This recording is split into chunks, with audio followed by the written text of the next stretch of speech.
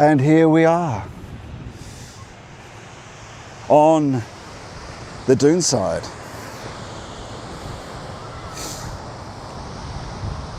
Seems to be a surf life-saving competition on at the moment.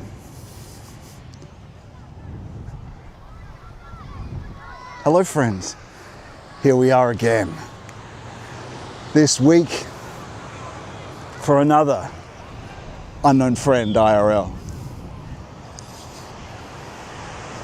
Again on a bit of a cloudy day, but a beautiful Australian spring day nonetheless. And as they practice life-saving, so too are we about to practice a life-saving of our own. And so this way leads south on the east coast of Australia, the Pacific Ocean that Americans would be familiar with. You know what the Pacific Ocean is, don't you, Americans? You are aware of things even just that far outside your border, I'm sure. And so here we are, going north along the dunes of Cronulla to European landfall, Anglo-Celtic landfall in this great southern country. And today we're talking about the 7 IAMs of Christ. Today, at the same time, of course, those 7 IAMs are connected with Christ's miracles. And so too are each of those 7 miracles connected with the 7 days of creation. If everything was made with the word, as John's gospel says, although that's not paraphrase, although, or is it, am I paraphrasing there? Yes, probably. It's not a direct quote. It was made with the word. Then those 7 days of creation that were, they were something to say, there were 7 days of creation. So too are you saying that there were, that they existed, that they were done, enacted, right? So it means that those, well, that means that they too were made by him as well. He being collaborating in the Father's will as the executor of that will. I don't think I'll walk through these because they are, I have pretty sensitive skin. I have sensitive skin. I have pretty sensitive skin, so that'll hit my legs. They're just these. I'm worried about walking through that, so I might walk around. But we're going this way. We're going to jump on the bus to make it a bit faster. It's about 2 hours walk, but we're going to make it quicker. But first, we're going to walk along the beach and keep talking, aren't we? In this place, in this duned, I mean, much of the Australian coastline is like this. Incredible. In fact, I think they ship this sand, these dunes, they ship them around the world, the sand from this place. From this inhospitable place that we make land for, brothers. We will conquer it all for good old England. But no. So those conquer, yeah, perhaps you could say conquer, yes. The right of conquest, you could say, yes. The true history, the settlement. If people would only just take ownership of that. If people would only take ownership of it.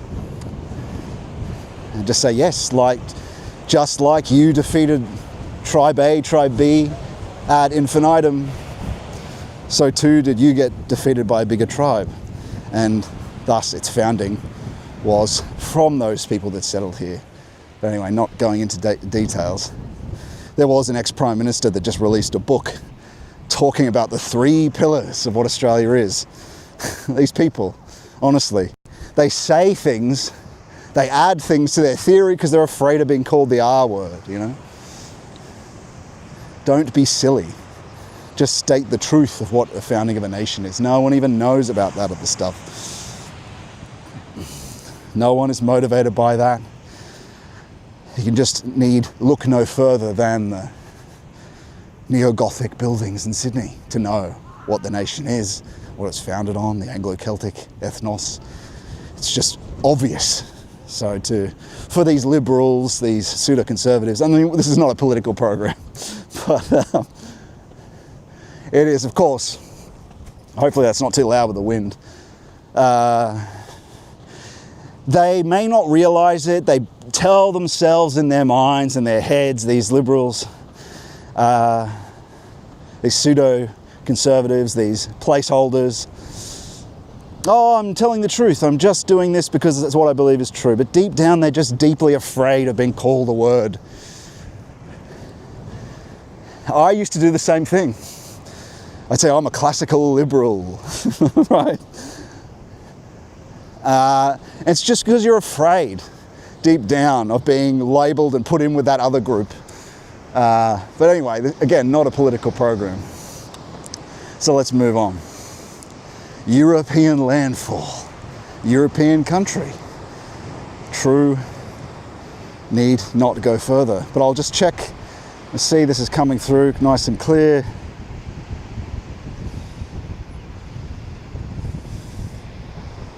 What journey today, Scott?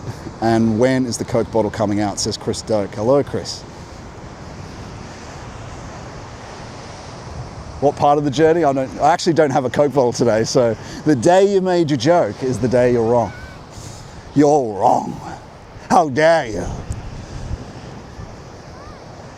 Not a Scottish lord, how dare he? Yeah, so where are we going today? Where's the journey today? We're heading north. You can see these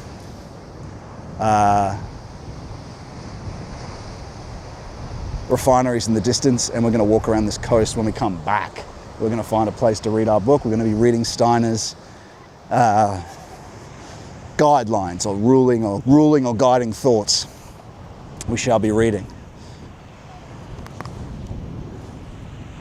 And so let's see where we are on our map. I'm not sure how further north we can go before we need to cross over and wait for our bus. But that political talk might have scared a few people off. Oh yeah, I guess we can go a little further. Why don't we go a little further and then we can... Or this might be where we have to cross actually.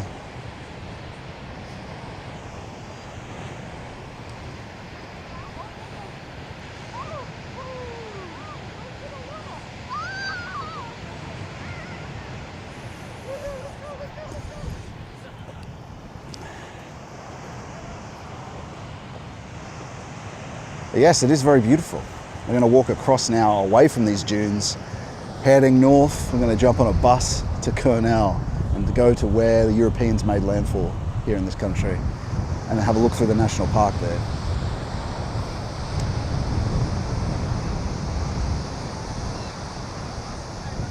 And so, off we go. That's the dunes, people.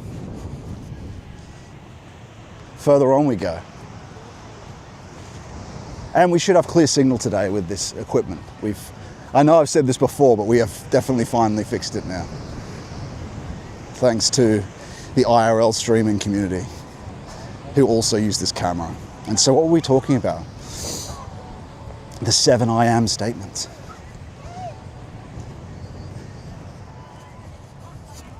I am the vine. What does this mean? Well, this is connected to the miracle of the wedding at Cana. The miracle of the wedding at Cana. What is the wedding at Cana? What is a vine? A vine is a root system. Think deep unconscious. Where does the vine go? It goes to the source, or it draws from the source of life. He's the vine. He's the only thing that can lead one to the source of life. And so we see with this wedding at Cana, a restoration of your future. Your past, what has been. You could say that you're motivated by, or we're motivated in a large way by, that's working, sort of, yeah. We're motivated in a big way by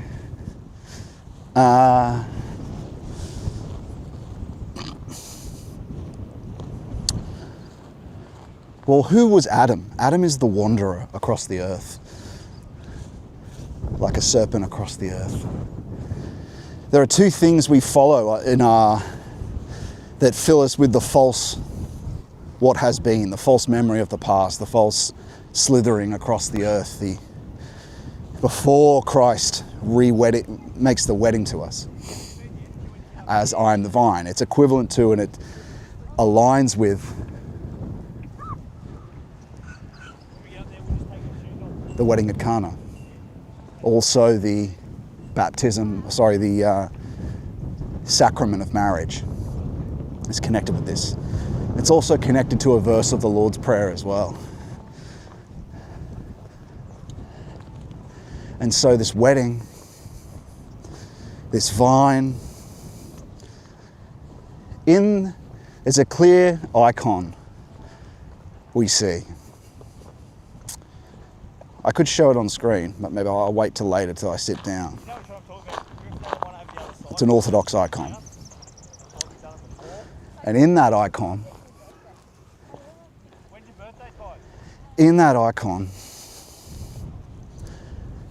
actually, look, let's just describe it this way. So, we're led by a josculating, dancing woman, and we wander across the earth by the old Adam, and in a sense, the old Eve of the world, right? A josculating woman, like a josculating young lady on a bike there, whatever. So what does that amount to? It matters to a Wilsemacht, the wandering will to power, but also a low eros that fills up and creates what is of falsity of the past, of what has been. And that is these motivations, these drives of false way. Think about way, truth, and life, right? False way and false life, eros and Wilsemacht, led to this calculative slithering across the earth. False way, false life, and then a false truth, a false spirit, a calculating intellect that rises up out of this what has been, out of this past. And so there's this false future and false past that you have as the wedding of Cana, before the wedding of Cana. And what happens in that wedding, if you follow, is what you are to do is to notice that it's about filling urns and filling cups in this miracle. It's about filling urns, filling cups. Mary is a receptacle. Let it be. She is, let it be with me according to your word. She is that virginal nature awaiting the word. Not just saying it, she is that, to become like Mary. So not only do we do what Christ says, we imitate Mary by becoming the cup. There's no wine left. It's got stages, this miracle. Christ says to pour water into it. And then it's transformed into a second wine. And that second wine is better than that first wine. Now they're out of first wine. They're out of the generated, influenced, demonic push of the first wine that's given. Those forces originally come from the Lord, by the way, but they're out of that. And so what do we do to have him reignite and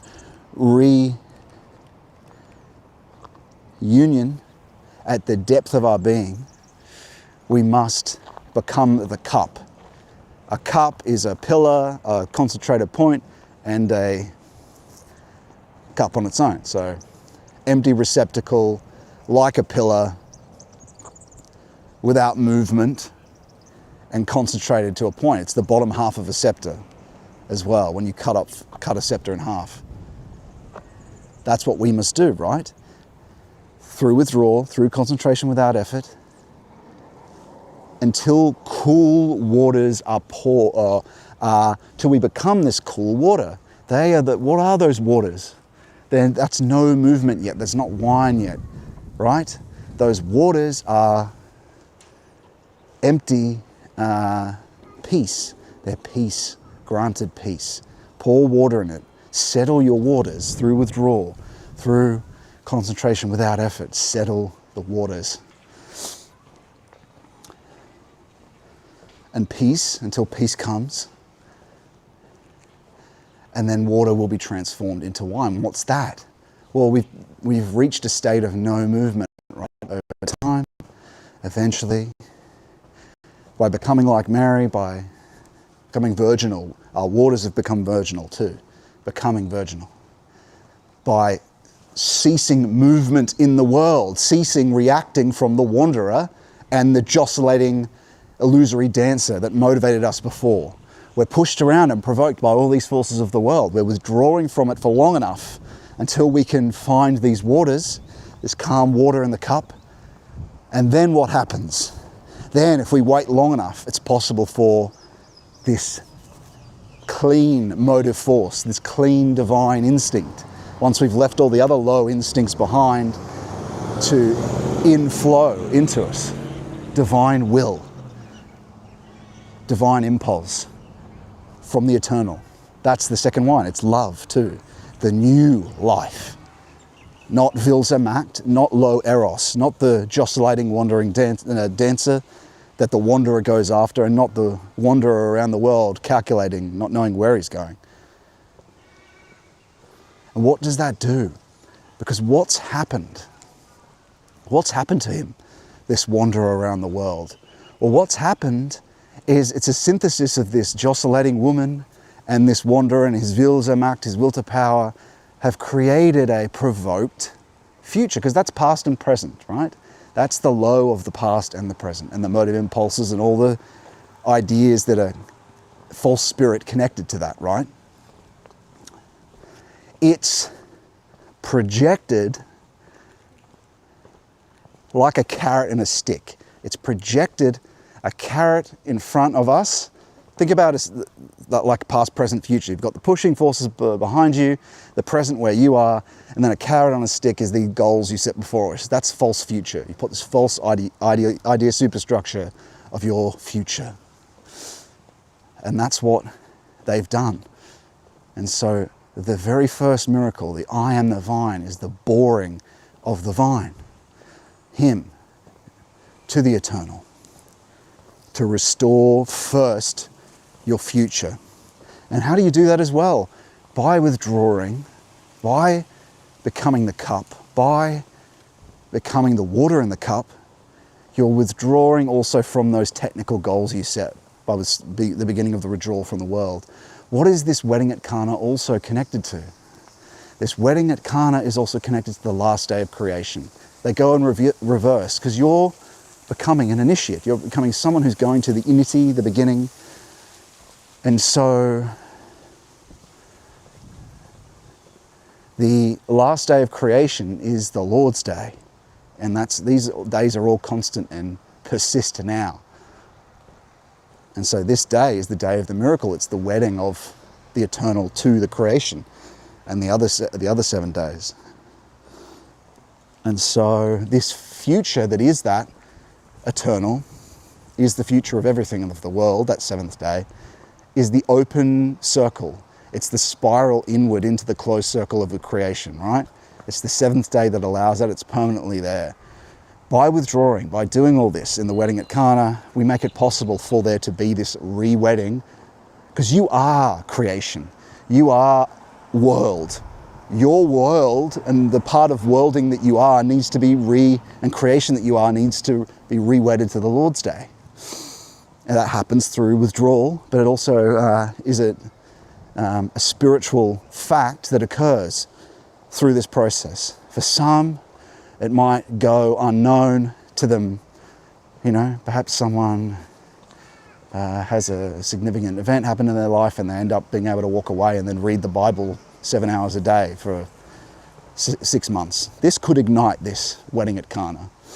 But for some, and for me, and someone like St. John of the Cross, what happened for me was after doing these practices for a long time, I had an initial ecstasy, an out-of-bodiness. That means, like St. John of the Cross talks about, it is black, but you're sort of thrown out of you don't have bodily senses, but you're nevertheless consciousness in black, in a roaring too. A roaring and a black. This is talked about by some Hegelians as well. The reason it is that way, and that the reason there is a primordial anxiety involved, a terror, is because this is what the lightest, like John of the Cross says, this is what the lightest touch of God is like. If you are, and this happened to me when I was saying in the depth of practice, I was afraid of the death that needed to happen, right? This death that we had to go through to find new life. I was afraid of what they might be like, and so in the depths of that, I was praying to the Lord, saying, you know, I'm a lost sheep, I don't know the way. I'm afraid and I don't know the way. And this is in the depth of practice, right? The depth of in prayer and practice. And so in the moment of that, the heart, essentially, he led me into that tabernacle, that ecstasy, out of bodiness in the depth of being in the eternal. But at this first wedding, why is it terror? Because you still have guilt, shame, and fear. Because you are not ready to be fully in his presence because of your sin. And so the lightest of touch from him is terror, because he is death in the sense of his life and death, but he is the eternal. But after that ecstasy, out of bodiness, that black into the black, like St. John of the Cross talks about, is the doxa, the experience of doxa, glory of a future opened up.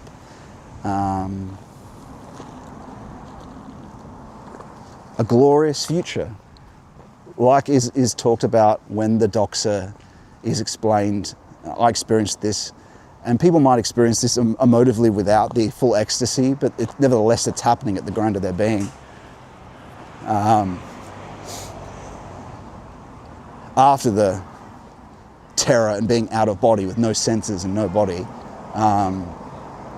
So, like the apostles saying, they're saying the glory, they experienced his glory, his doxa. And this doxa is hope, faith, hope, and love, but it's also the future. The celebration that I experienced and what happens, the wedding at Cana is showing, is the celebration that happens after this recontact at the ground of your being. This reignition, because you allowed him in, because you turned home to the Father, is why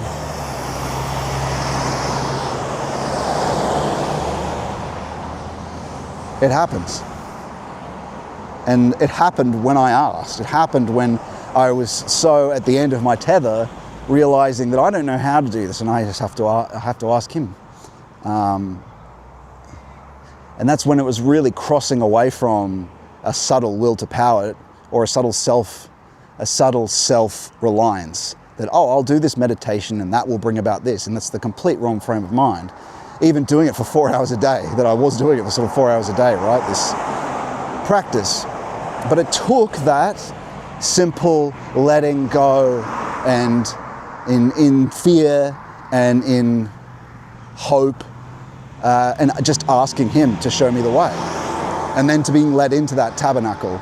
And he, the reason he did it was, of course, because it's something that I was deeply fearing in the depth of practice at the same time. So it was necessary at the same time.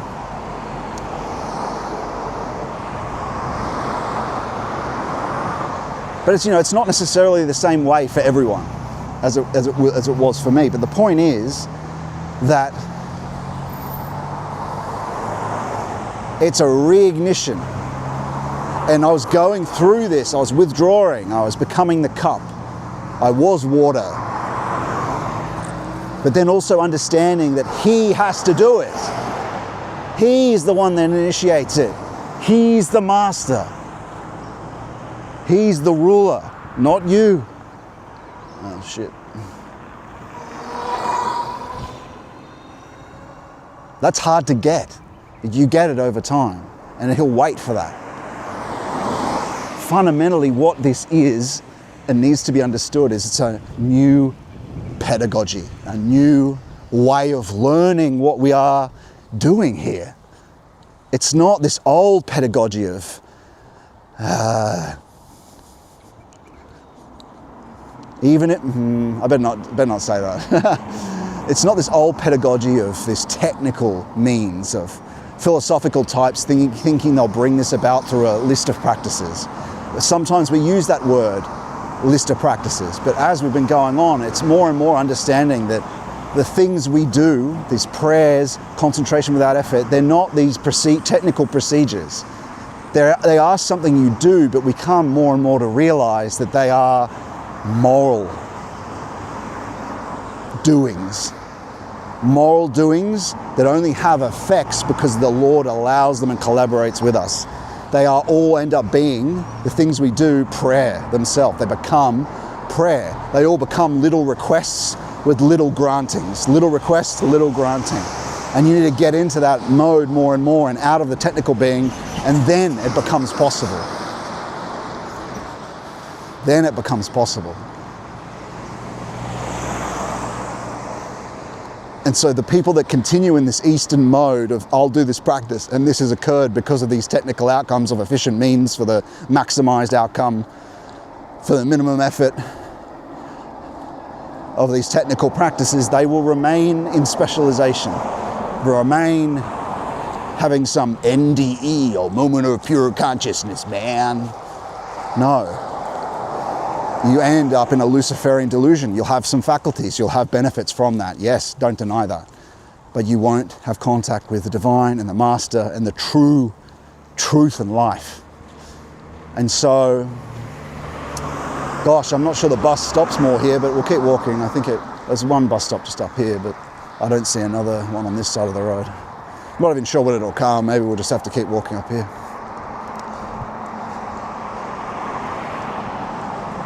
Let's have a look.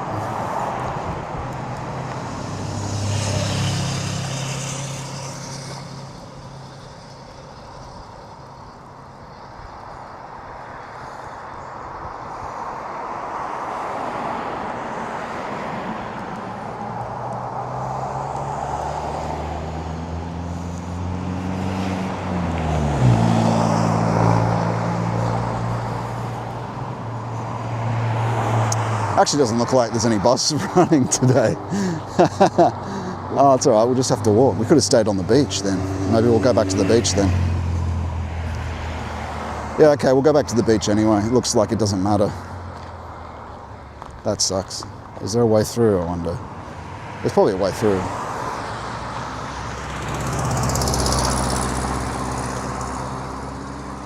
Yeah, we'll just walk along the beach. What's the point of going this way if we can't? There's no bus to get us there any faster. Yoo-hoo!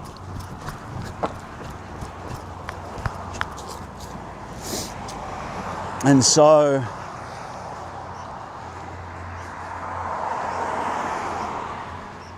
this wedding at Kana, for me, it came with, you have to fundamentally get that, and you will over time. You will over time. He transforms you and your being into that mode. But you have to even tell yourself it. Even just telling yourself it isn't enough. You've got to do that over and over again.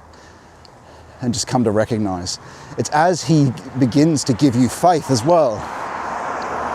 That's what the wine is a transmission in a sense of his being into the ground of yours. Because the reason why it's terrifying to begin with, if you go into an ecstasy, and there's nothing to worry about, by the way, nothing to worry about. He's always there, he's always with you. But the reason why, like I said, is because your dorsal human being, the vital body, is the future. We left the Garden of Eden because we began to fear him because of our shame and guilt. And so in the very beginning of and this is also why later on you see in the later miracle,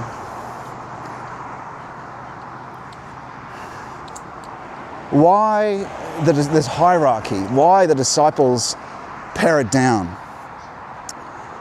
why there's a multitude and then there's the disciples. Because if you were to, just in general prayer, experience this ecstasy without having some prepare, you would be freaked out of your mind without slowly being brought into it. You'd be in a lot of fear. It's like St. Paul being blown off your feet. If you were to be just given the experience that St. John of the Cross has after preparation, that's why comparing that experience to the communion on Sunday is the hierarchical principle. It's that the priests, the disciples, the priests and disciples are there to pare it down for you so you can have sustenance and food, but not be blown, not to have your equilibrium destroyed. So the Lord leads you along your development with that equilibrium in mind, your moral development in mind. Also, as you develop and purify yourself, the sword of Eden doesn't feel like a flaming sword. It's love. And you're slowly prepared for that. It's not a roaring black and terror. It's a intimate gravity, spiritual touch, warmth of the heart, the depth of divine love. Man. But you do have to be courageous as well, and we'll get to that when we get to other parts of the IAM sayings. And so this wedding occurs. And what has been restored? You haven't had your full past and present baptized yet. You've just had the wedding. So you've had, the next miracle is about the sacrament of baptism. But with the wedding at Cana, your future has been restored. And the seed of Doxa, the seed of the future sacrifice of Christ, the resurrection, the promise of resurrection is granted as a seed felt as Doxa by the disciples and you at the start. Well, it's not the very start of you doing the process, but it's the very initiation. It's the first inity you experience, the first ground of touching Eden that you experience. And when you first experience it, of course, like I said, it's that roaring black because you're not yet purified. It's a dark night of a soul, but it's God. It's Him touching you. It's the inity, the initial, the beginning, and the end touching you and reigniting the ground of your being. And after that, then you'll go a long time. After that first wedding festival, the marriage then develops. The willing good comes into you. He comes into you. The wedding develops, the marriage develops. And how wonderful that is. But you experience this initial, and you kind of see that a bit with people in their baptism experiences. But what I'm talking about here is the initiation. It's through depth prayer. It takes a few months or a month or two, a few months for that to happen. Doing the practices an hour a day or more. But that's really the depth element of the wedding at Cana. And the vine. She shows you that He is that vine that bores all the way and is at the depth of the unconscious. He's that vine. This is kind of nice. Probably should have stayed on the beach, but anyway, we'll just keep going.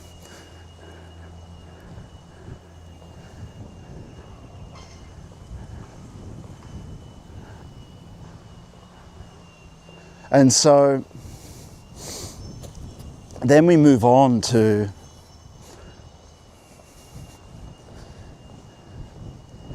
what's the next one? The nobleman's son, I think.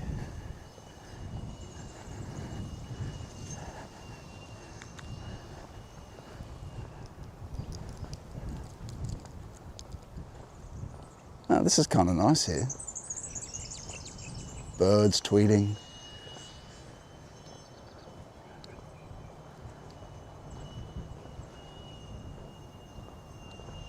That's kind of a nice spot. People, actually I think we might read our Rudolf Steiner book here today, friends, then we'll continue our walk. There's a beautiful, here we go. It's a lovely little, there's wind blowing on the water, the spirit over the water. It's a small pond, but there's a nice little table down here. We can get a nice shot. I'll read our Steiner book here, I think, while I waste time.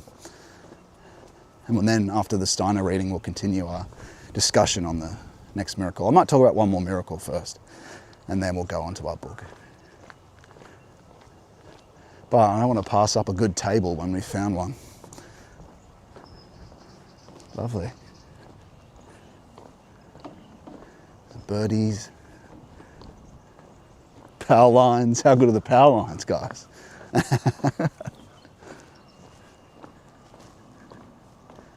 Yes.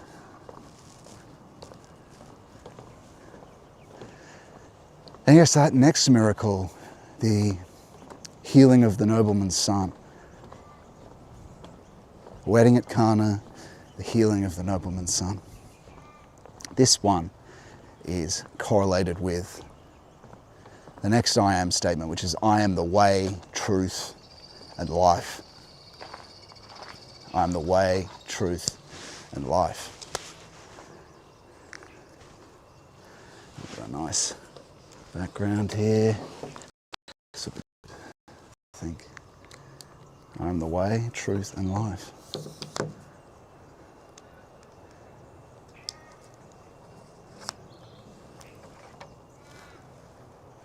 Lovely. And so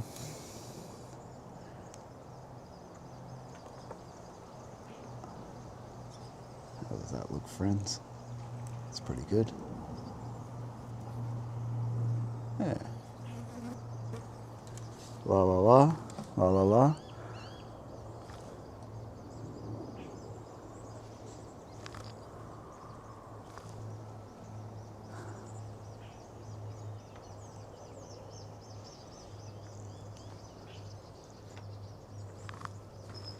Or maybe that way. And I'll go the other side.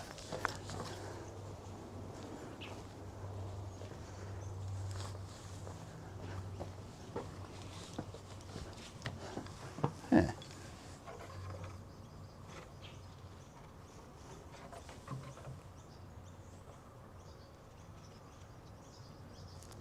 Looks pretty good.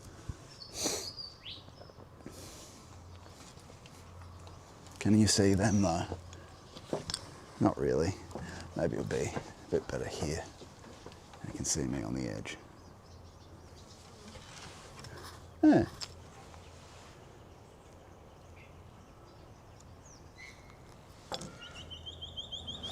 That's alright, who cares? Let's do this. Sorry about the messing around. And so the healing of the nobleman's son. Not Coke today, Christo. Water.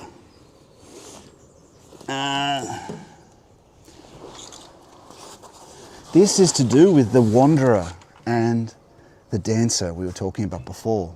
What do they encompass, the wanderer and the dancer? A false way and a false life.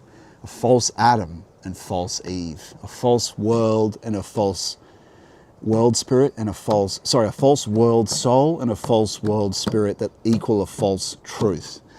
And so in the healing of the nobleman's son, we see a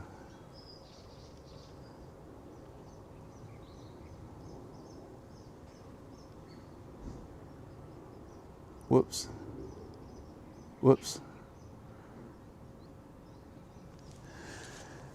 We see a healing of destiny, because that what has been has true remembrance in it that needs to be restored. That heredity is still flowing into the being of the nobleman's son.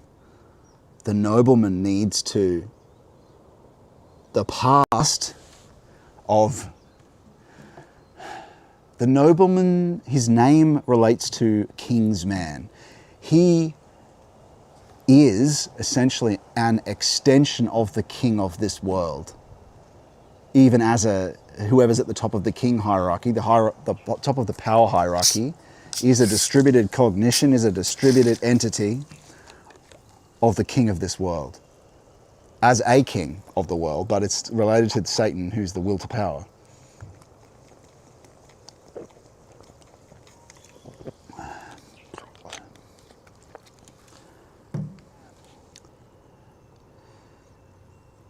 That elder has flowed, his sins have flowed into the son through heredity. Which is why the son is ill, because he's not acknowledging the I, the ground of the individual is Christ. He doesn't have an individual. He lives off the distributed entity that is the king, as king's man.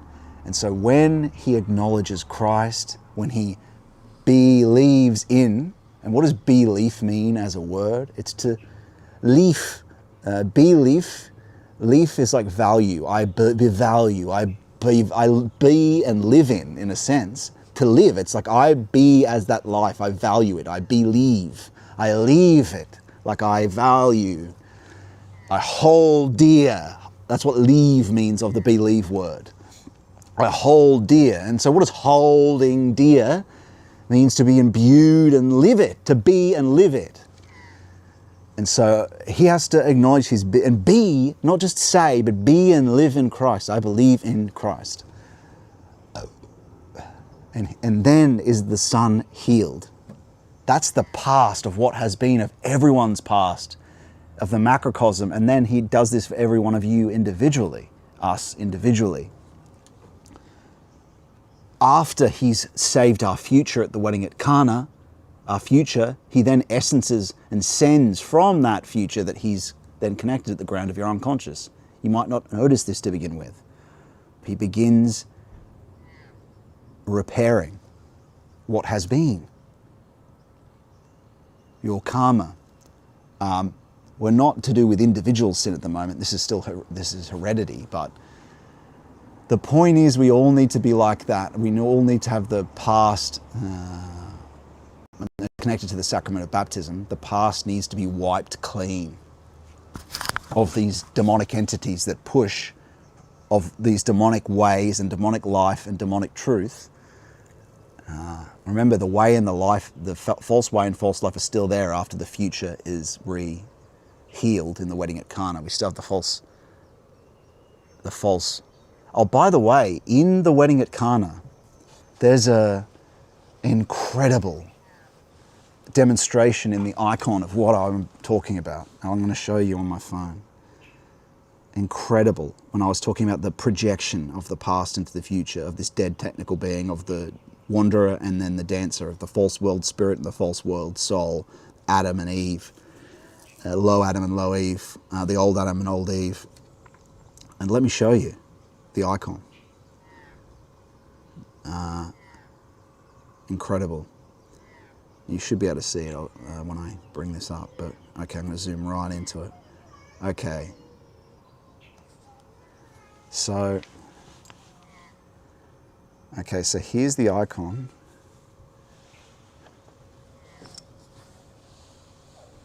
You should be able to see that. Now, see, this is the top of the icon, right? Here's the wedding, right? You can see the wedding going on here. But look above it. See this structure, this technical structure? Think about all this construction like Tower of Babel, right? It's a built brick of the wanderer and the dancer and the motives. It goes up and then above and then holds a and creates the pillar of you in the present, let's say, right? But look at it. How incredible is this symbolism? This technical structure is built up and pushed a false future ahead into heaven, right? And what's this little thing tied around it, making it a golden pillar?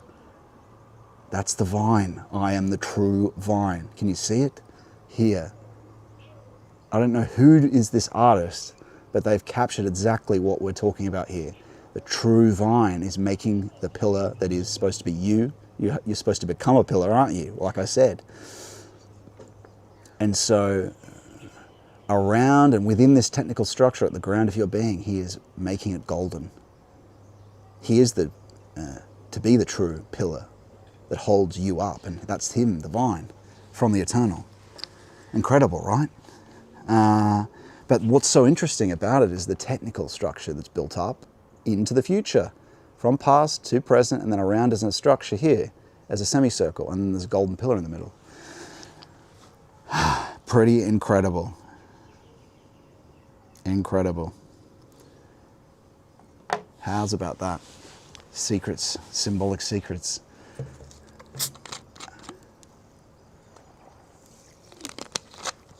Look at those little boats. Can you see them? Yeah, you can see them. That's the time. We might have come here a little bit early. Oh, it's been about 50 minutes. Sort of. Yeah, I think it's been about that. So we'll jump into our book. Chris Doak, the beach looked nice, says Chris Doak. Yeah, we'll go back in a sec. We're going to walk up that beach again, but I thought we'd read our book for an hour. Or maybe should I go to the beach to read it? How far are we from the beach? It might be hard to find a nice spot like this. No, I think we'll stay here. We'll stay here. I think we'll stay here. It'll take a bit long to walk back to that. Then we'll, soon, friends, soon. Don't worry.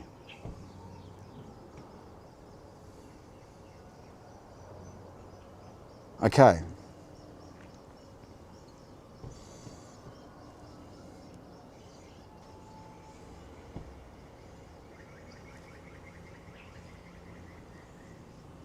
Okay. I'll get my book. There we are. I brought it. I didn't forget. I didn't forget you, friends. I didn't forget you. Richard Burton. I didn't forget you. Harlot. I didn't forget you. Okay. Oh, did we finish explaining that? The nobleman's son. And so when that past is healed, we moved towards, from acknowledging Christ, we begin to believe in him. We begin to walk on his way, experience his life, and move towards his truth. After we've experienced the wedding at Cana, he's making a transformation of our past and everything that we valued. So we began with the reignition, the celebration festival after the wedding, the experience of Doxa. Then he begins, because we had terror, right? When we first were touched by God, there was terror, but we needed it. But after that, then he begins to do his work on our sin. We begin following him and following his and being obedient to his way, his truth in his life. We stop sinning. We ask for forgiveness. And he begins healing the wanderer and the low dancer. He begins healing all the stuff of the past and what has been that was what of the wanderer and the dancer. And how is this in the gospel? This is reflected in the changing of the nobleman's name from king's man, then to human being, then to leader of the house, finally, when the miracle's completed. And then his son is healed, because every man, if he has a spiritual illness, will flow into the rest of his family. So we must walk towards Christ First, we free ourselves from the demons of temporality with Christ. Then he makes us truly an individual in him. He's our master and king. He's from outside temporality, not these low demons and gods of existence. We begin to follow his way. But he, like we will see when we explain the rest of the miracles after we've done our reading today,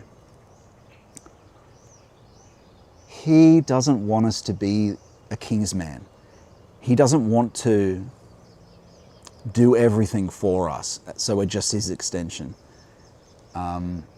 We follow him, yes, but he wants us to do a particular thing based on our talents here as well. So theosis, but plus we also have to come up and do things ourselves. Because remember, the multitude tried to make him a king, and he rejects that and says, no, I'm not going to be a king of this world and then therein make you just my extensions. No, I want you to freely collaborate with me as sons. Meaning I give you these forces to also do things with, and then when you're lost and you need guidance, come to me and I'll show you. But you still need to act and do things. It's passive and active. So even when you come into union with him, he wants you to think in his presence. Some are your ideas, some are ideas sent by him. You know, you're both doing it. He's not just going to give you a list of things to do. You'll have to dwell and think and contemplate on it and then ask him. And some things he will give you, some things he will give you to do. But nevertheless, it will be the Lord's plan, this new plan you might do, because he's healed the being that you are. You're purified, and then you refer to him for every... Because getting rid of the future, remember, in the wedding of Cana, part of that is getting rid of these goals that were projected from the dancer, the false Eve and the false... and the low Eve and the low Adam, the old Adam and the old Eve. The dancer, the Eros, the false world soul and the false world spirit. Eros and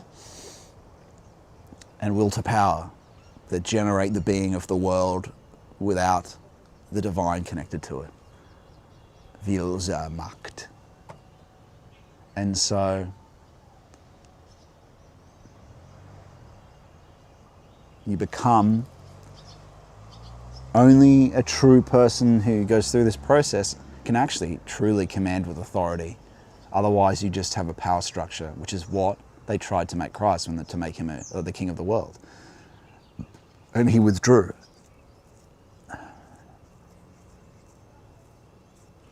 He withdrew. Pardon me. Because, and Judas as well wanted Christ to be a king of the world. He didn't trust freedom. Didn't trust the people's freedom, which Christ wanted for us. He came to free us from the bondage of the false gods of existence, the slavery of the demons. And he constantly does that. He can't force you. He won't force you to do things. He won't say, even when you're praying to people, he won't force people to do things. He'll offer them opportunities to turn to him. So when you pray for someone, he'll offer them opportunities through various miracles and signs showing them, but not bluntly forcing them. Even certain miracles, the reason why Christ also, one of the reasons why Christ would say don't tell people about these miracles is because when you see a too overt miracle, it can encroach upon your free decision to turn back to him. Because if it's so obviously moving a mountain, whatever it might be, then you're kind of forced to accept him rather than to freely come to him in love, and then he'll show you the obvious miracles, right? Once you freely come to him in love, it becomes obvious. But before that, he won't force you. He tends to hint with people. Or when you're in a terrible situation, like some drug addict goes into a coma, then he might send one of his angels to appear in a vision or something and hope that they turn around through that shock in a desperate situation. But that's why, because you can encroach upon people's free decision to turn towards him by having this overt miracle before you freely accepted him. Because once you freely come to him, of course these things become clear through the practices. Once you've earned it, once you've got rid of what's low in you and the faculties and his. Because what people, what the East thinks these 7 IAMs are, they think that they're, the old Adam is kind of like these, they call them chakras, right? They think that they're just things for you to manipulate. They're actually to be Christianized and made Christ in you. They can be, you can specialize in these different chakras, or what some esotericism calls it lotus flowers, that correspond to things like the intellect and these different elements of being and spiritual organs, right? You do have spiritual organs, but they're supposed to be Christianized. Christ comes to dwell in them and live and act in you. And so these 7 miracles are about Christ dwelling as these 7 IAMs in you and deeper levels of your being. And I've got them written down somewhere, the different faculties that become the IAMs, that Christ comes to dwell as them. But what's supposed to happen is, yes, so we have this living Christ who lives and acts in us. It's not this ubermensch yogi trying to use this, doing all these things arbitrarily. That's the old specialization. It's the old way. And even when it's not specialization, it's a Luciferic spirituality, which ultimately leads to the Icarus's wings being burnt off. It has advantages in the world. Those faculties that they work on have advantages, but they ultimately fail. Let's make sure this is still working. We should be good today, friends. Let me just check. Yeah, it looks good. Looks good. We'll go back to the beach in a moment, everyone. So let's read this one. Should we go to the beach first?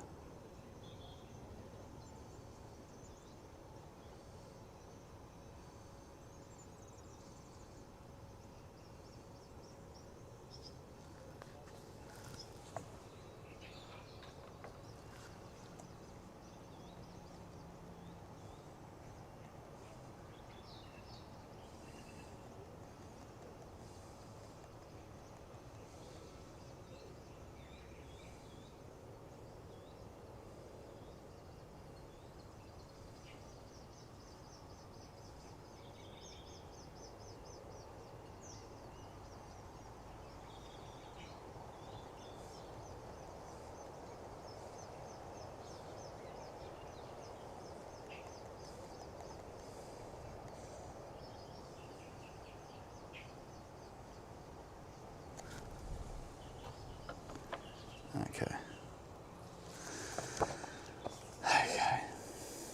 Maybe we'll have a bit of caffeine too.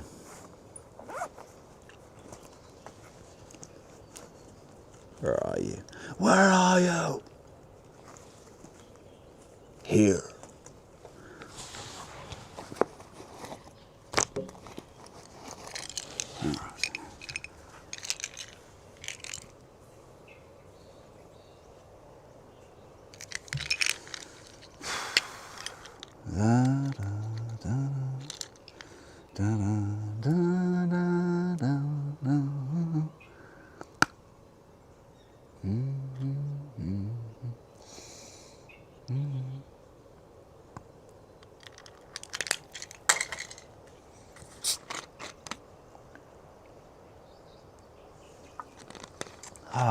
What a cracking day it turned out to be.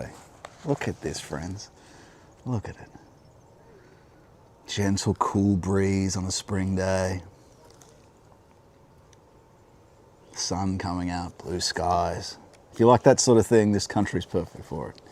This country is perfect for it. Yeah. Well, not cool. It gets very hot. These streams are going to be me sweating for all of summer for the next 4 months after this. But okay, we're reading Steiner's guidelines, Steiner's leading thoughts. 48. By such unveiling, one becomes aware that destiny is not arranged during life between birth and death, rather is one impelled just by this question of destiny, to consider life between death and a new birth.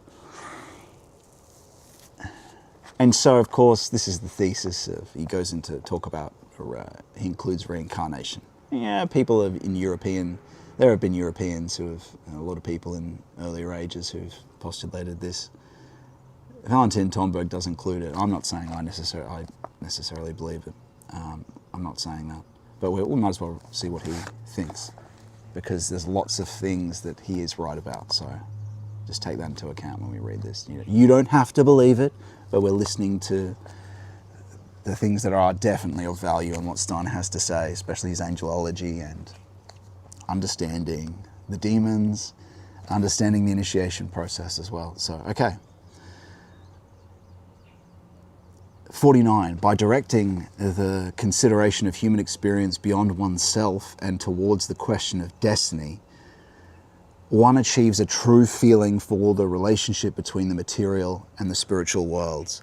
By observing destiny's interplay, one is already standing in the spiritual world. For the interconnections of destiny are not at all related to materiality. Now, I'd say that Steiner also is in agreement on this fact that we've talked about often before, which is that destiny is a destination based on what has been, pushing about and things that occur in the past. What goes around comes around. That's karma, right? Destiny is the Western word for karma. Christ deals with a lot of that in his miracles as well. Dealing with destiny. You incur a destination, a destiny, especially in pagan time, but in the Old Testament, the old contract. What has been is what shall be. What is to come will come again. That's destiny. It's what has been, it's of the past, but it pushes a future, which is nothing more than production. And with AI and all this stuff is not providence. It's a pushing from this what has been of the past and all the things that have occurred and demons and the necessity. What is past is a push of spiritual necessity on here now. The dead push and produce. Like we said, that dead produces a construction that goes ahead of us and puts a fake future in its way. Someone, a Landian, would say that this is, look, that fake future, that construction that dangles the carrot in front of you is actually the future, and it's assembling itself out of the future, this AI. No, it's production that makes itself look like future. It's blocking the true future. The fake future is blocking the true future. That construction that we saw in the icon we looked at earlier, that's destiny. So 50, it is extremely important to point out how the consideration of the history of humanity is vitalized when one shows that by passing from epoch to epoch in their repeated earth lives, again, I'm not saying I believe this, it is the human souls themselves which carry over the results of one historical epoch into the other. 51, one may easily object that viewing history in this way takes from it its elementary and naive elements, but this is unjust. 1, on the contrary, it deepens the view of history because it follows it within man's innermost being. History thus becomes richer and more concrete, not poorer and abstracter. In the depiction, one must only develop heart and appreciation for the living human soul, into which one thereby achieves profound insight. 52. The epochs in life between death and a new life should be considered in relation to forming of karma, or destiny. The how of this consideration shall be the subject of the following guidelines. 50.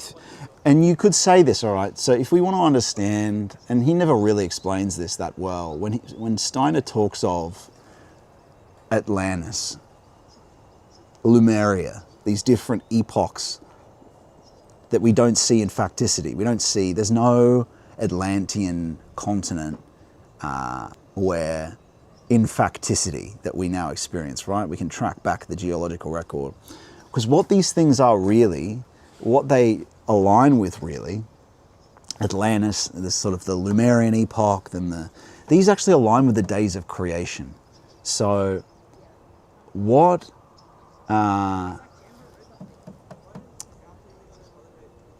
Atlantis is that domain before the flood.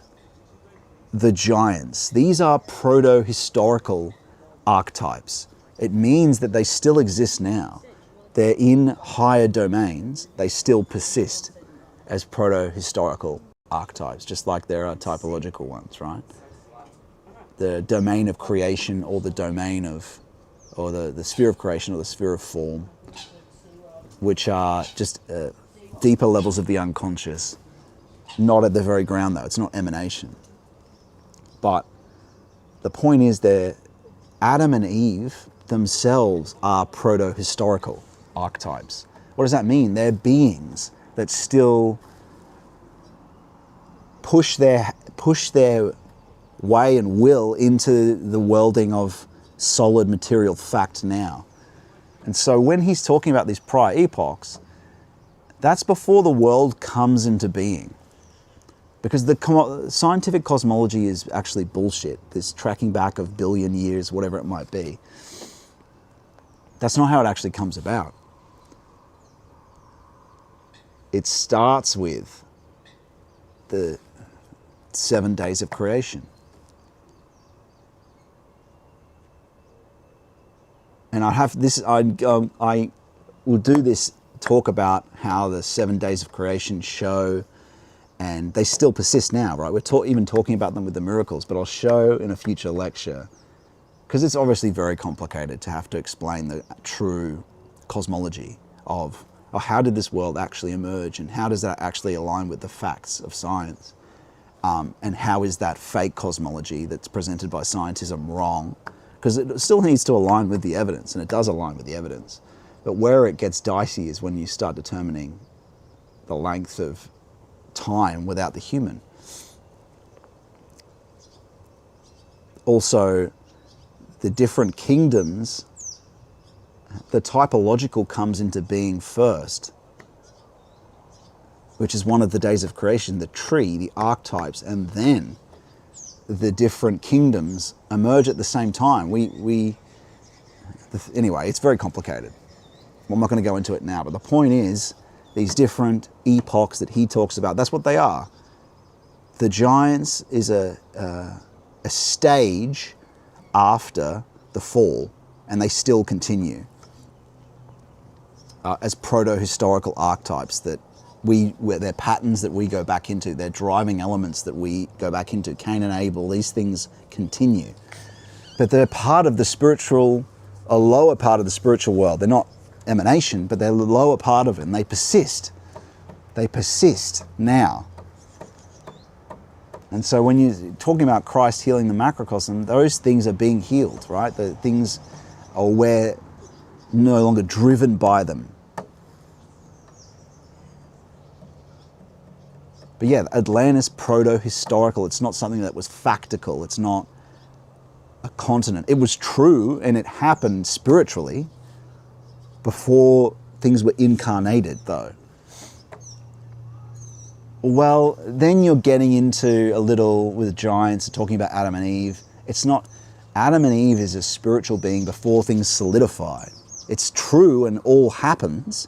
Eden still persists now. You go there through initiation. Wow, look at this. The little bird is going after the big, oh, he's gone.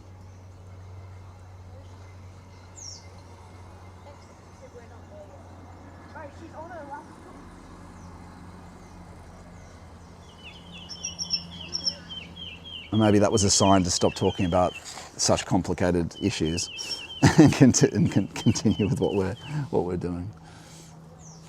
Okay.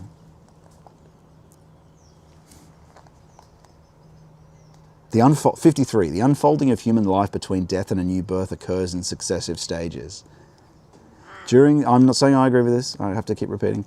During several days after passing through the portals of death, the foregoing life is perceived in images. And so, I might have already read this last time, I can't remember, but check if there's any other. Images, right? What he's talking about are deeper levels of the unconscious, that after you are not a physical body anymore, these things are sort of shown to you as your past life, the past life that's occurred and what is to happen again. I mean, that is true of the unconscious at the least. So at the same time, this perception shows the detachment of the bearer, physical body, of his life from the human, psychic, spiritual being. This perception of the foregoing life is perceived in images, the imagistic. And he knows this because of his spiritual experience, right? So, because in initiation you do die, in the sense of you do, again, through the wedding of Kana, and this is nothing more than the purification, illumination, union of the tradition, is a death to the world. And so you experience, that's what spiritual experience is, you're experiencing things sent from the eternal, which is the portal of death. It's through the portal of death. You die and live at the same time. You go to sleep and awake at the same time. You forget and you remember at the same time. You're overcoming this false way, false life of the wandering man and the old Adam and the jostulating dancer, false joy, sexual desire, provokings. Okay. 54. In the time which comprises approximately 1/3 of the foregoing earthly life, the soul experiences the effect that life must have in the sense of an ethically just world order. Say that again. The soul experiences the effect that life must have in the sense of an ethically just world order. So, I mean, that's speaking to the things that you did and their effects in the world. You're experiencing at 1/3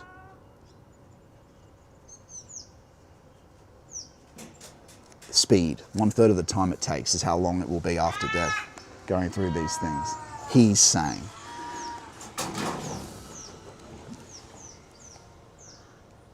Wow. Those are called Australian ravens.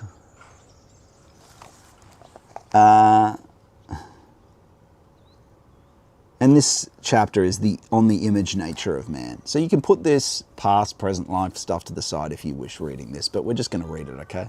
I just don't want people tuning into this going, oh no, it's like with this reincarnation stuff. It's just, we're just reading through it until we get to the stuff we really want to explore. Anyway, so 55. A purely spiritual, long-enduring epoch follows, during which the human soul prepares its coming earth life in the sense of karma, together with other karmically conjoined human souls and with beings of the higher hierarchies. 56. The epoch between death and a new birth, during which the person's karma is prepared, can only be described based on the results of spiritual research. There is no true spiritual research but depth Christianity. So exchange spiritual research for Christian mysticism. But it must always be borne in mind, and he agrees that it's Christian, so even though he talks about it like with the technical words of science. And so, but it must always be borne in mind that reason is enlightened by this description.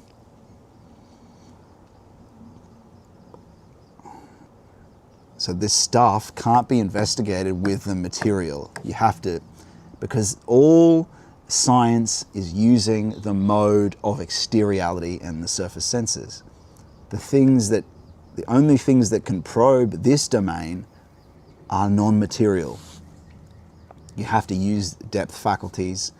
It's moral. You can only truly explore here through Christ, with Christ. And so, reason only needs to objectively consider the essence of the reality of sense perception the ground of the reality of sense perception, to realize that it also points to the spiritual as a cadaver's form points to the life once inherited in it. That's an analogy he's drawing there, and that's true. Is that a cadaver, the sense world, the hardened facticity, is a cadaver that points to the life that once inherited it, right? The reason only needs to objectively consider the ground, essence of reality of sense perception, the ground, to realize that it also points to the spiritual. You have to look to the essence of things. You have to do the depth practices. You have to encounter Christ. 57, now we're getting to some good stuff. 57, the results of spiritual, what he calls spiritual science, or let's call it depth Christianity, show that between death and birth, well, okay, he's talking about this stuff again, man belongs to spiritual realms, which is true. I mean, but when you die, you belong to, at least we can acknowledge that. When you die, you go back to the Father. So, just as he belongs to the three realms of nature, mineral, vegetable, and animal, between birth and death. 58, the mineral kingdom is recognizable in the present form of the human being, the vegetable, the etheric body, or which is the vital, where vitality comes from, the vital body, is the vital unconscious, if you want to consider it that way, where your vital forces come from, and the impulses, the vital impulses, and you must notice them when some days you have energy and some days you don't. So the vital is the foundation of the vital body, the vital unconscious, your unconscious that you can't see until you begin to do the practices. That is the foundation of your becoming and growing, the vegetable, the vital. Because those, well, that's their archetypes come from there. They grow towards the sun. The animal, the psychological body or the psychological unconscious, what he calls the astral, we could say that's also the sphere of form. These are all unconscious, right? They're all a certain degree spiritual, though they're not emanation, right? They're not uncreated. The vital and the psychological. The impulse, those two unconsciouses, the impulse for the unfolding of his feeling and willing. The animal, the impulse for the unfolding of his feeling and will is the animal. The crowning of conscious feeling and will in the self-conscious spirit immediately makes the relation of man to the spiritual world apparent. The crowning of conscious feeling and will in self-conscious, self-knowing, the being whose being itself is a question, self-conscious spirit immediately makes the relation of man to the spiritual world apparent. The crowning. In a sense, we are the crowning of that. Not only vegetable, not only animal, not only vital, not only psychological, but something else. Not only mineral, not only earth, not only vital, not only psychological, but one more thing. So 59, an objective consideration of thinking shows that normal consciousness's thoughts have no existence of their own, that they only appear as mirror images of something. But the individual feels himself alive in thoughts. The thoughts do not live, rather he lives in the thoughts. This life originates in the spiritual beings of the third hierarchy, a spiritual realm. The thinking, the thoughts originate in angel, archangels, and archai. They're the three. That's the lower hierarchy. Archangel, angel, and archai. And what he means by that, the trouble is that the thoughts that you have feel like they come from up within. They're sort of clear, see-through abstracted. That's not how it used to be in Greek times. That's not how it used to be formally. And that's not how it becomes when Christ comes to live and act in you. Your thinking is enlivened and your ideas become what ideas truly are, or should be, enlivened with spirit. They're dead, abstracted, in modernity, abstracted thoughts and propositions. They're technical, dead things. That what they are former angeloi. Your thinking is a former spiritual being, a dead one. What does that actually make it? Your thoughts. The propositional idea superstructure that is our thinking in modernity, the ideas, all the books, everything, the crystallized books and knowings of civilization. What is that? It used to be an angeloi. It used to be full of spirit. Now it's sort of a dead, rigid proposition, logical structure, right? What does that mean then? What does it transform into? It turns into a demon. That's what a demon is. And it becomes a kind of satanic crystalline structure. That's what civilization becomes.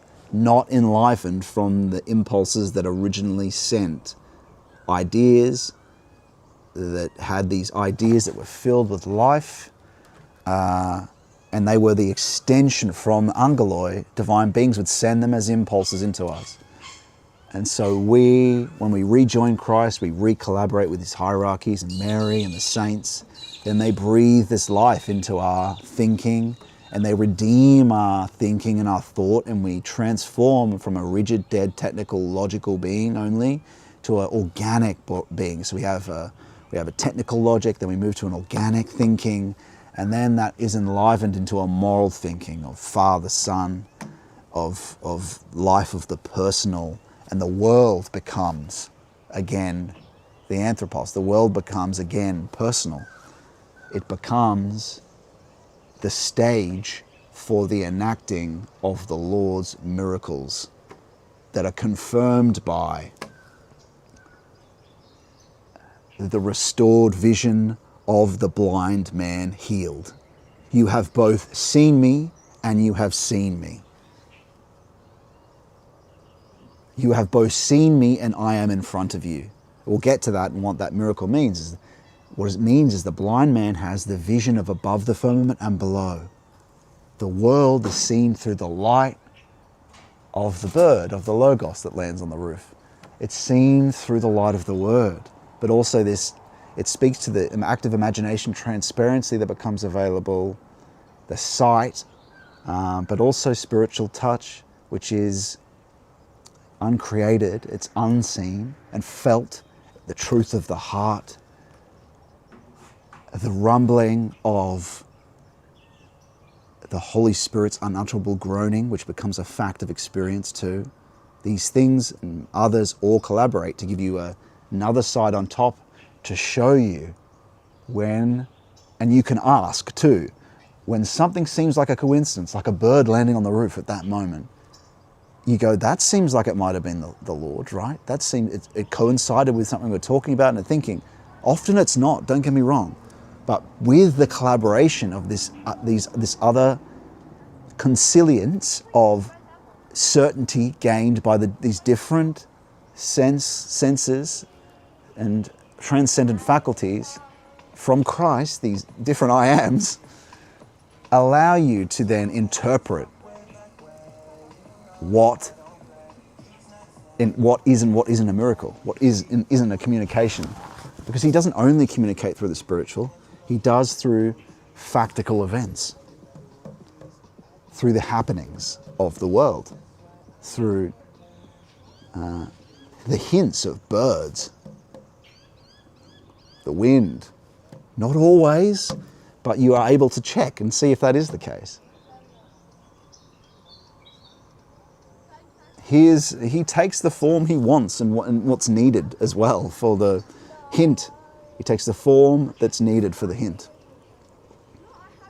And so, let's go on next.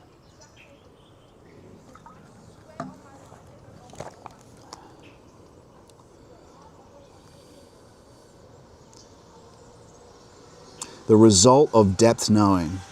or Christian knowing. Gosh, everyone, all these youths now have these bikes with the electric motors on them. All these bloody youths have these stupid electric bicycles. I'm just an old fuddy-duddy. An old, what do you call it? I'm just an old fogey. Just an old fogey. And so 57, the results of depth knowing, or he calls spiritual science, or depth Christianity, you could call it. Not that I'm saying everything he does is depth Christianity, but I'm just saying that all this knowing ultimately, when it's true, comes from Christ. So trying to make it a science was always a trouble. So it's better really always to think of this word as knowing. The result of spiritual knowing shows that between death and birth, man belongs to spiritual realms, just as he belongs to the three realms of nature, mineral, vegetable, animal, between birth and death. I read that already, I'm sorry. 60. Extending this objective consideration to feelings. Extending this objective consideration to feelings. Remember, we've just considered thought, where thoughts come from, the third hierarchy. Now we're considering feeling. Where does feeling come from?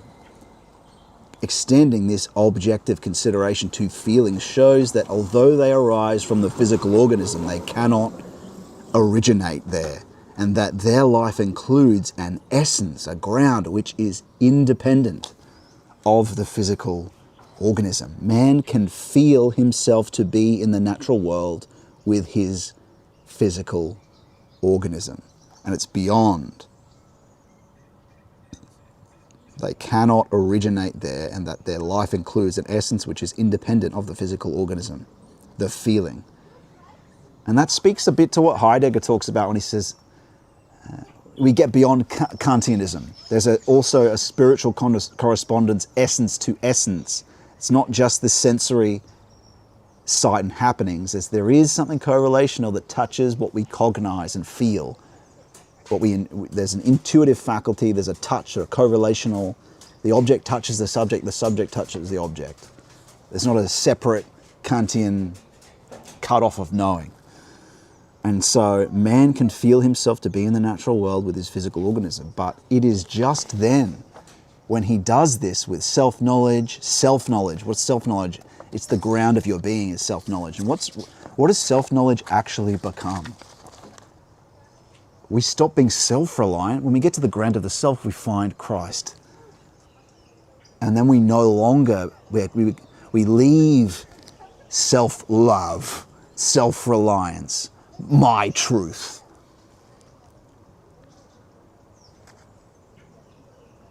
Self-esteem.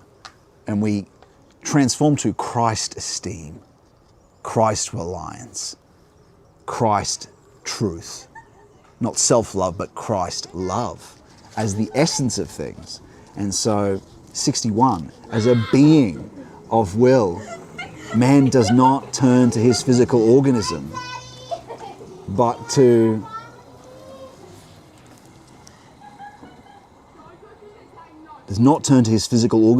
the outer world. So the will goes beyond us. He doesn't ask when he wants to walk, what do I feel in my feet? But what is out there as a goal I want to reach? He doesn't ask that. What do I feel in my feet, but what is out there as a goal I want to reach? The world is made by this concern that looks beyond itself. The will goes beyond itself and opens the openness space that we are, the knowing space, from the desire to go forth. And so he forgets his organism when he wills. He goes beyond himself. In his will, he doesn't belong to his nature. He belongs to the spirit realm of the first hierarchy. He goes slightly beyond himself in willing. Very interesting. Now we're getting into more interesting stuff. We'll get away from that reincarnation stuff that get us into trouble. Talking about that stuff. And so the next part we're going on to is on the understanding of spirit and experiencing destiny. Let's just have a look, see if there are any chats. Before we get to our last question of today, segment of today, feel free to send through any links of things that are happening in the world that you want us to comment on. We'll try to get to that segment. We'll definitely try to get to that segment today.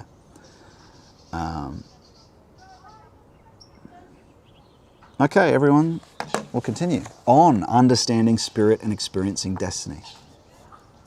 To the communications and considerations which are imparted to the members, he's talking to the membership of his society, I would like now to add something which can be appropriate for enhancing understanding of the guidelines. Let me see if we want to read this.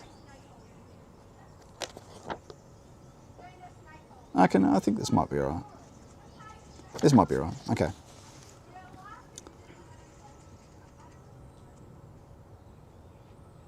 This understanding, this depth knowing, can be enhanced when the human soul is continually reminded of the relation between man and world.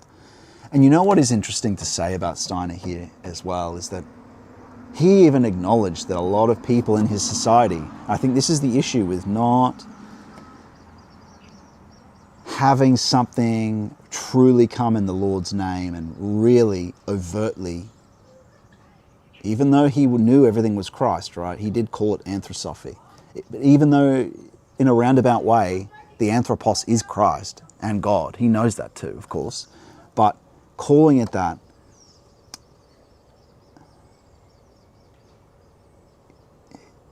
these are things, he was of his time in the sense there's only so much he could do. And he did help a lot, but I think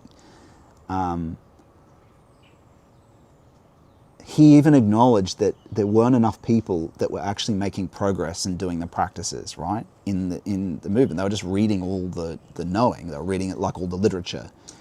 And all this stuff is, all this Christian, Hermeticism, all that sort of stuff, it's just a decadent literature that's of no value unless you're actually going to the depths yourself. It's only to actually help people. Even the same thing, unless you're actually having the Christian life, just reading things like a literature it's just decadent. So I just wanted to make that point, is that even he acknowledged that there was too many people that just wanted to not have the courage to. Also, the way he framed it, the pedagogy was a problem, the teaching of things. And again, there was nothing much he could really do about that. And I do think he knew this in the end, is that he presents it as something you can bring about just on your own, in a sense, even though it really always is the great effort grace, the collaboration with Christ. And I think Tomberg fixes that, Valentin Tomberg, the Catholic, fixes that in the way he...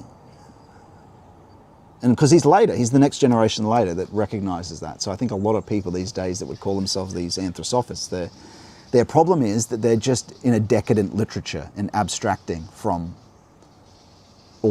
past authentic experiential experience, but they're not able to get there themselves. Because they're not, like, if you were to do a Control F search on all these anthroposophists' videos and see how many times Christ's name's said, they're avoiding it. When even that is the ground of the subject of their study is Christ, is even anthroposophy, like that's the truth. And he even doesn't mention Christ's name enough. But if you were to Control F, you can see what Christ's saying, is that you're coming in your own name. You're afraid to mention my name. I am that I am, and you're afraid to mention my effing name. He would never say that, of course. That's not loving. But the prophet, what's the quote? The prophet is welcome everywhere but his own home, his own land. You'll come in your own name, but that's the issue. He loves you, man, and he loves everyone. Come in his name. There's also this you also have to be careful, right? Because there's a kind of a tendency in Protestantism to just say, and the solution is Christ. That's true. That's true.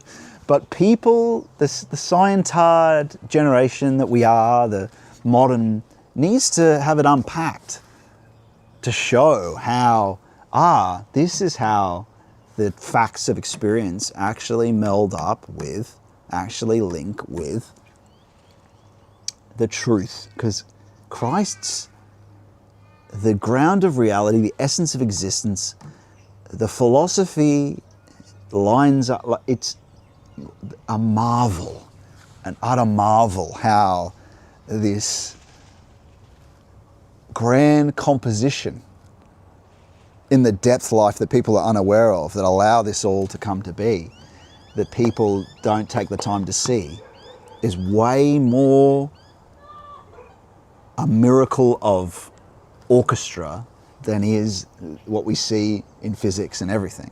There's a far deeper dwelling and movement that leads to the physical interactions,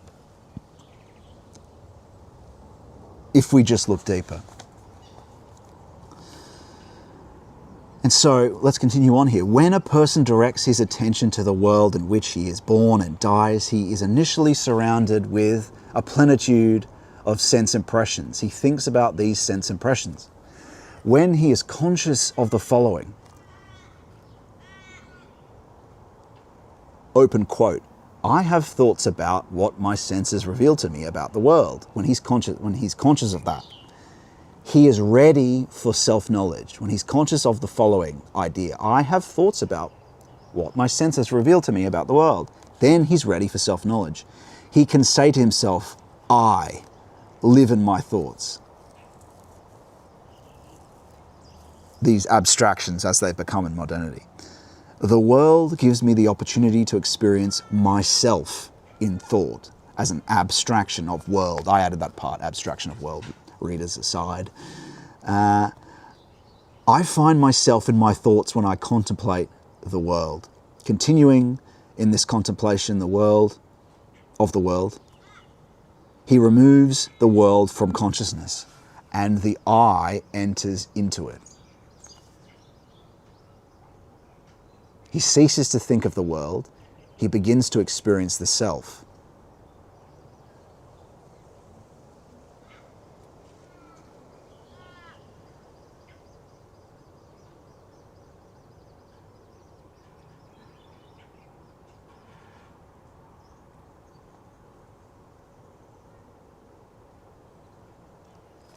What he means there is when you stop thinking about things, you take contemplation deeper. And true contemplation, we know, is beholding God. The surface contemplation is a kind of casual use of the word. It's kind of concentration, really. So you're thinking about something. When you reach a conclusion to the thinking, you actually reach true thinking, which is actually to attend world. When you attend world without moving your eyes and concentrate, you begin to get to the ground of the self. You're not thinking about world, you're actually leaving the abstracted thoughts, getting closer to self and world. And you do that in the practice, right? But also the closer to the ground of things, withdrawing from the surface. First in the abstraction, you're kind of lost in postmodern abstraction is what we've become, right? Even separate from any type of materiality. It's even worse than it was in Steiner's time. And so when conversely he brings his attention to the inner life in which the world is mirrored, the events of his life related to destiny emerge in the human self, participates.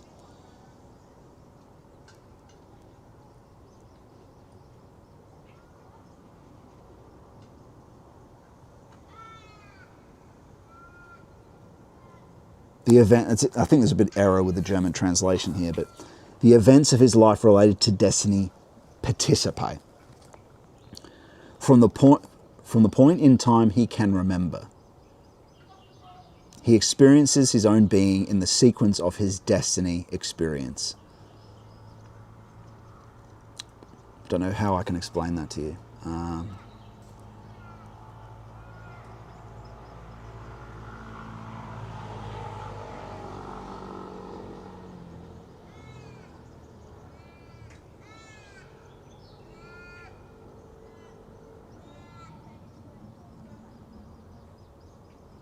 Okay, he's thinking of his inner world, the events of his life related to a push of necessity to an end. That's what destiny is. It's a destination push.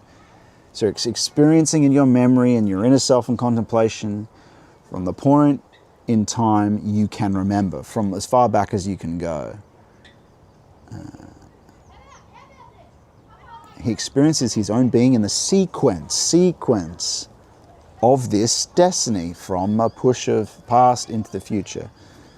To the extent one is conscious of this thought, I have lived a destiny with myself. He can introduce contemplation of the world. He can say to himself, I was not alone in my destiny. The world intervened in my experience. I wanted this or that. The world flowed into my will. I find the world in my will, and that I experience this will in self-contemplation. Thus, living into his self, this self departs from consciousness and the world enters. He ceases to experience the self. He begins to be aware of the world with his feeling. I extend thinking out into the world. I find myself there. I submerge myself. I find the world there. Again, I extend thinking out into the world. I find myself there. I submerge in myself. I find the world there. When one senses this strongly enough, he stands with the riddles of world and human existence. Let's repeat that again. That's pretty good. Thus, living into his self, this self departs from consciousness and the world enters. I was not alone in my destiny. The world intervened in my experience. I wanted this or that. The world flowed into my will. I find the world in my will, in that I experience this will in self-contemplation. I find the world in my will. I extend thinking out into the world. I find myself there. I submerge in myself. I find the world there. When one senses this strongly enough, this world, I suppose he's probably talking about in thinking of memory and contemplation of the inner self, thinking about world. He stands with the riddles of world and human existence. Then to feel this sense. I struggle to grasp the world by thinking, but it is merely me trapped in this thinking.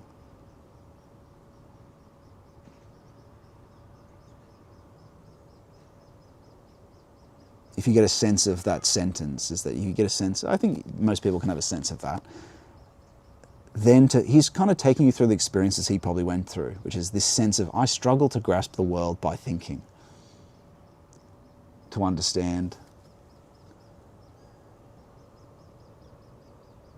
But it is merely me trapped in this thinking. Think about how that might be able to be true.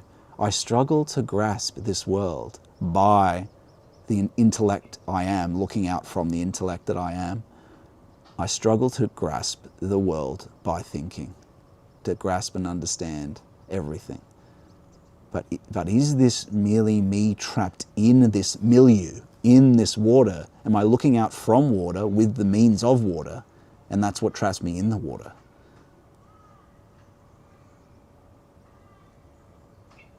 That's the first world riddle. To feel in his self that he has been formed by destiny. And to be formed by destiny is to feel in yourself that you've been formed by things beyond you, informed by the world and the necessities of the world, like I always talk about. To say that I was provoked by these things. What has come into me that was free? What was actually Christ? He has helped you even when you haven't been close to him. But most of it is that provoking of destiny from world. You're given natural talents.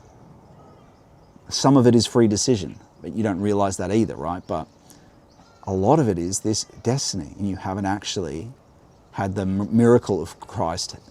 Because every true free decision is a miracle from Christ. He grants those forces of being free and out of temporality to make the decision, to feel in himself that he was formed by destiny, and in this forming, to sense the world's happening.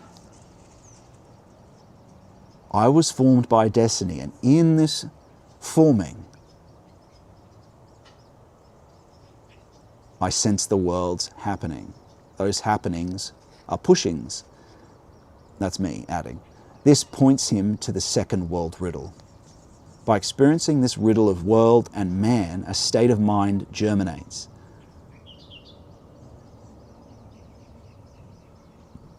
In which one can encounter what he calls anthroposophy, or encounter depth knowing, in such a way that he receives an impression within that awakens his interest. And so what he's trying to do all these times is sort of take people through the initial impulses that lead people to have enough energy to put the time into an energy and impulse into the knowing, because all this knowing is only preparation. It should, if someone has authentic spiritual experience with Christ and is guided by Christ to share some of that with others, it's not just preparation. Part of the preparation, it does send something deeper than normal teaching, normal philosophy, normal films, normal inspiration, all that normal contagion, mimetic, whatever. No. It sends a clean, true spiritual impulse through you to help free people from the shackles of the false gods of existence, the other impulses from destiny. So what he's doing, a lot of it is that it's trying to bring these impulses. The whole purpose is, though, and should probably be made more clear, that it's about you getting to the master, not about you memorizing all this stuff, memorizing the tradition, memorizing the propositions and the idea superstructure of the church, or even memorizing the Gospels.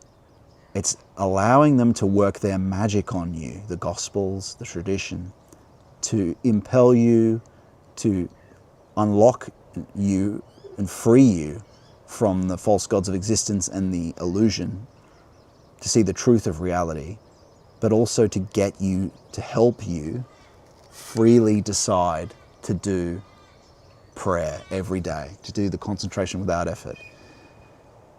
More than just attending church and feeding, it's impelling you to become not the multitude, but a disciple of the Master. But it's all designed to help you find truth, but ultimately that's a preparation for you to begin purification. You begin purification so you can, for yourself, meet the Master, meet the Lord. And so he receives an impression within that awakens his interest, which is, again, reading this book, talking to you for an hour before now about Christ's miracles, awakening your interest to find the truth of your being through prayer and practice. All these live streams, all these lectures, they're useless unless, if they're just literature, if they're just a way to make you feel better, if you're not actually going towards your prayer life, if you're not actually withdrawing and doing it. So let it help you do that, to turn towards him, for an incredible life awaits you.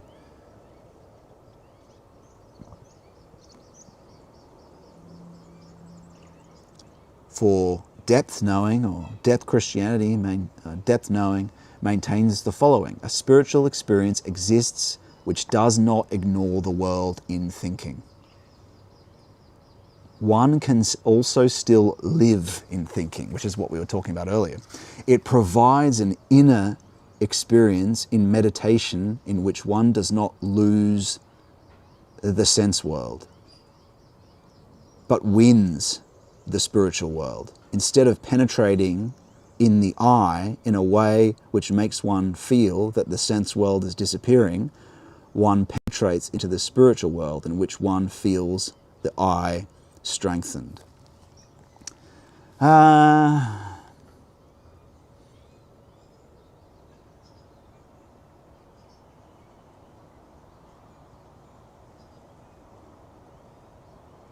Yes, therein the difference between Christianity and Easternism, which sees the world as an illusion. You don't just withdraw from the world, you draw. You are lifted by Christ into the spiritual world.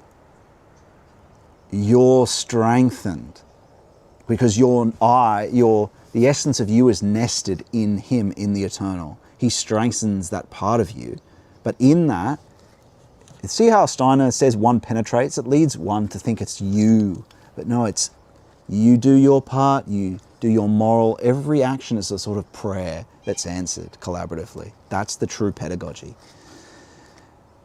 Prayer, answer. I attend and concentrate as a moral act, a moral reaching out, and He answers. Prayer and this rhythm. But it's always moral and personal with the true God. It's not ever, it might begin technical, but it's not ultimately that. And if you believe that and stay in that mode, it won't happen for you. And so there's a difference in this, is that you are going into the Spirit. But it heightens, it will, when you finish your practices, it heightens you're still there. It's like 1/12 of your being is still in the physical world, of course, but you feel distant from it like a pillar has entered you and you're being lifted into the Spirit. But you still have your senses, unless you have a full ecstasy, out of bodiness, which that means. But the point of Christian, the new initiation, the new which Christ is the living God and Master, is the beatific vision. We're not checking out in this prenatal state that the Easterners go. Of course, we experience, when we are lifted up, we don't have consciousness eliminated so we can dwell in the prenatal state. We're lifted up and made more active. Our ecstasy is more active, overactive. So we experience the beatific vision in full consciousness. Love. Two substances, one essential love. The loved and the lover. Love. Beatific vision. And so, continuing on here,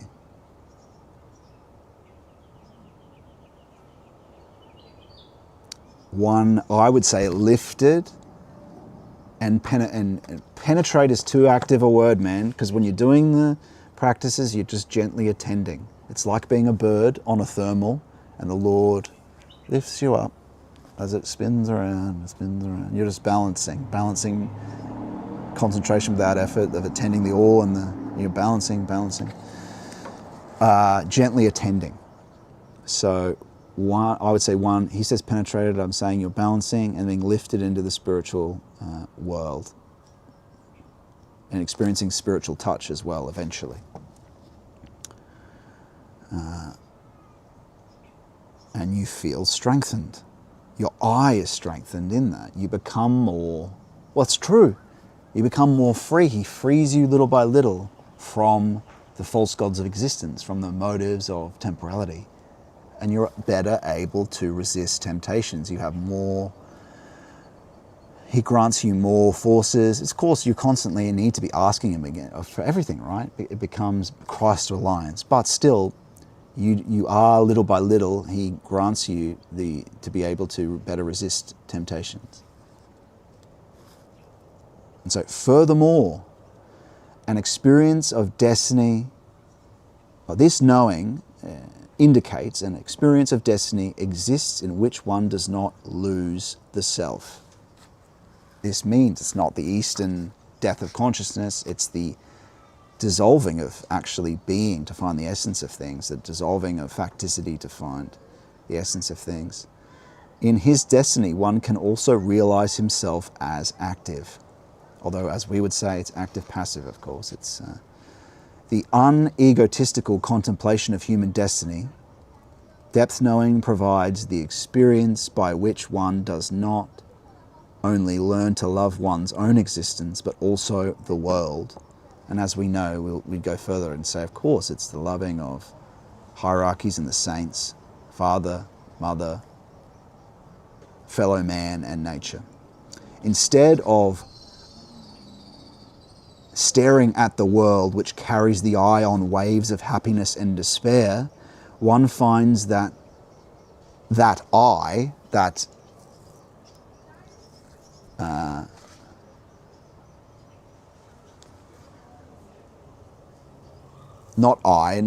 mean I the word, the letter.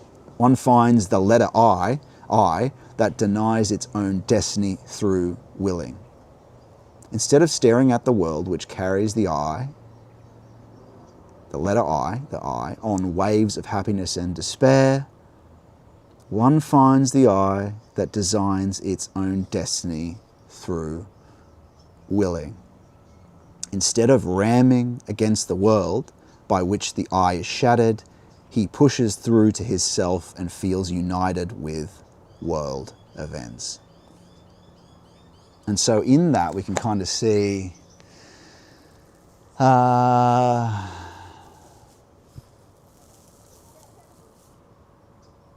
yes, but again to self-propelled. Because ultimately that freedom, the only free decision is made and a miracle granted by Christ. So it's collaborative. In fact, the more we go on, the more should we say we. Lord, should we do this? Because it's going to be Christ living and acting in me. Should we do this, right? I think that's a better way to, like, if you're eventually discerning. I've said this before, honestly, I think it's a better way of getting out of this mode of self-reliance to make it Christ-reliance, is that you're asking, when you're contemplating, asking, Lord, instead of should I do this, move it to should we do this, Lord? That will help, because language matters. So I now try to say as a practice, because I've contemplated that and asked whether that's something I should do, and I'll test it for a bit longer. Maybe you can wait before you start doing that or whatnot. But yeah, if I ask a should question and try to discern a should question, I make it a should we, because it's the Lord's plan in the end. I collaborate. I freely do my bit as a established vertical heredity, as a son, as we all are.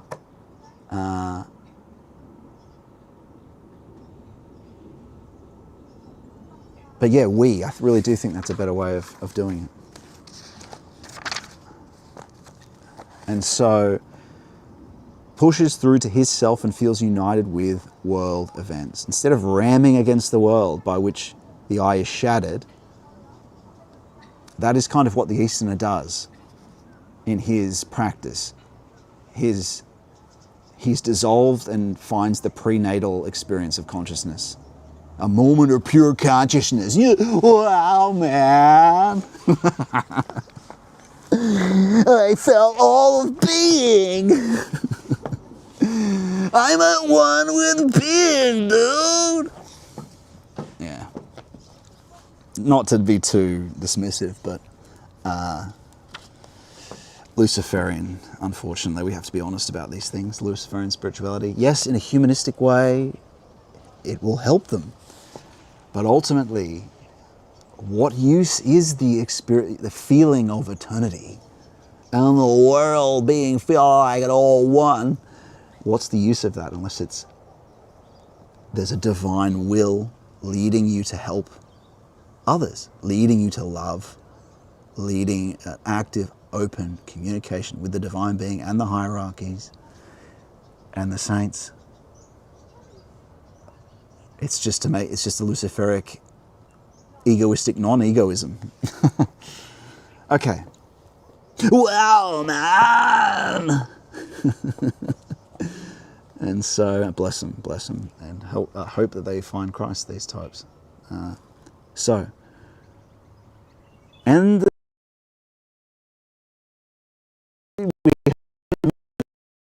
is Steiner knows that and helps people find that.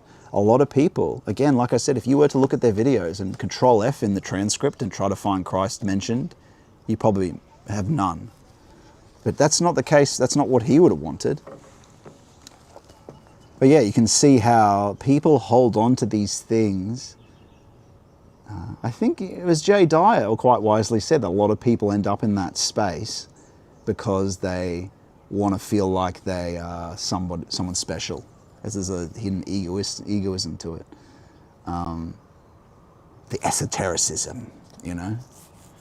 No, just sons like everyone else, man. Just sons and daughters. Gee, yeah. It's a minefield out there, I tell you what. The only thing that can save you is, you know, of course the answer's always the same. It probably gets, I don't care if it gets boring. Ultimately, it's Christ. But we will explain and expand and explicate the complex, mystical, and the orchestra that unfolds out of that one statement is that Christ ultimately is the solution. But we need to explain how, of course, as well, to help people. And hopefully life flows through that. Flows through talking about spiritual experience, but also grounding it in the bring it back and making sure the careful epistemic principle and mentioning it too, so people know. It's not enough just to mention the word discernment. It's not enough just to mention epistemic principle. And the Lord taught me this lesson a few times, is that when I was planning a lecture on that, is that I maybe rushed a few bits of it a bit too fast, and then I just had to slow down. Make sure I actually take the whole thing through the very thing I'm recommending, you know? Take it through the epistemic principle and then practice it and be rigorous about it. We can't just say discernment, read about it. We have to actually examine the things that happen, examine are there fruits? That's part of it. That's the heuristic of a bad tree doesn't bear good fruits. But on its own, that's not enough. On its own, that's not enough. So let's continue here. And it's the time. Ooh, 3. That's just flown by, hasn't it? That's flown by. So where are we? We're 2 hours in. Okay, we'll go for a little bit long, wee bit longer, and then we'll go on our walk and finish up at European landfall. European landfall. European landfall. European landfall. European landfall. Yeah, okay, so man's destiny is prepared by the world which his senses revealed. His destiny is prepared by the world which his senses reveal. The pushing of the world, looking at the push, reveals where he will end up. His self does not only arise from his own inner being, but also the sense world. The sense world is the push of, these are wounds, your senses are open wounds. They are the push of the world. It doesn't just arise from within, but it is true to say, when a child is born, it's traits from his mother, traits from his father, push of the sense world.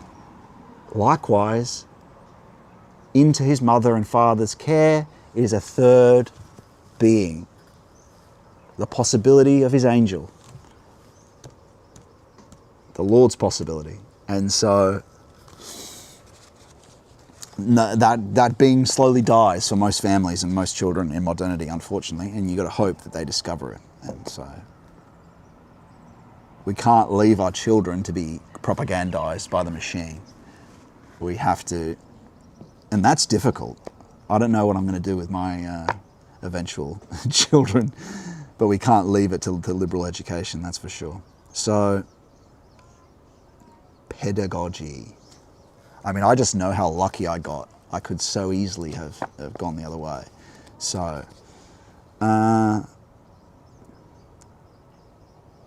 if one can even vaguely feel how the world appears as spiritual in the self, and how in the sense world the self proves to be active, one is already on a sure path to understanding anthroposophy, or this depth knowing.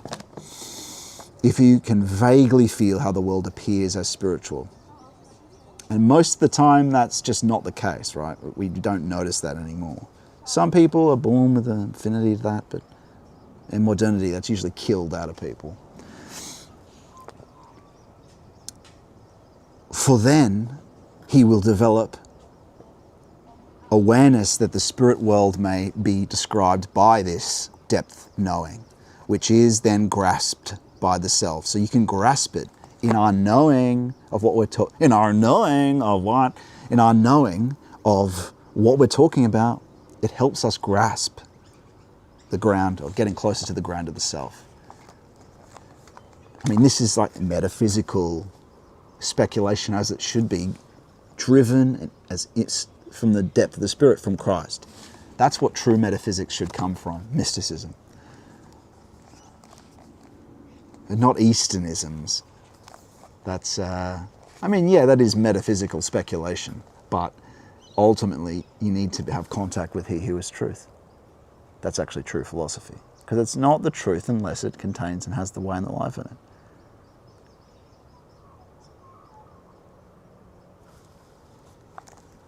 This awareness will also develop an understanding for the fact that in the sense world the self can be found in a different way than that of sinking into one's interior. Anthroposophy, or depth knowing, finds the self by showing how not only sense perceptions are revealed by sense world, but also the consequences of previous existence and previous earth lives. Well, that's quite difficult.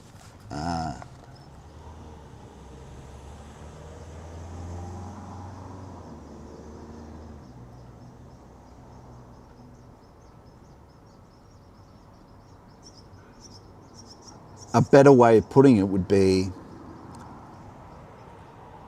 the day path and the night path. The path of St. John of the Cross into the depths of the interior, and the going up the mountain of Christian depth understanding of St. Bonaventura, to reveal the height of the macrocosm at the same time as we do the depth of into the tabernacle with St. John of the Cross through the depth practices, at the same time as the church is knowing and seeing the truth of what's underneath. That's kind of what he's saying here, though, by saying that the depth knowing helps you find the essence of the self, the logos in the world, and then ecstasy through the practices. And also in the world again, active, passive, contemplating the world, doing the depth practices, deep in prayer, contemplating the world, reading the tradition, but making it make sense, like that's difficult.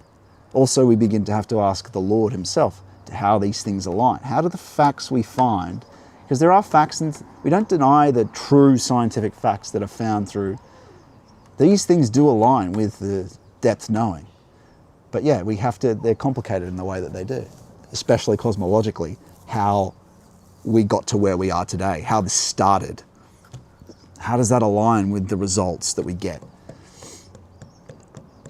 How are they wrong in their geological record? Like, how, you know what I mean? How are they wrong in how they show the genesis of the world? And how is Genesis the true Genesis? The 7 days of creation are true Genesis. It's just how they're understood.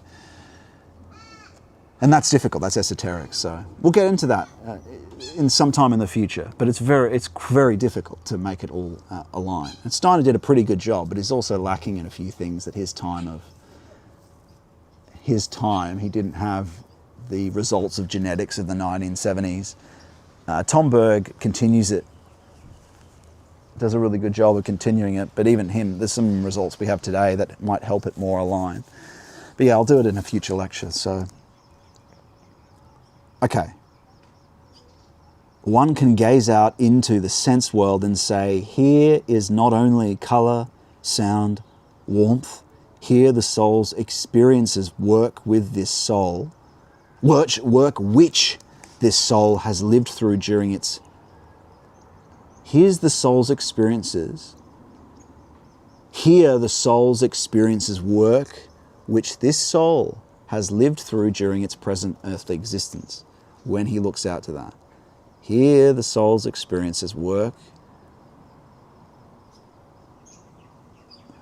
Here the soul's experiences work which this soul has lived through during its present. Now, here the soul's experiences work, comma, which this soul has lived through during its present earthly existence. Sorry, it's not so good a translation. And he can look into himself and say, here is not only my eye, here a spiritual world reveals itself.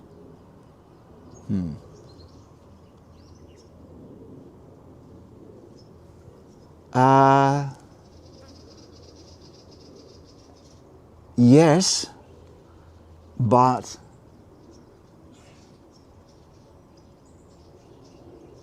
a way of thinking about that is the happenings that end up in the surface sense, sound, colour, warmth.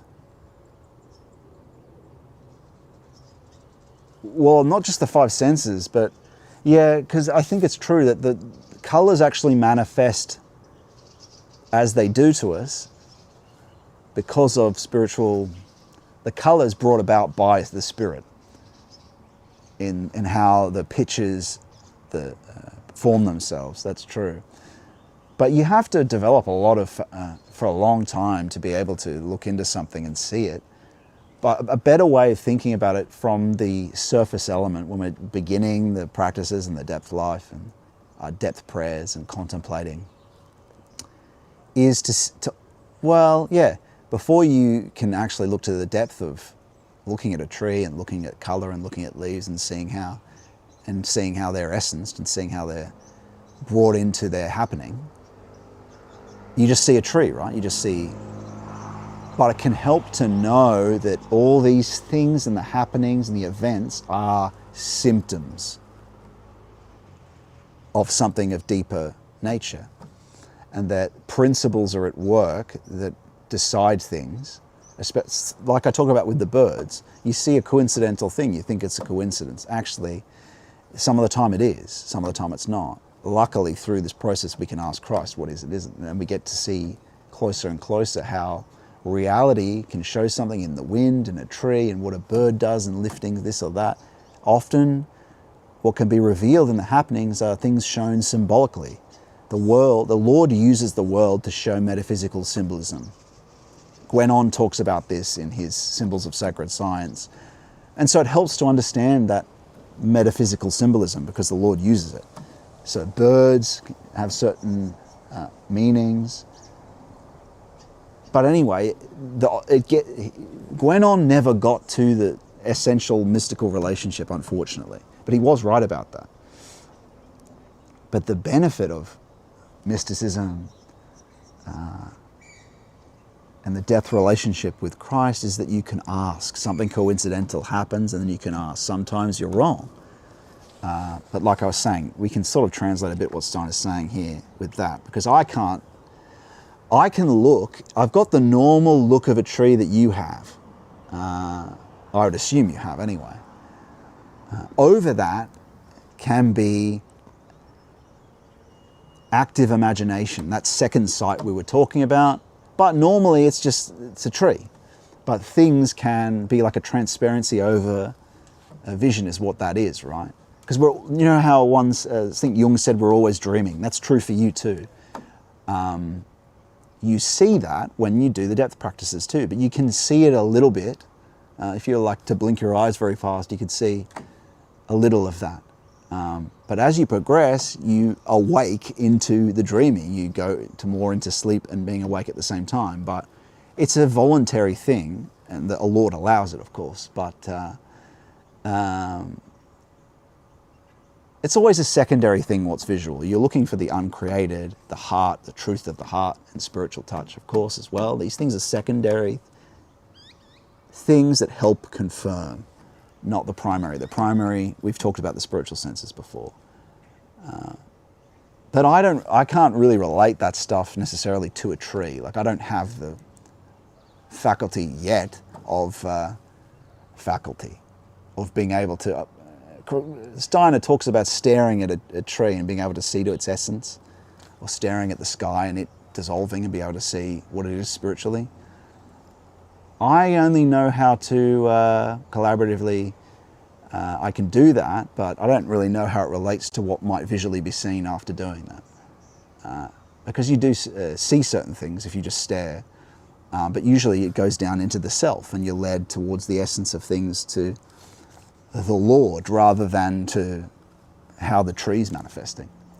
And so I haven't really contemplated metaphysically the things that one might see in that transparency. I know this is getting a bit metaphysical, this is getting a bit, especially because you probably don't have that experience to know what I'm talking about. But you might. You don't have to just sit there and contemplate and stare for that long till you start seeing things, doing concentration without effort. So it's not that relevant for me, but I think that's something that develops later. So, well, it's to be something you pray for, like a comprehensive Hermetic philosophical, Christian Hermetic philosophical, comprehensive sight, I think you could call that, of the essence of things. But it's always something that's voluntary. Even Steiner says that.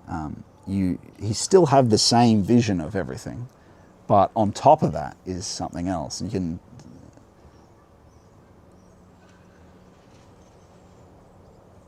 but it comes from, it's sent from Christ, right? It's really a thing for me it is anyway. It's usually communication with him and his hierarchies, right? Not looking at a tree and seeing how the Spirit brings that into being. I do think that's possible, though. Someone like St. Bonaventura, I think that's what they're talking about. It's talking about how the creation is brought into being. How else would Dionysus know the hierarchies? He would have been seeing them. But anyway.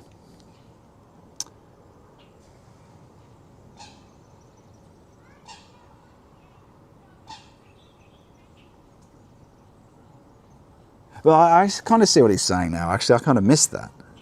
Is that, and he can look into himself and say, here is not only my I, but here is a spiritual world revealing itself. Well, yes, that's exactly right. Here is not only color, sound, and warmth. Here's the soul's experiences. The soul experiences. Here the soul's experiences work which this soul has lived through during its present earthly existence. He's kind of saying there, the soul's memory, your being is feeding back into how the world presences to you, which it does. It does change. What sticks out for you changes depending on what your new goals are, even how Christ changes your life. Certain things you won't even notice anymore. Certain things will stick out. A day will seem more vibrant and alive with hope, faith, hope, and love. So that's what he's saying. Yes, I would agree with that. Here the soul's experience, your memory, your being, your soul is that. It's your thinking, feeling, and willing of the past and what has been, of your memory is part of your being. That changes how the world worlds, how the world presences to you. It feeds back into the things. So your soul is also, okay, you're looking at me watching the screen. You've got the computer in front of you, whatever's around you. That is given form by your history and your soul. You participate in how the world and the sense world presences, even in a small way. And so also he can look into himself and say, here is not only my I, here a spiritual world reveals itself. And that becomes ever more true the further you go on. You become not arbitrary, and the thing you recognize is by the cosmic forces at work as like celestial gravity, spiritual, like these things become things that were just these internal motives become actual cosmic forces. And, you know,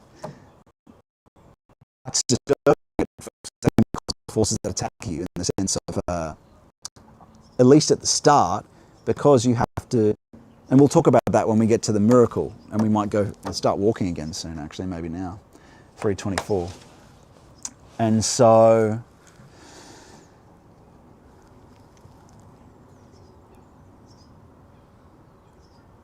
it becomes objective. There's a world here. In the inner experience, we begin to experience something that's not subjective. And that becomes a fact of experience, not a mere visual phenomena or auditory phenomena, but push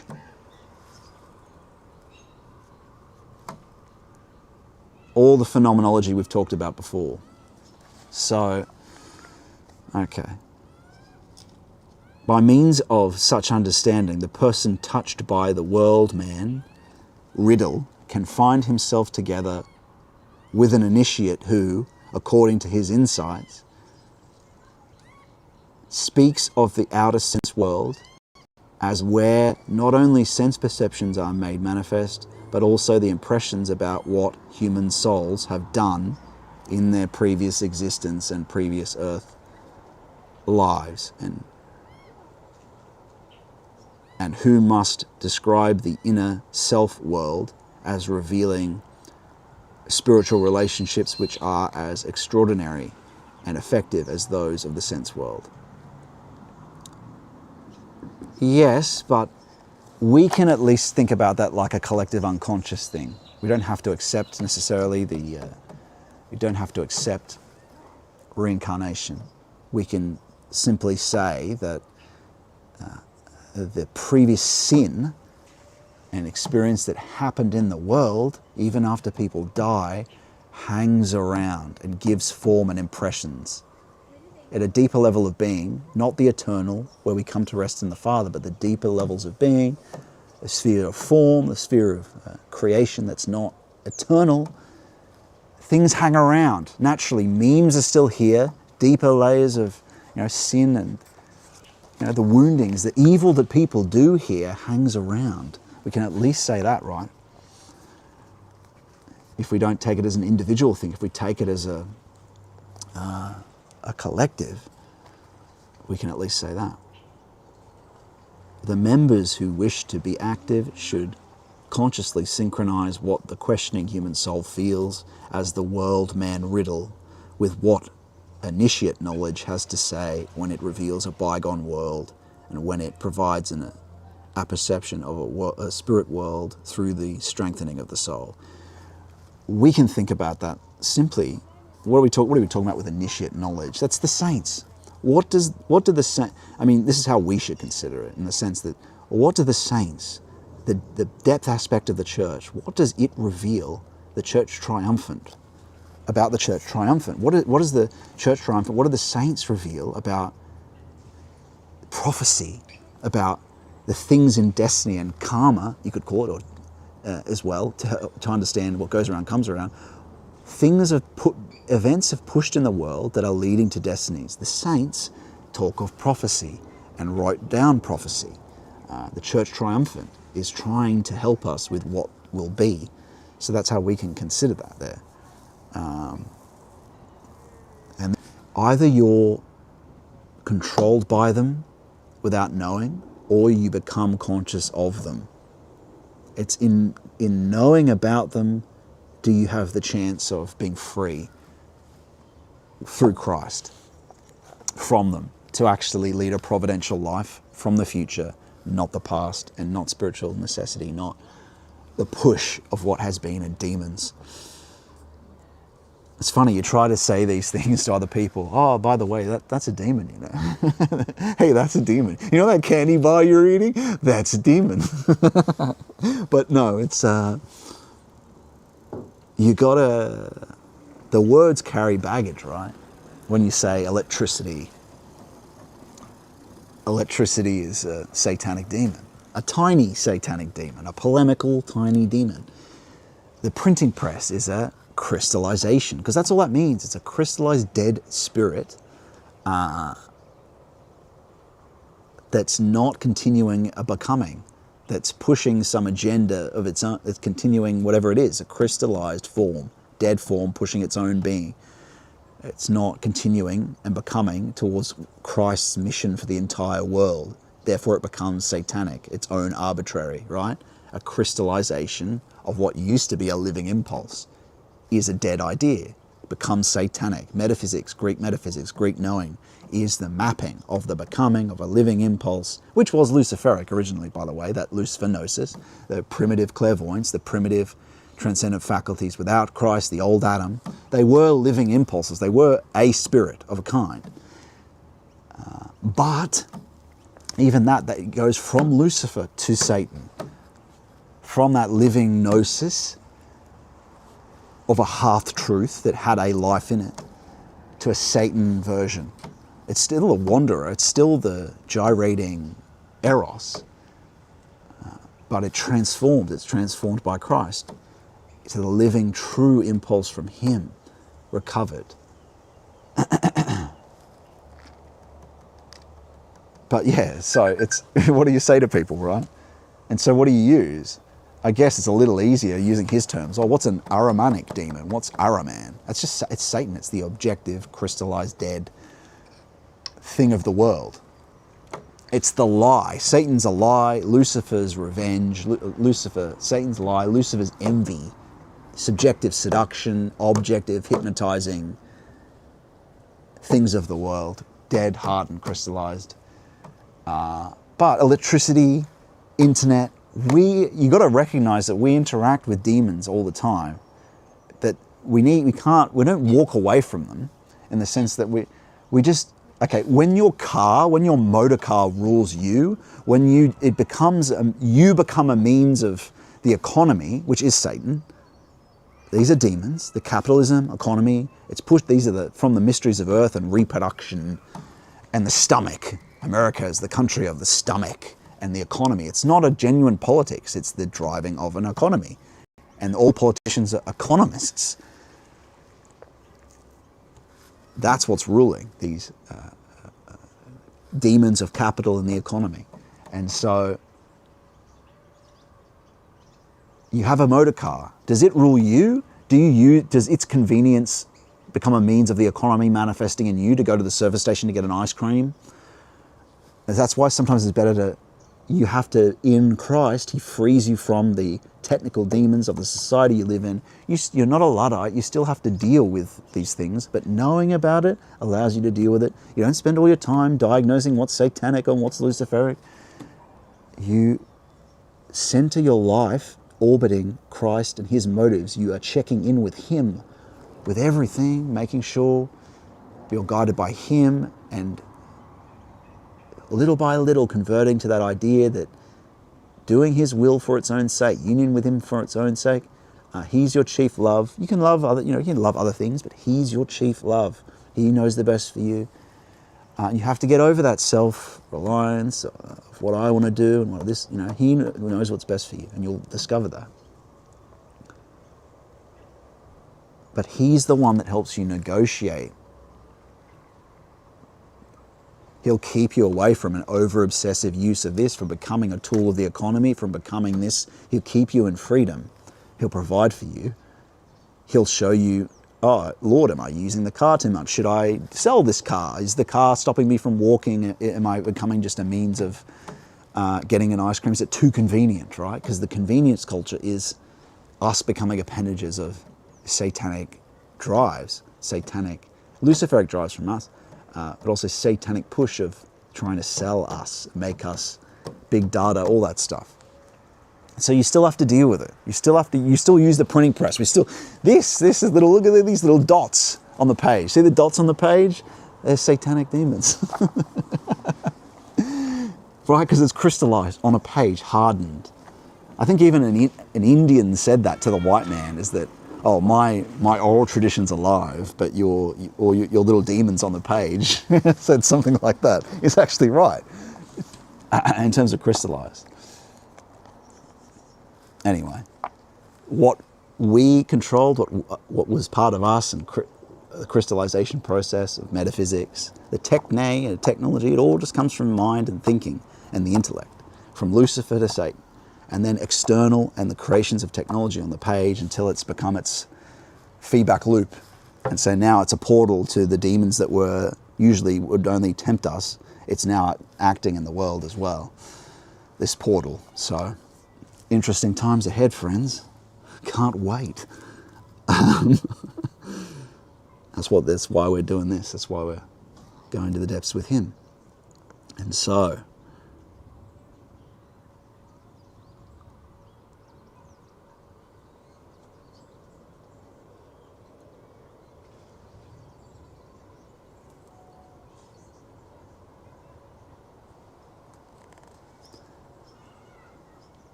he's talking to the members here.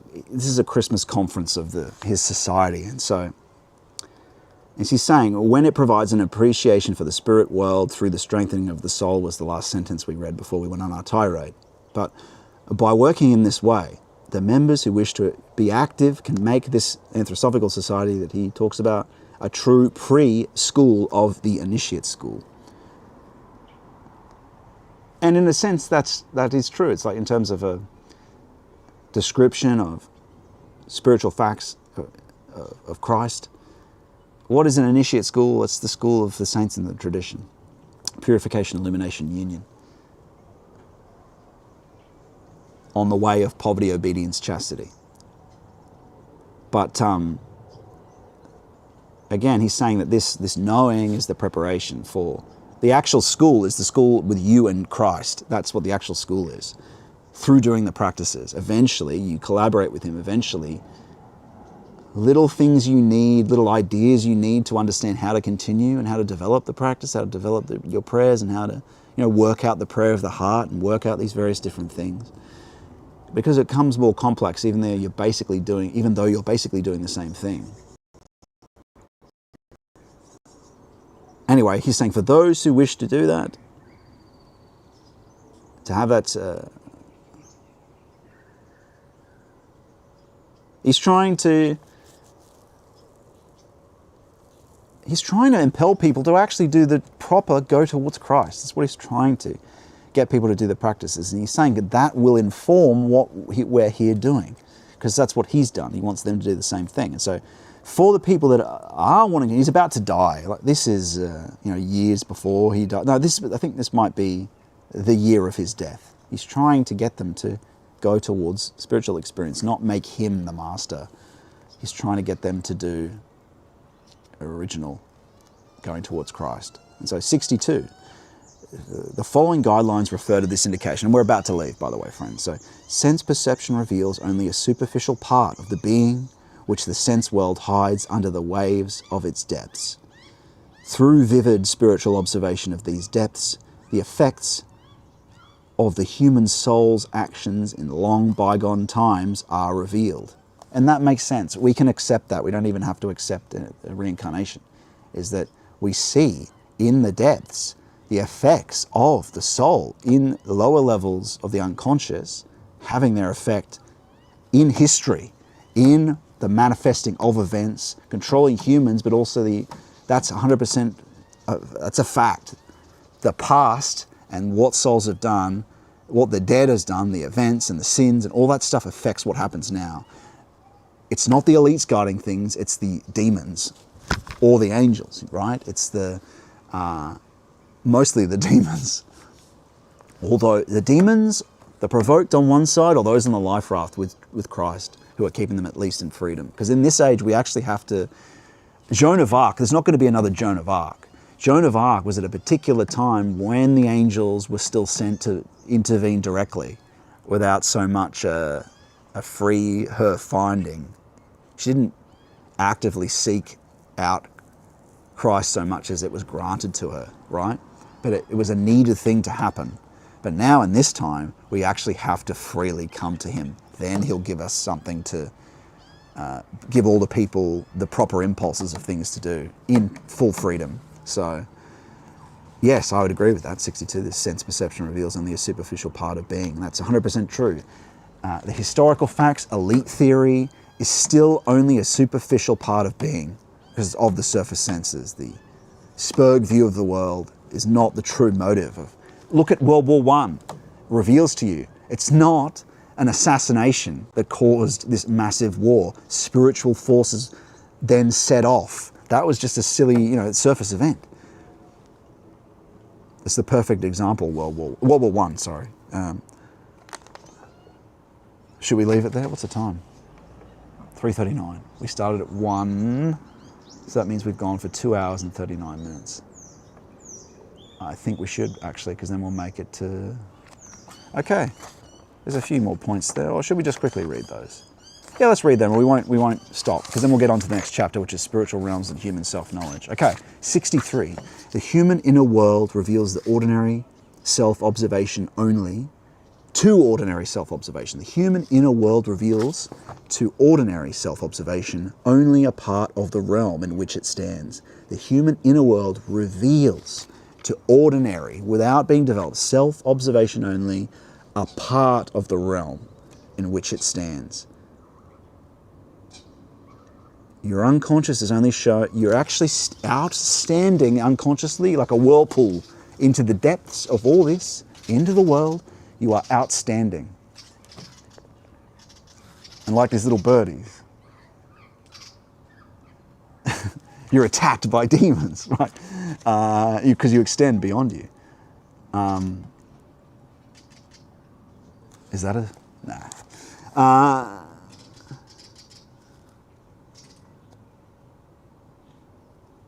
A part of the realm in which it stands. Through strengthened observation, it shows that it exists within a spiritual reality. When you strengthen, you're developing towards Christ, that little part of your inner world, it's actually revealed it stands in a wider world. It's not just this little inner tabernacle. It actually extends into higher, deeper subconscious levels. And so,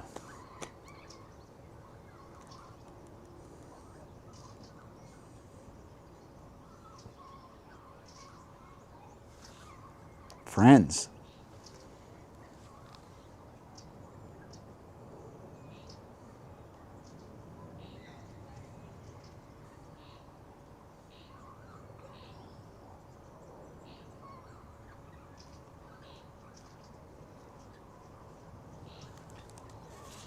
we are going to head. Let's go. By the way, the grade should be looking a bit nicer. We've got a nice LUT on the footage. Oh, do I need that yet? No, I don't need it yet. Well, that's where we'll finish. We'll pick it up next time at Spiritual Realms and Human Self-Knowledge. I'm not sure what we'll read after this. Maybe Unseen Warfare, or I think we should move on to it rather than reading other Steiner texts. We can... A Work of the Saints, I think, would be a good idea. It's actually quite helpful to mix up what you're reading. I'm reading Unseen Warfare at the moment, but while listening, I listen to many things, but Steiner, but mixing that up with reading the Philokalia, right? One book of that, one book of the Philokalia, or Heidegger philosophy, and on Aristotle, right? That's the polar opposite to... not much water in that. I might try to fill this up if I can.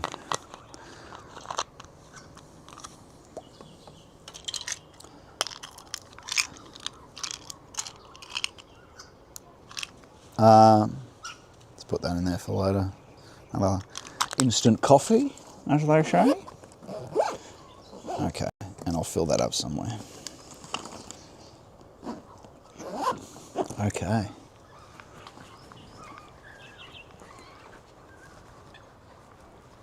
I'll stretch my legs again. Give me a minute. I'm just going to stretch my Achilles tendon.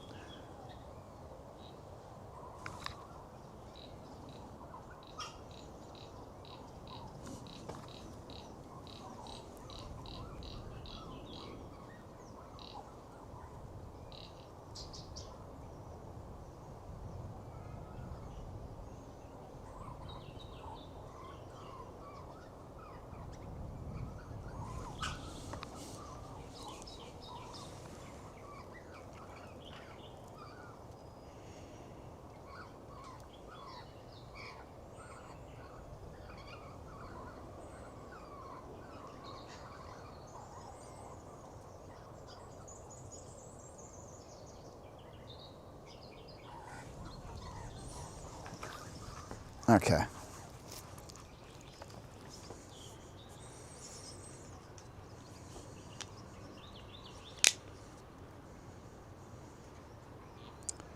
Oh, 54% on the old battery. That's interesting. Should be getting a full charge. I'm surprised by that. It's connected to the other battery. What's going on here? What's going on here?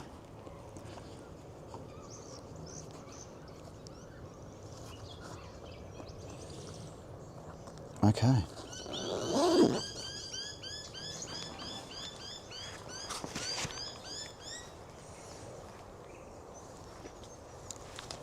Okay, off we go.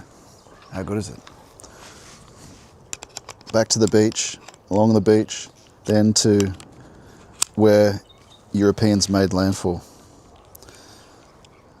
Coastal waters, cliffs. Oh, if we get to that, we might not get to that, I don't know. We'll see. Let's go. Okay. Off we go, friends.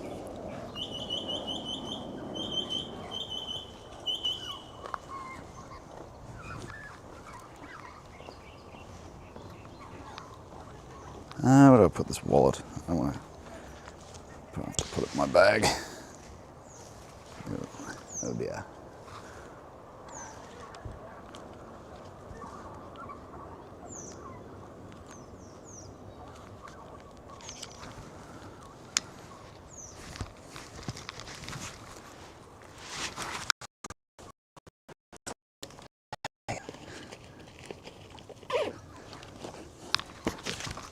Okay.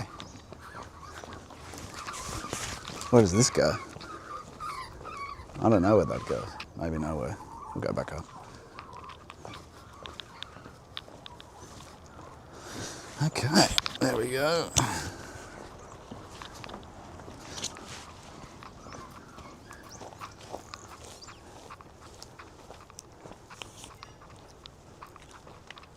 Nice.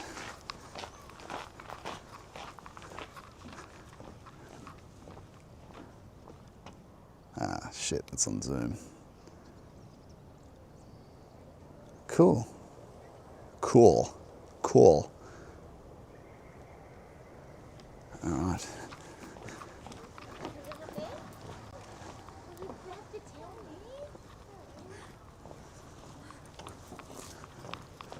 Okay.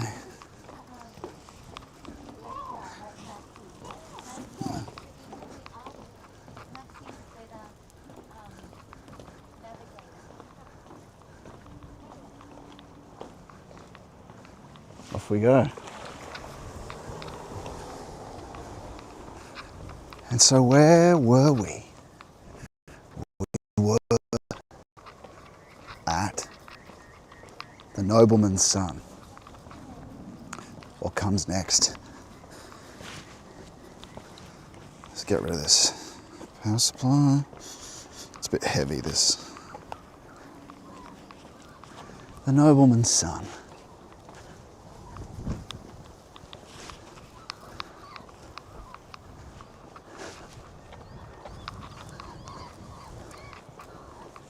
And so with the way and truth and life, the next I am statements that are aligned with that also is the sixth day of creation, the healing of the nobleman's son.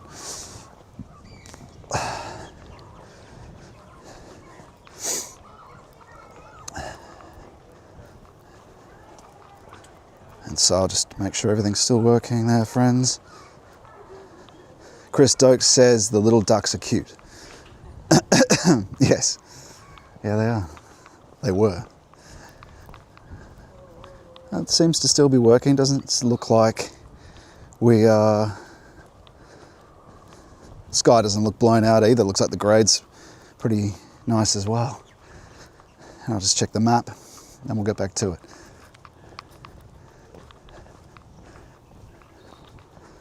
Okay, that's where we are. Oh, I see. We can go this way then, turn left.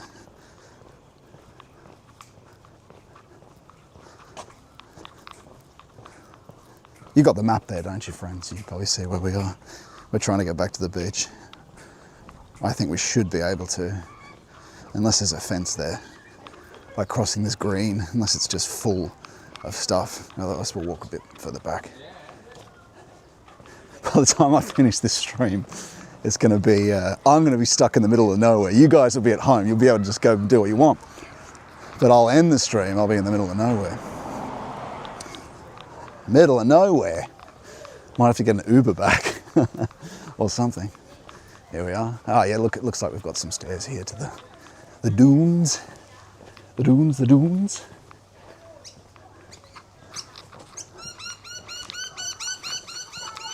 Finally, friends, we finally got this stupid colour problem fixed. How good is it? No, don't have to worry about it at all anymore. Though occasionally I might get some frozen things. But here we are. Suburbs of southern Sydney. Well, I wouldn't say suburbs. I'd actually say this is pretty close to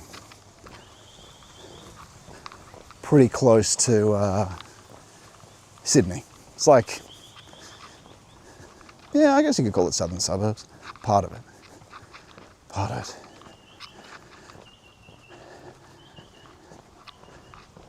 And so, that was pretty good. I think avoiding some of the stuff that we were avoiding, but also it's quite a good stimulus to read a bit of Steiner's guidelines, then improv from that, from the Christian perspective. Well, he is also the Christian perspective, but following that impulse from that, I think that's a good stimulus. That's why I like doing it. Having the readings at the same time, it changes it up a bit as well. I think we can get to the beach from here. Okay, back we go. Sore ankles after this. Sandy shoes, sore ankles. Better than where we were though. And it's not too hot. So, how does that look over there? I think that's a pretty good camera angle too when I hold it back here like this. It's like third person mode. If only I didn't have to hold my arm in an awkward position. Third person mode is good. Gives a sense of depth too. And when it's not just a still image or still picture, it's got a subject in the foreground. So you get a sense of perspective and depth. And yeah.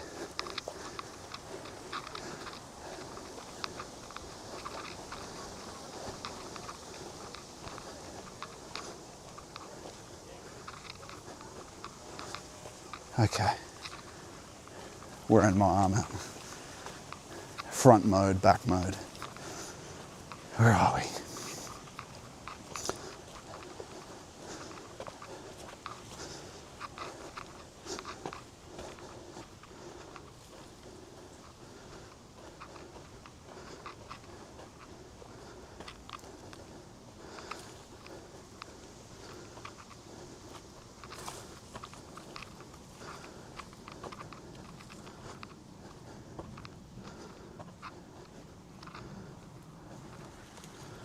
And so, healing the lame is where we are now.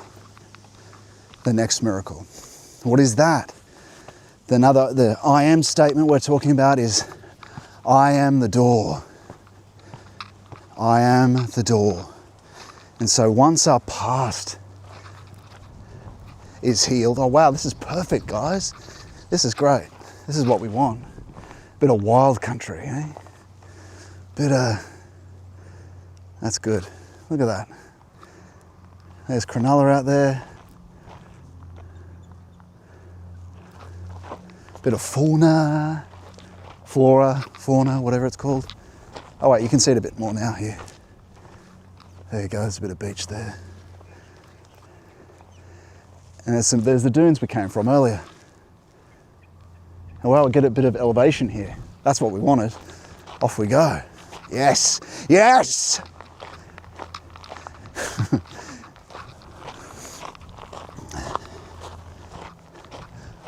From here to the horizon, brothers. sisters.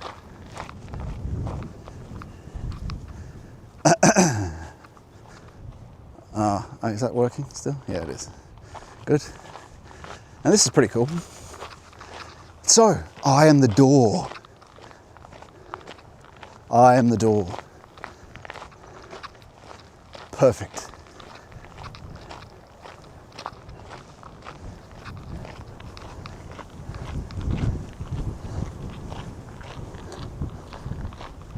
Ooh, it's kind of nice too, right?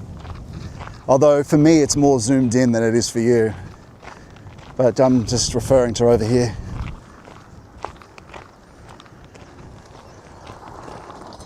We'll get more elevation as we go further out.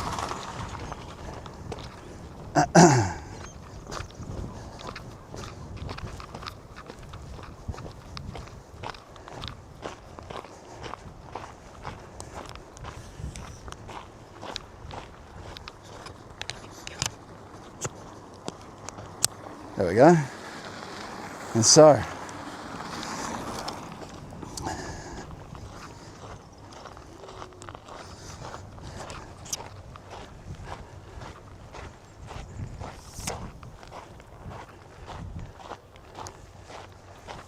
I am the door, he says again. I am the door. Healing the lame man. Rise and take up your pallet. Pallet. Pallet being horizontal. Rise and take up your pallet.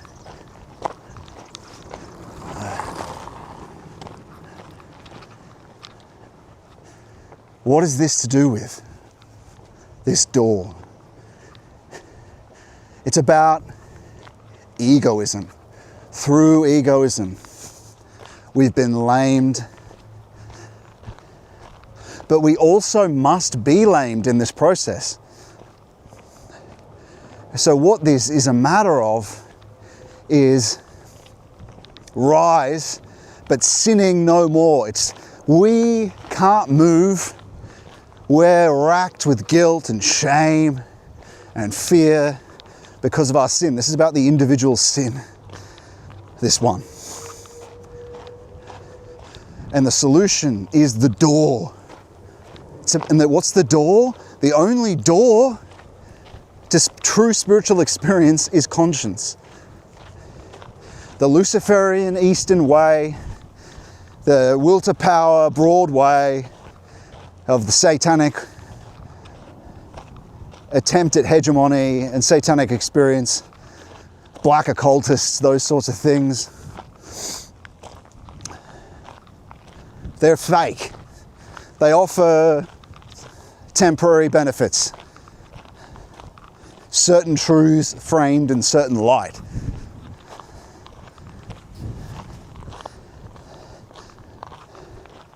What you do, as we've talked about many times, in those kinds of things, is you lean into the will to power, practicing sort of low divination and low sorceries. That's all they do.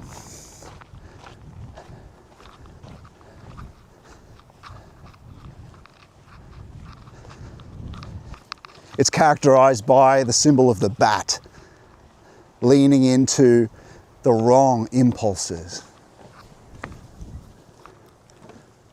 of the unconscious. The animals that are around the nativity scene that are not obedient, though, to the Christ and divine impulse. It's leaning into animal. It's the animal, it's the will to power, it's the low eros, the dancing, gyrating woman of the world, the old world soul and the old Adam, the old Eve and the old Adam. Oh, that's quite nice. The old Eve and the old Adam. A little wet land for you.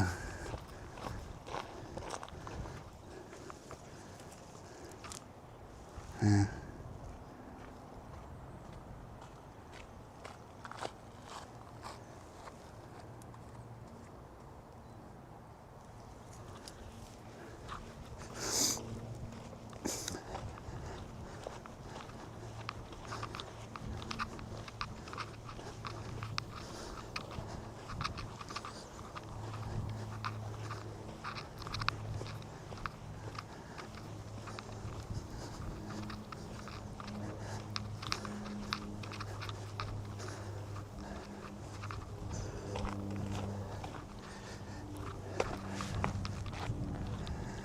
sin no more. And so it's a re-harmonizing of the self into the truth of the world, the virginal nature, which is Mary, the true world soul, you could call it like that, the holy soul, the mother, virginal nature, and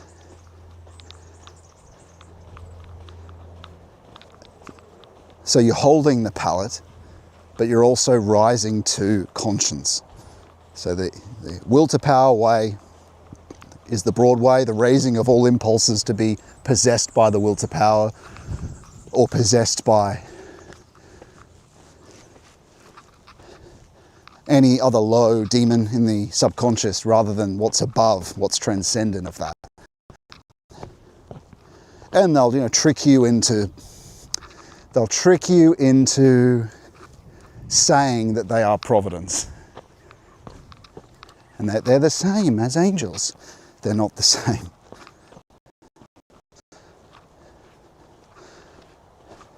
They're not the same, of course.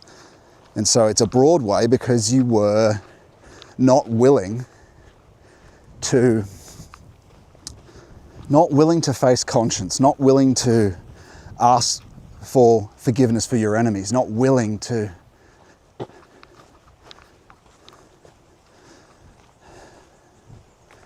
bear yourself to the Lord and ask for his forgiveness, not willing to go the narrow way.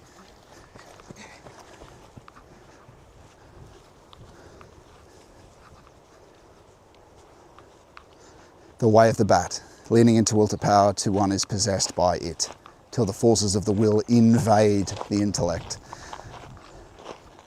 Or we could go the way of the Luciferian East, who seeks to escape at the sacrifice of our first love. Before we incarnate, our first love is the Lord. We abandon our name, we abandon our mission. That was the failure of the East. And so they sought and saw the incarnating as an illusion. And that's what it essentially, unless it was the chosen people, that was the only option available to people, really, is to sort of escape the woe of the world through whatever practice. Because the master wasn't here he was still to incarnate as to lead us. Because he is the master then, he guides you spiritually to what to do as well as the tradition, but ultimately he's the master, guiding people, guiding everyone. He's the initiator, not these pagan priests. But that's what they had, right? That's all they had at the time. So anyway, that way, of course, as we've demonstrated and talked about many times, is the way of escaping the illusion of a cynical type of vision, an ego, non-ego-ness. Egoistic non-ego. But also, the impulses have changed because obviously Christ has an effect once he's incarnated. And so, they might update their tradition or something, but it's either his influence or they're just updating it to fall in with the truth of what people find, because people naturally have a better truth-seeking because they are influenced by Christ without even knowing it, right? So you can imagine that they would align certain principles because they feel more right for the times, right? Anyway, that aside, the East is characterized by self-propelled techne, spiritual techne.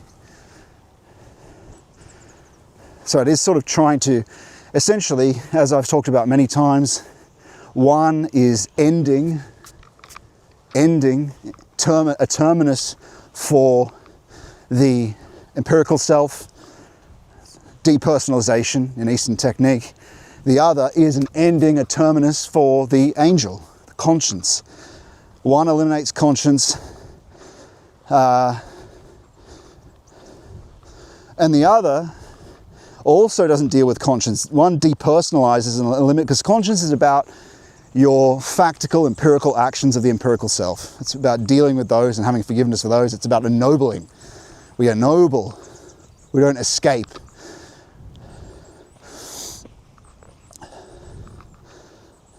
We don't depersonalize, obliterate. And so this miracle is a re-establishing the connection of the sinner to his angel, to conscience. It's up here. Very pure sand, isn't it? Feels very fine sand underfoot. Oh wow, it's a pretty cool view. I'm glad we came here. Very cool. Let's go up.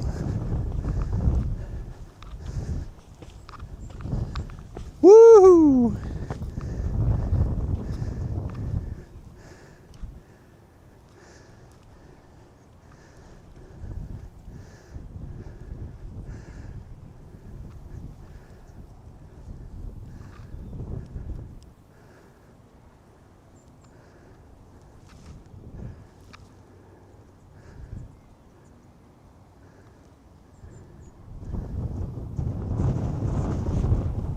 Give you a look, slow look at all of it, eh?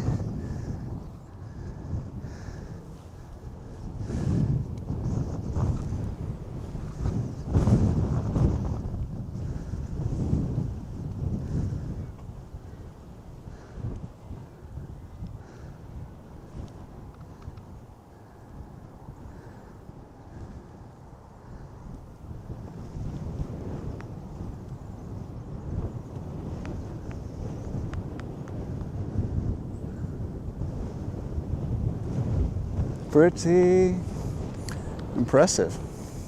Bit of industrial stuff going on down here. That's where we're going.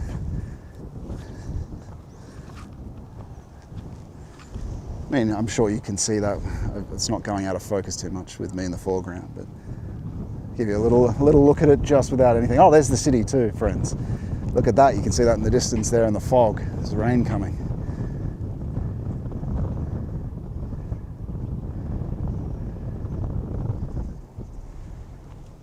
Okay. Should be pretty moody looking, I imagine, with the grade that's now on it. So, rather than, but it's that kind of day. That's all right. Onward.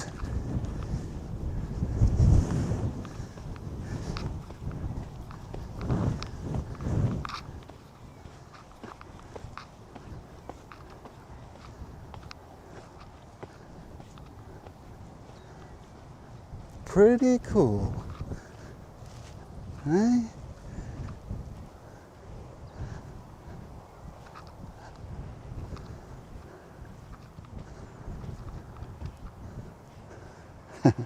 Don't really want to slide down that. Probably stack it.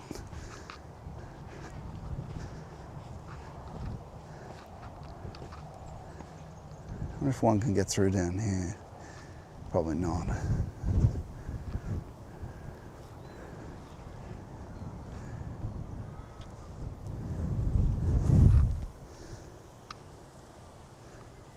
Yeah, let's go back the way we came.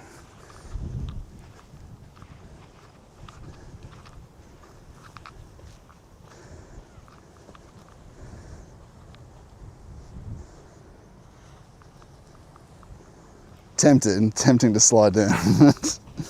Tempting to slide down.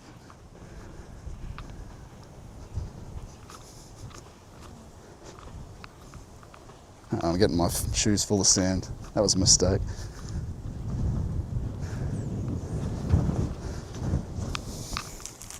Whoops. I'll have to take these off now. Give me a moment.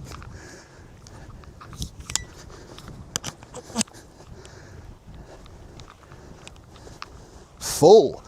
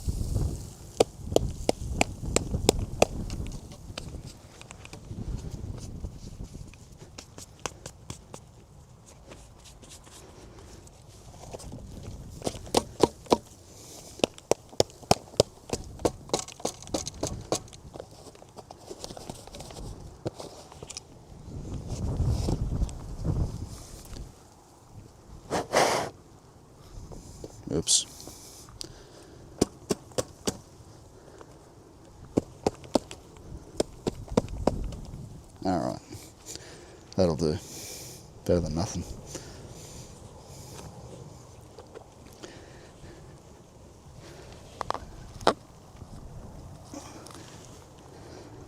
Okay.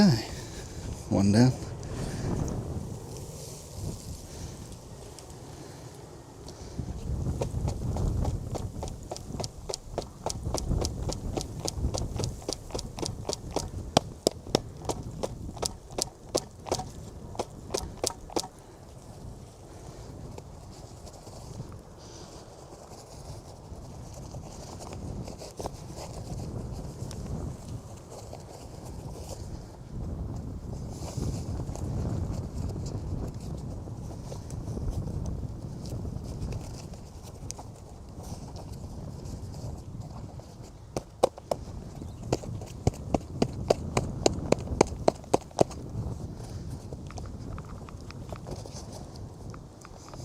It's got like a gusset.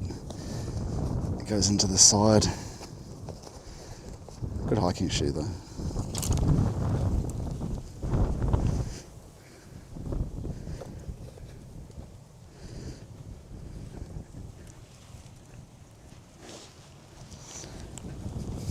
Should be.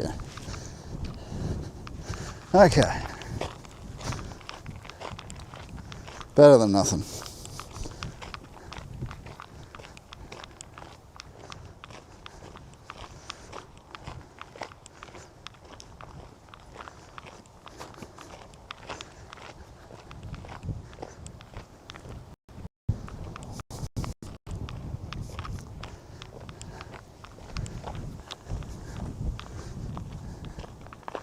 How's that signal looking?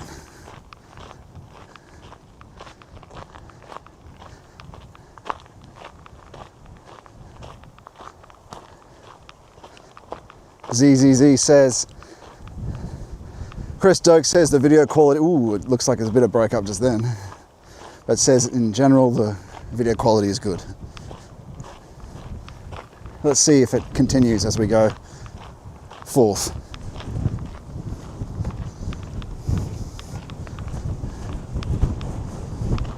Blessings in the name of Christ, says ZZZZ. Chris Doak says wonderful view. Should hopefully get better. We've got about let's see how long this walk is. Hour and a half maybe. We can go around the coast or we can go north to where Captain Cook landed. And see where the British captain discovered this fair land. Okay.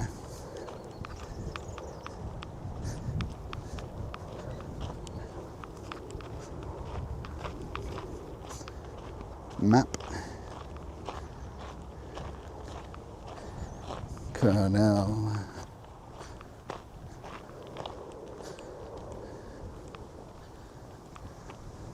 Okay.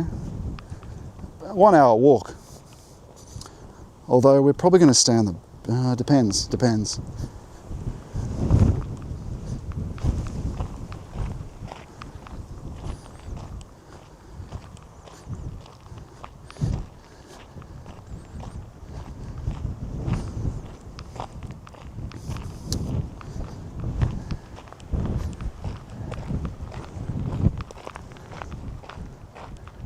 Now where do we go?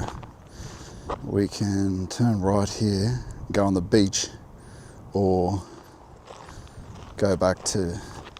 Oh wait, no, it continues there. We could turn right later. Okay, we'll do that.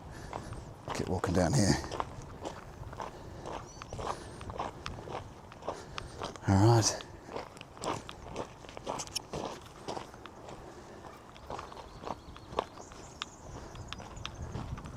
See how the signal holds up as we go down here. Probably not great.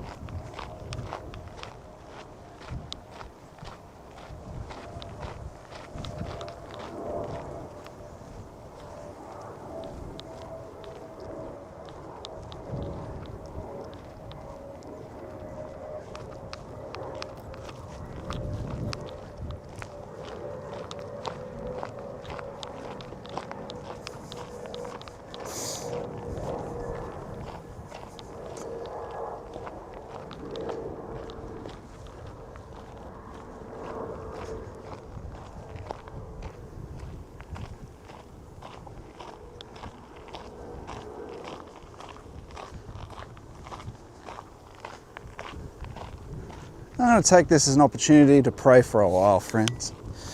As we know,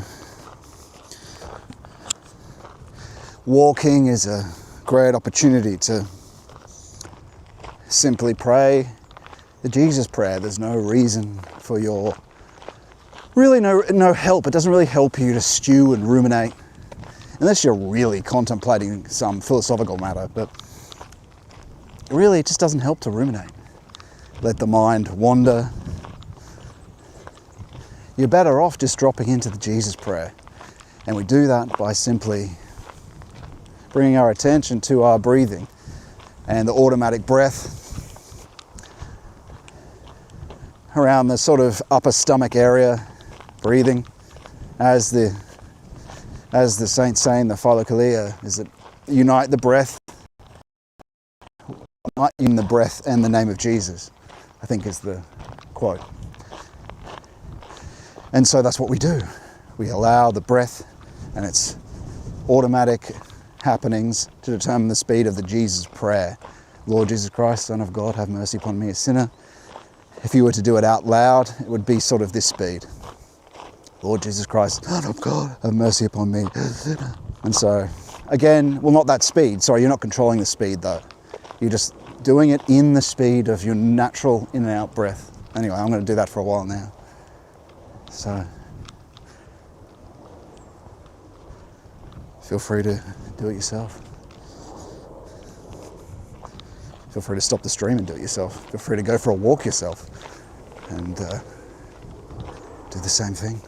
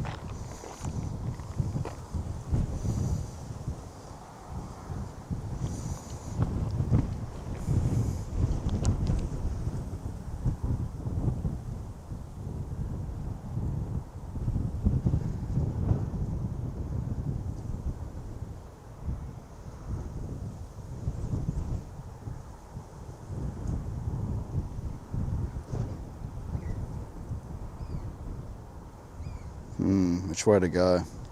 This is what I'm thinking. Because it is all very industrial down there, but I have to get beyond that. I have to get...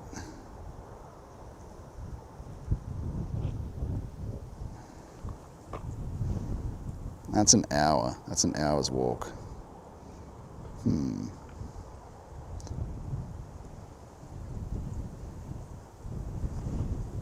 Or going the other way around.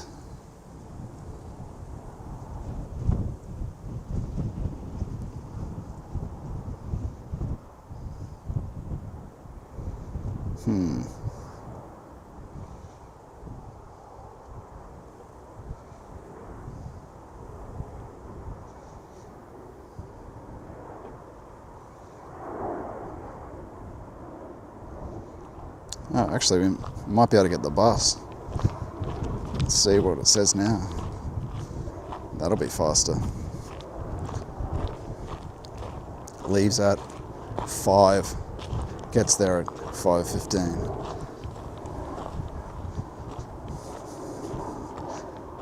It's about the same time as if we'd walked.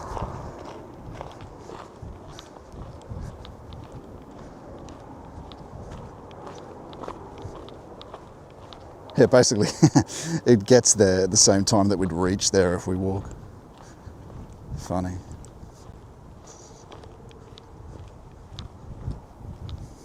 I guess we'll just walk. We'll have to take the road. The beach is going to take us too far out of the way. Though where we're going, we arrive on another beach site. It's not that sunny anyway. What were we saying? We were saying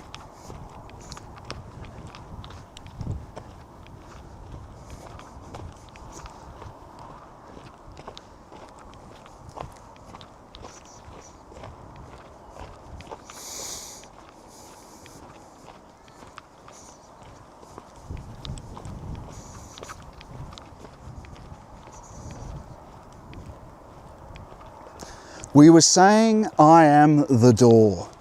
He is the door. Conscience is the door. You becoming objective in your conscience is the door. And of course, we know that comes from many things of poverty, obedience, chastity. It is chiefly practiced by concentration without effort in the morning, but there's a whole other bunch of practices that help, blessing others as we walk past them. That's one thing. That's forgiving to other people. Blessing our enemies is the best form of forgiveness, to pray for them. And we of course know that forgiveness, it's not cucky. It frees us from the demonic projection from those people and what they do to us, right? Frees us from that eternal recurrence of the same dead being. It frees us from the jovulating joy of Eros, and the woundings that happen in the world of will to power and Eros. Oh, thought that was a wasp. You coward, you coward. Frees us from that. So I'm not a slave to, really, you end up in your enemy's paradigm when you don't forgive them. And so we will good towards them.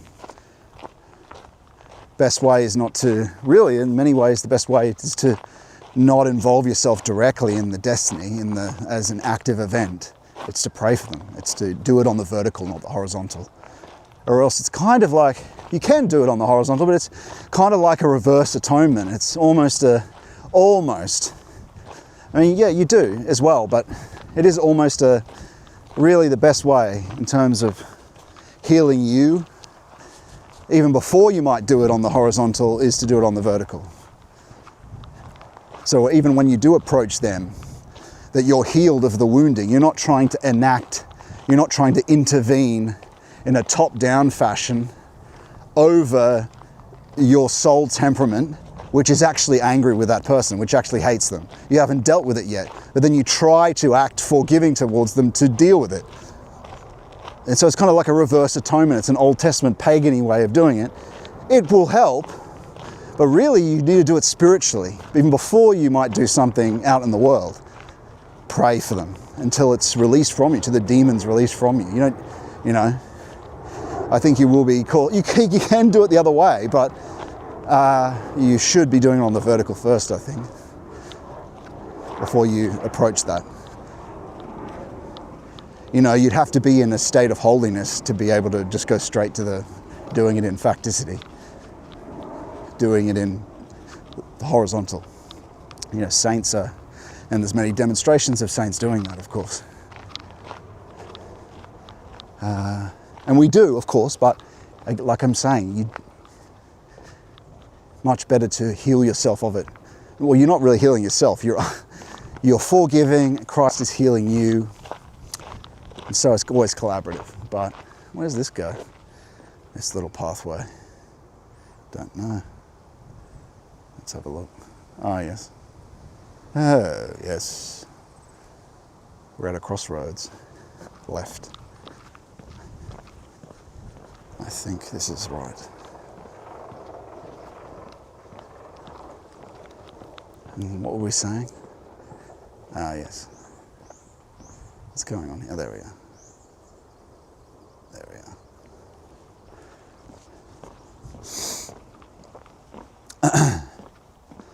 And so it's harmonizing you. Healing the lame man. Pick up your pallet, rise on the vertical back to your angel, pick up your pallet in the world. That's reconnecting you to the world, harmonizing as well as connecting you again with your conscience and your angel. What is that? Well, through this process, it's a good thing that we become lamed, because if we're not, then we're driven by revenge, we're driven by will to power, we're driven by the jovulating, the dancer, the jovulating dancer, gyrating dancer of Eros, the will to power, the wanderer. We're driven by that instead. And so we slowly withdraw, and actually this is experienced in initiation, in the depth practices, in purification, illumination, union, in poverty, obedience, chastity. It's experienced with a lowering of your will forces. Why? Because you've been charged up by the will to power, charged up by the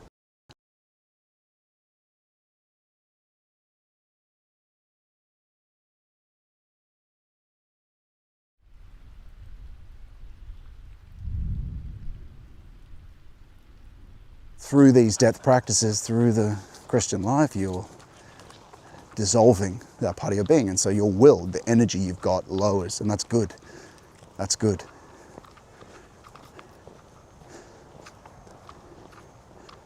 Think about it also connected to the symbolism of the wedding at Cana with the cup. You're becoming the cup. And so in the symbolism, in the icon we see of the lifting up your pallet, of the legs are related, the appendages are related to the will, and the 5 dark currents of the will. Near him are 5 pillars of roofs as well, which speak to that. And so what's restored is divine will. Through conscience, we again have access to his impulses for us, because we've given up the push of impulses that used to push our legs. We've given that up. In fact, you do see this in the later miracle as well. And these miracles are all connected to each other, but it opens the door to spiritual experience. He opens the door through this, through our meeting conscience, through our dealing with it, through our stopping sin. And gosh, I'm not sure we got signal here, but well, we might. And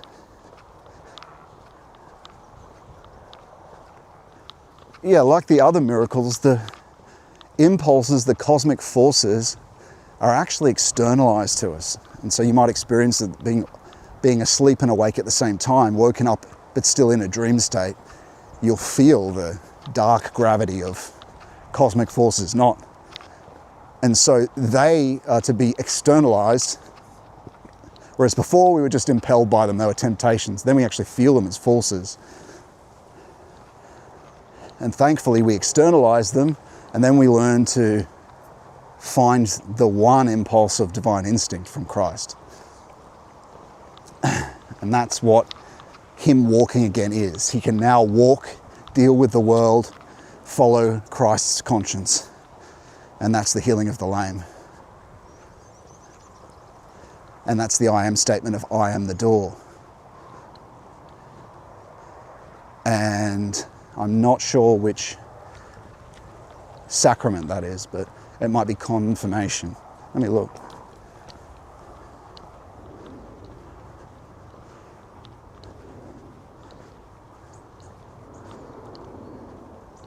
The sacrament of forgiveness of sins and penance.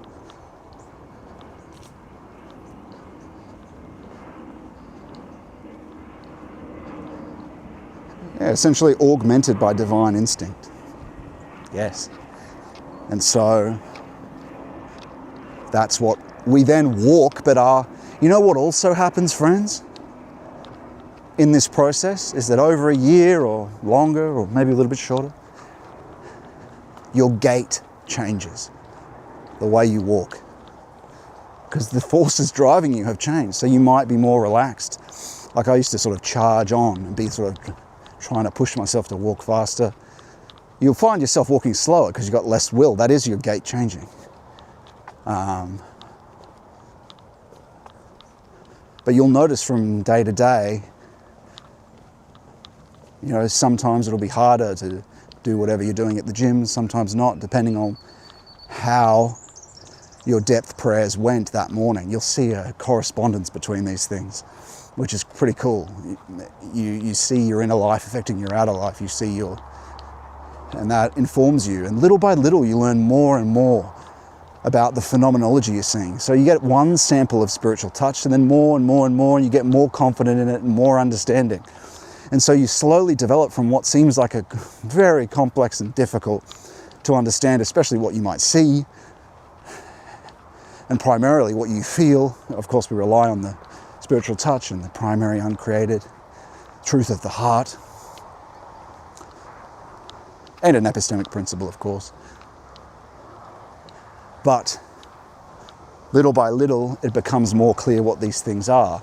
This mysticism is comprehensive. It's mysticism and philosophy. It's mysticism and theology. It has a truth criterion. It's something that comes from mysticism to gnosis, to a miraculous know-how and understanding and collaboration with Christ, to a comprehensive sight which also knows what it goes through, is what we become into. And so it starts very, it's, you know, you've got to have courage doing what's happening, because we don't fully understand, and the tradition guides us. Other people, spiritual fathers of the past and present, the tradition, initiates, sages like Valentin Tomberg, guide us through these more esoteric things, depth aspect of the church. So, but we have to be courageous. We have to be rigorous though.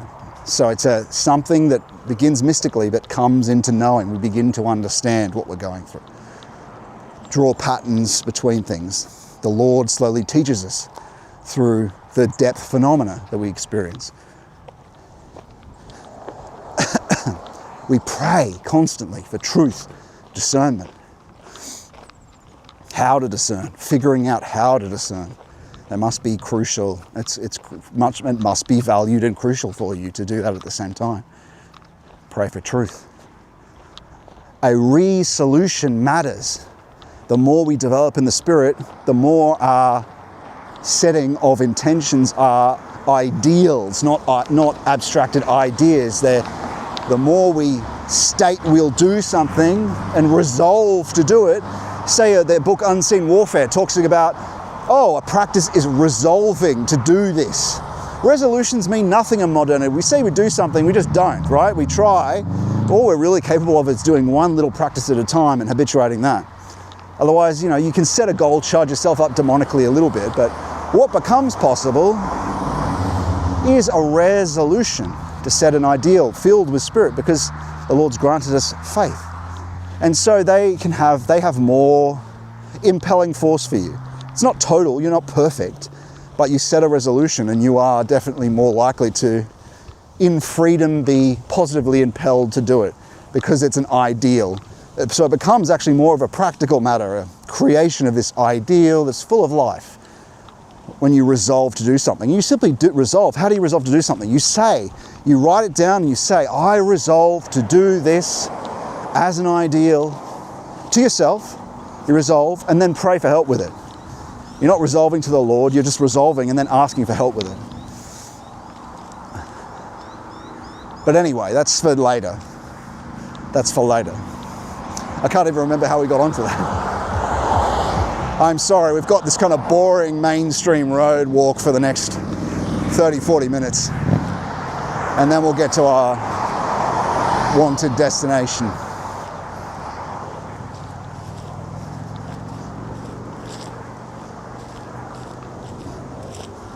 Ooh.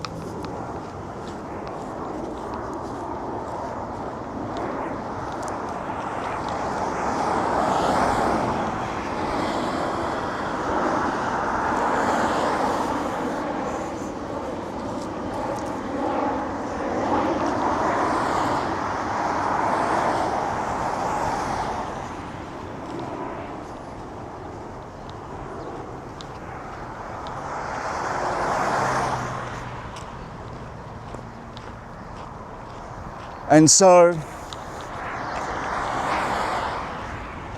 fundamental transformation of the will. That opens the door. He opens the door. Conscience being dealt with, sin being dealt with. Your legs, your gait changes, you're transformed, transforming your valuation and your desires. He is slowly over time, you are collaborating with him.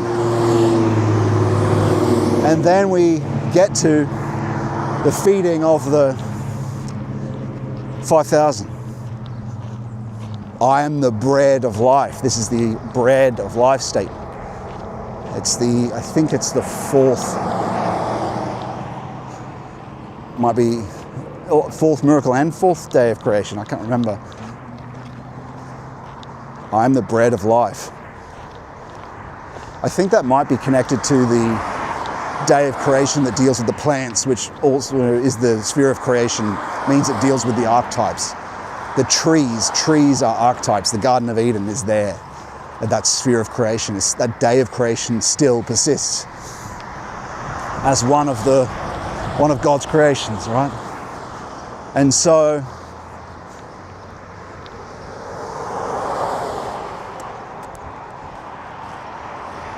what is happening?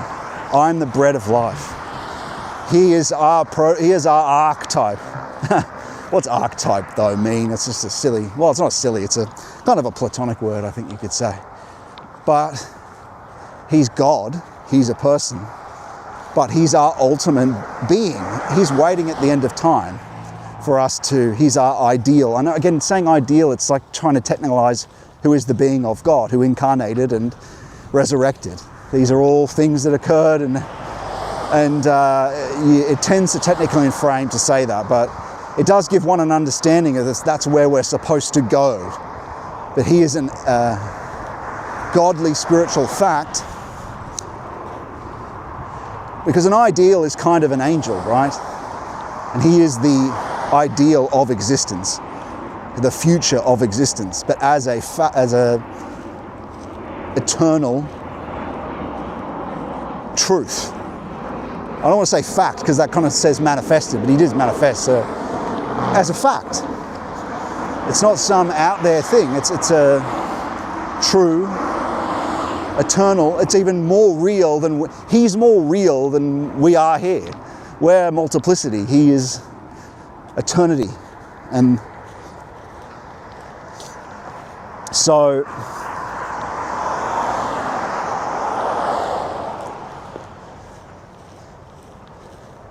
our bread comes from him. Our spiritual bread comes from him. I am the bread of life. What does that mean? I am eternal.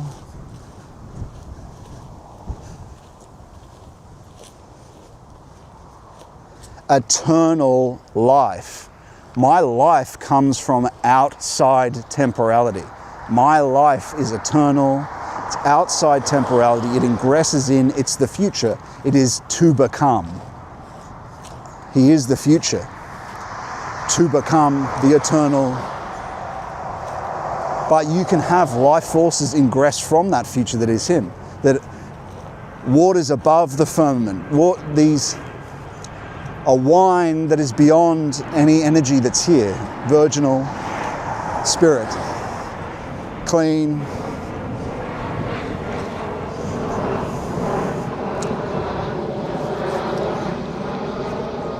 And so what happens in this miracle? You've got the bread, the 2 fishes and the 5 loaves of bread that are multiplied. What does he do? He transforms disciples with his bread, and the 5 loaves stand for the 5 senses, day senses, and the 2 fishes, the 2 night senses, like imagination being one of them as well, right? So in facticity, in the surface sense, he multiplies. So he gives to the disciples, they pare down this raw doxa experience that they are gifted by Christ, which is like St. John of the Cross, right? If you're blown away by this incredible ecstasy, which if you are impure, The lightest touch of God it can be terrifying, right? Because you are in fear, because you fled him in fear and in shame because of your sin. Since the fall, that's what we've done, right? And so union is, we're dealing with that so we can encounter him, and we encounter it in love then, once he's purified us and once we've collaborated with him. Believe me, it's true. Amen. It's certainly true. I can attest to that. And even after that initial terror, like I said, a festival was born as seed, and doxa experienced. Can be. So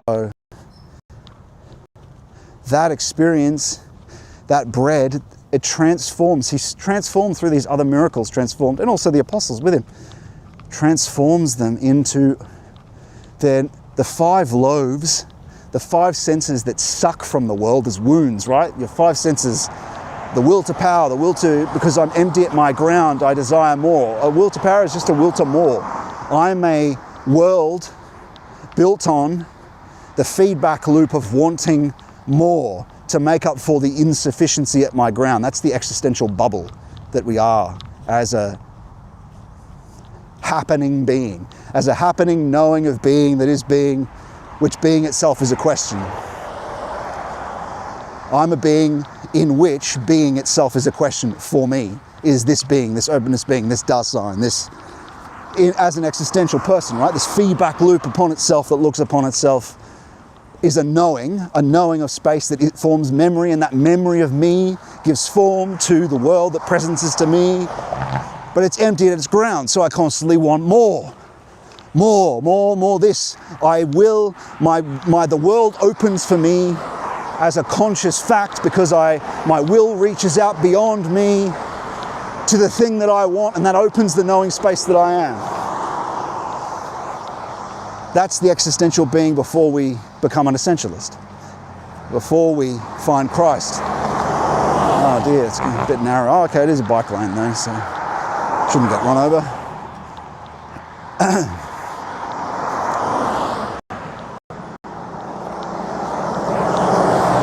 And so, it's going to be, the whole video is just this, me swatting away flies. Can't wait for summer, it's going to be more of that. I've got AeroGuard, I should have brought it with me. More. That's all will to power is, it's will to more. Will presupposes more, it's a mooring. I am all I am is the mooring. More.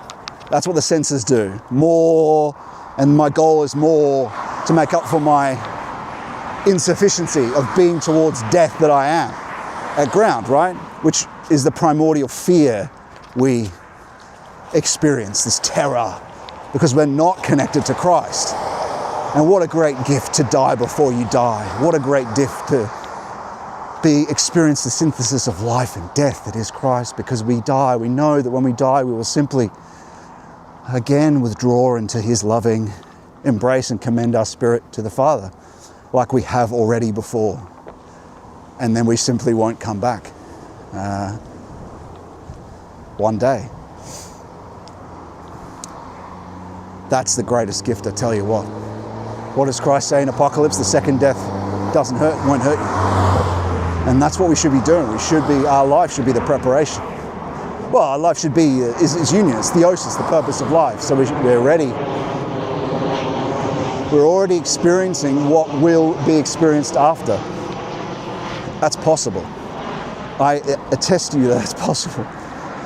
In this low age, my dear friends, we can walk with God in this low age.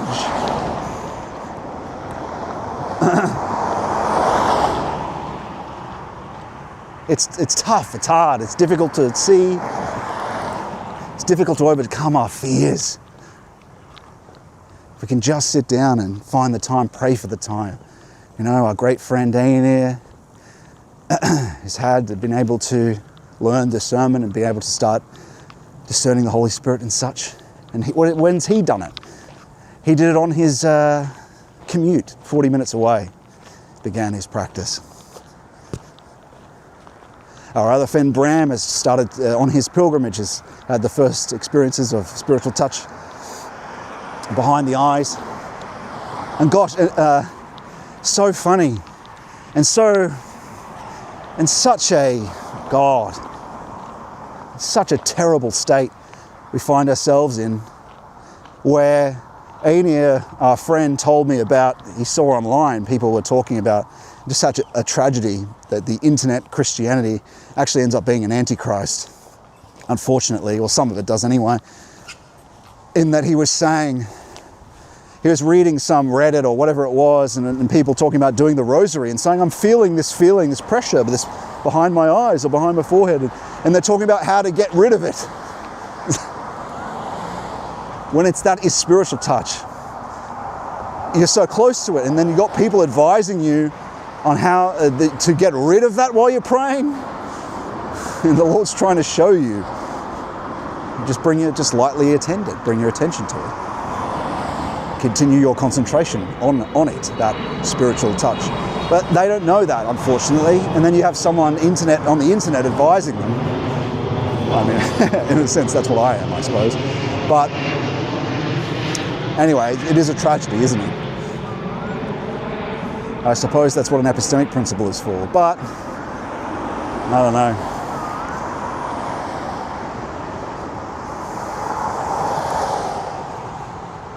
Can definitely get wrong advice, even from apparent good sources. It should be the best sources, the philokalia, the esoteric source, the mystic sources, the monastic sources. The people that are closest to the depth aspect of the church, the depth aspect of things. And so where were we as we go down this long, boring road? Shame about that. But where were we? We were the feeding of the 5,000. And so, pared down by the disciples, pared down by the priesthood, because it would shock and your equilibrium would be destroyed. I am the bread of life, the true bread of life from the eternal. And what happened? They tried to make him the king.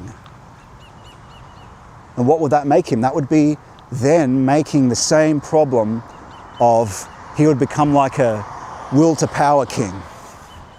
And there's this old artwork it's got this Übermensch, this big knight in golden armor, and Christ is really barely seen as a black.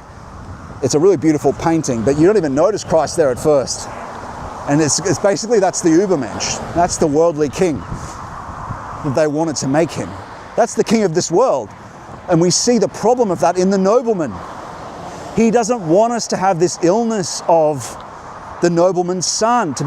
He wants us to collaborate with him as free sons, not just to be empty vessels. He wants us to also participate in it, passive, active. He doesn't want us to be animal extensions.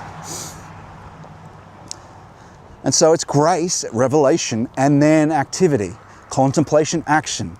We will participate in thinking. I can tell you from experience with meditating, and what true meditation is, thinking in the presence of God, is that you contribute thoughts, ask questions, then sometimes he will say certain things, and particularly one word of his can give so much understanding.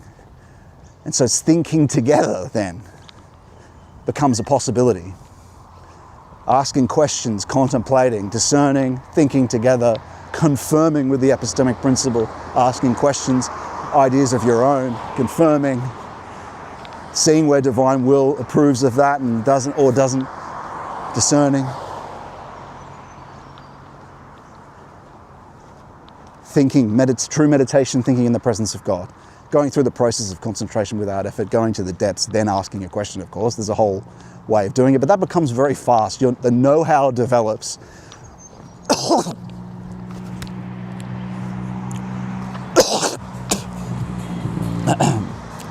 I just thought I breathed in that fly. I don't think I did, thankfully. I hope. Well, I would feel it buzzing somewhere, wouldn't I?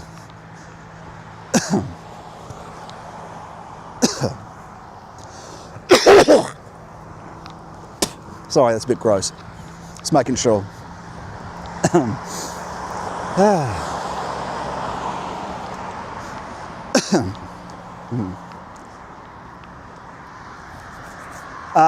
What were we saying?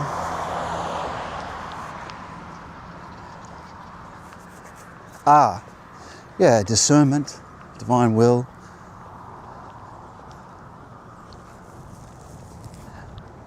And so what's Christ doing? Well, we kind of find out. He is transforming through this 5,000. What were we expanding just before? We were expanding what we are as an existentialist, this sucking moreness, desire for more through the senses. And the multitude come, they try to make him their earthly king, and he says no, and withdraws. He's not the Übermensch, he doesn't want to make them an extension, he doesn't want to enslave them. He wants them to freely collaborate with him. He also tells the apostles, will you too leave? Because what does he grant them? He actually grants them, and the bread multiplies, because the bread of the Spirit, that wonderful bread, turns the people into radiators. Instead of being this existential sucker, from within, we radiate the life, the bread of life from the eternal, not from this existential world, not from the food we eat. As we know, many miracles have shown that saints can just live off communion. Miraculously. He provides eternal.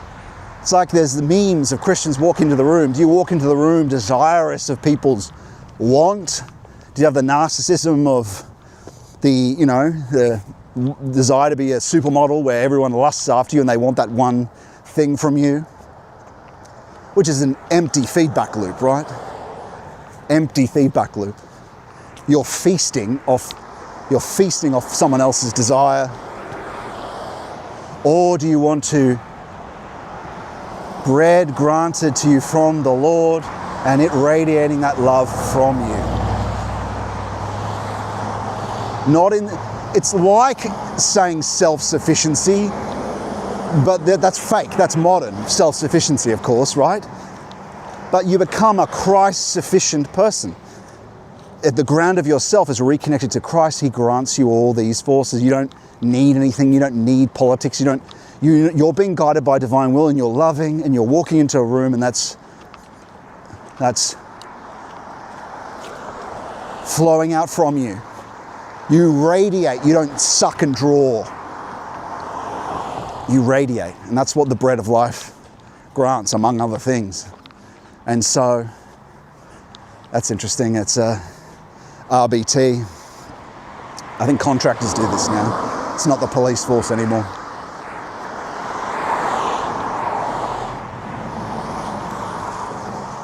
Hey, mister, are you okay?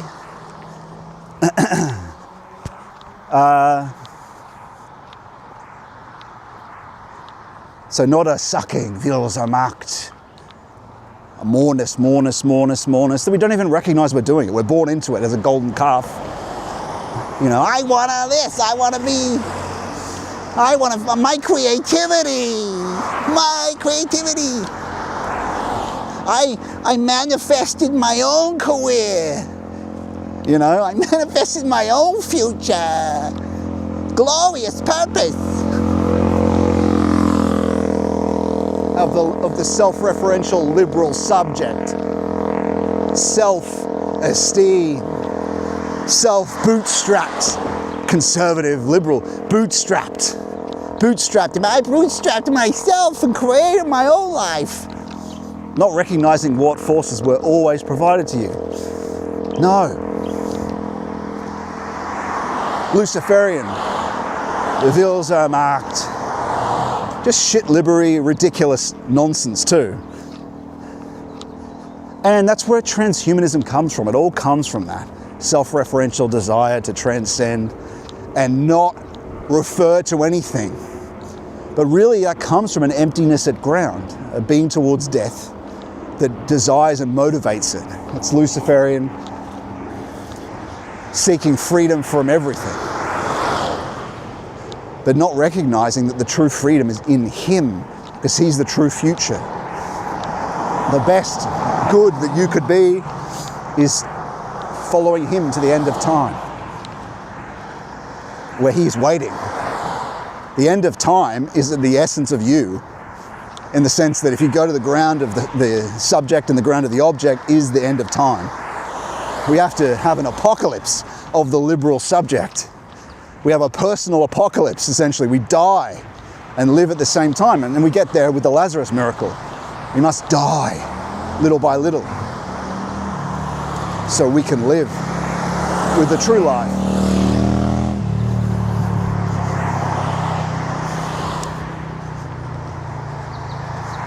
The feeding. And so they tried to make him a king. And then if he had have done that, or followed the temptation to be king of this world, the same disease would have continued, right? The nobleman's son, just an extension of a demon. Of course, Christ doesn't want that. He loves us. The demons don't. They promise a fake freedom. They promise a hedonism, but those desires are implanted by them. They are that desire. They are that desire.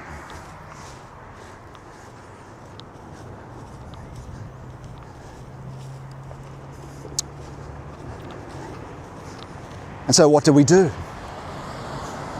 We don't leave like the multitude. We don't go, I've had my bread, I've had my healing, I've had my pared down. But there's nothing wrong with that pared downness. Communion is incredibly important, right? It's leading you to make it possible for you to have this depth of experience, like St. John of the Cross. But we also need to make our everyday life our true name, so the true name can be revealed to us, so we can come to the personal apocalypse where a true name that only you know, that no one else knows but him, because he's the future, right? The future isn't known and mapped by us. So it's the unknown. That's why no one else knows the name, the mission he has for you. No one else knows where he is going to lead you but him. That's the name he wants to give you. That's the mission, which is him. No one knows what he's going to do. We can guess. Ultimately, he knows essentially everything. So you can't map him. Science, you can't map him. Antichrist, Luciferic man, you can't enframe him. You can make us believe that you can, and you're very good at that, yes. But yes, we must be, where else would I go, Lord, if I had two left? Where else would I go? But the person that is, that is the future. And so we must make that statement, where else would I go? Put our faith in him, and we have to overcome the fears. The fears of what will happen, the fears of what our retirement, will we have money for retirement, the fears, and follow, if we're being given the gifts of discernment and being able to know divine will, we need to follow that. Be loyal to the beloved, loving Master, the beloved, loving Lord Jesus. Be loyal to and remember when you find it hard to love and follow his will for its own sake. Of course, this is something I struggle with too. I'm a sinner. Everything I say is also stuff I deal with. That's difficult. But a way of helping with that is, there's a bunch of flies behind me. It's a wet area. A way of helping with that is remembering all the miracles and all the good things that he's done for you. Is another thing, isn't it? Because the true fear that we should have of God is upsetting someone that's so benevolent and so loving. Especially when we truly experience what he's willing to say and do and show and hint, and how delicate he does it. How delicate he is, and careful not to infringe on our liberty, and careful not to, everything with our careful moral development in mind. Imagine someone being so careful, some parent being so careful to, no mortal parent is that careful, and that always considering those things. Of course, he's God. It's, we're not capable of doing that, but yes, that's the fear, upsetting someone so benevolent.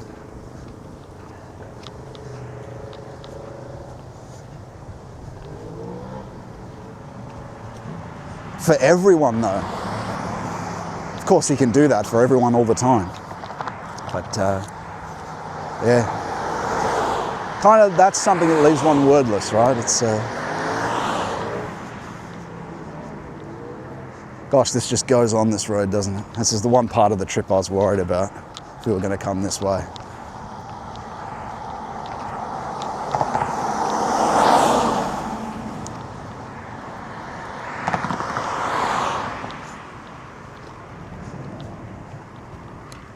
Let's put you guys in the front for a bit.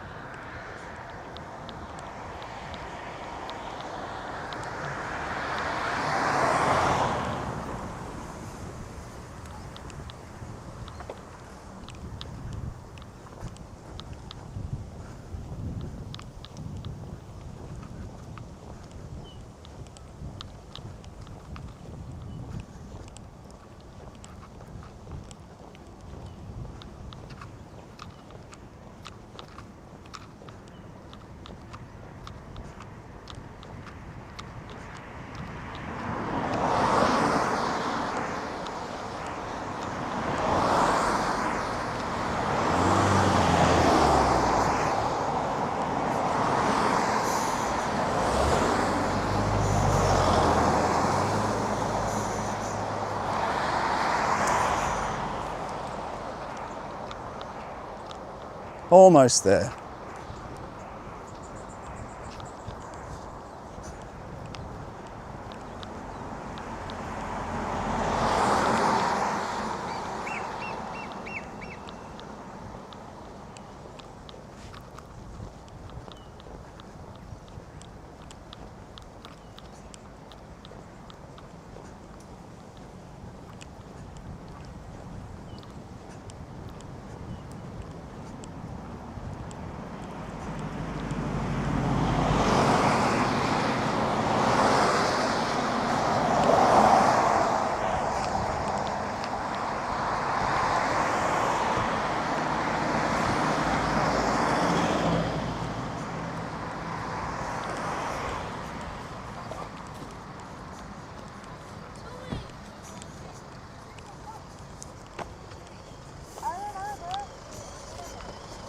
I'm answering my other friend.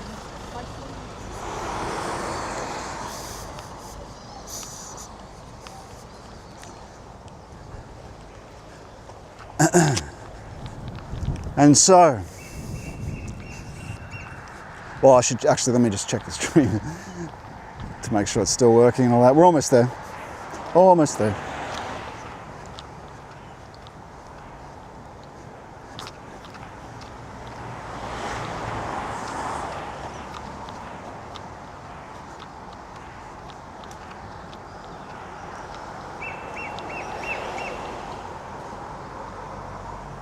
That seems to still be working.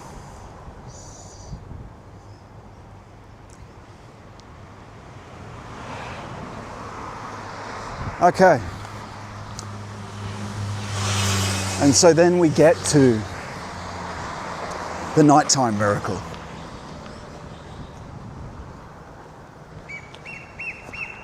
I am the good shepherd. And of course, isn't there something so wonderful about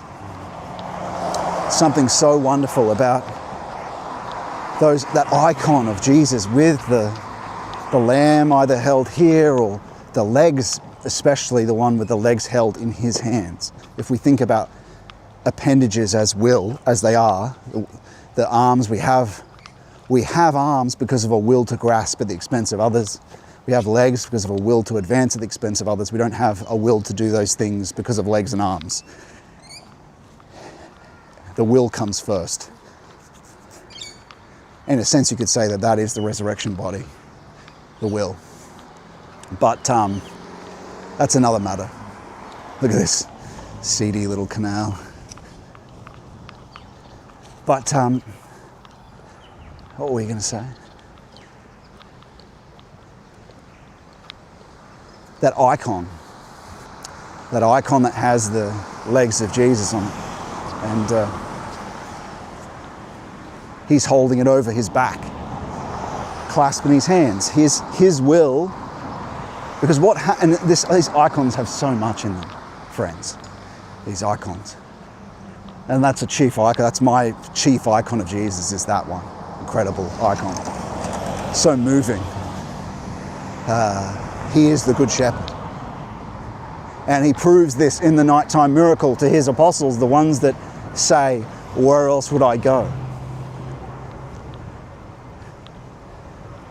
His will, because a hand is merely an expression of a will to do, yes? And so in the icon, our legs as the sheep, our paws as the sheep, are in his hands and over his shoulders.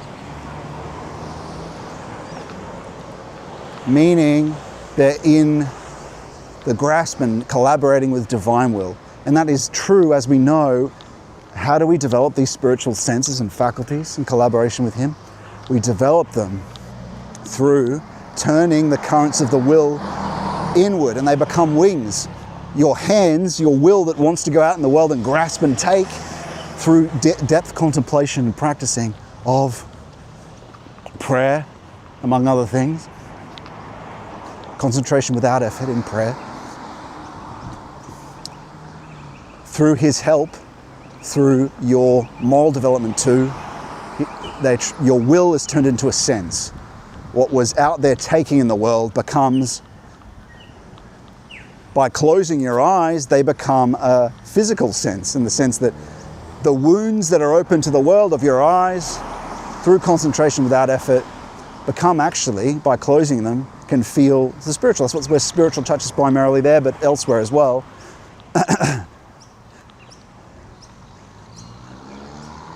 And so,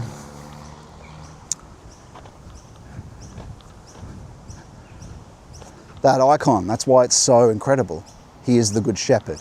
He raises our arms, our paws, by putting us over his shoulders, and we are able to follow his divine will. And why does this correspond to the nighttime miracle? Well, these are the creative forces of the eye that he grants us But it requires of us, and this happens in initiation, right? It happens in purification, illumination, union, and through the three oaths, poverty, obedience, and chastity of the tradition, is that you will awake, likely disturbed in sleep, by doing these practices a lot. But it's awakening because these lower cosmic forces, and this is expressed by the icon and the miracle of, remember, what's happening? The apostles are on a ship. They're together. Their destiny is now united. They have fellowship. They're fellows on a ship together. Who's the ship? Of course, who's the wind? There's one direction blowing the ship in a direction. That's the force we want to identify with, right? This is Christ is leading these apostles. But there's these other churning cosmic gravity moving you about. And this is a direct analogy of cosmic forces that you will feel. Firstly, you experience them as temptations within, motive desires. Then you will experience them, the Willsmacht, the will to power, Satan, the fallen hierarchies, but mainly the cosmic forces of the being that makes up your being. You experience them as that pull of destabilization of your equilibrium, which is kind of like a gravity. It feels like gravity pulls you, magnetism pulls you. You feel these forces externally and you're woken up, right? Or you might experience it as fear, or you'll see something visually, disturbed in your sleep. And what happens is that you pray to him, and he's there and gives you the courage to face down these forces, not to give up, not to stop doing your prayers. Oh look, that looks like the beach over there. Not to stop doing your depth practices and prayers, which are crucial, because that's what they're trying to do. These cosmic forces want you to stop praying, And let me just look where we are. Okay, well, let's go up to the beach. That'll be better looking. We'll walk down. This is where we're going. You might wake up in the middle of the night.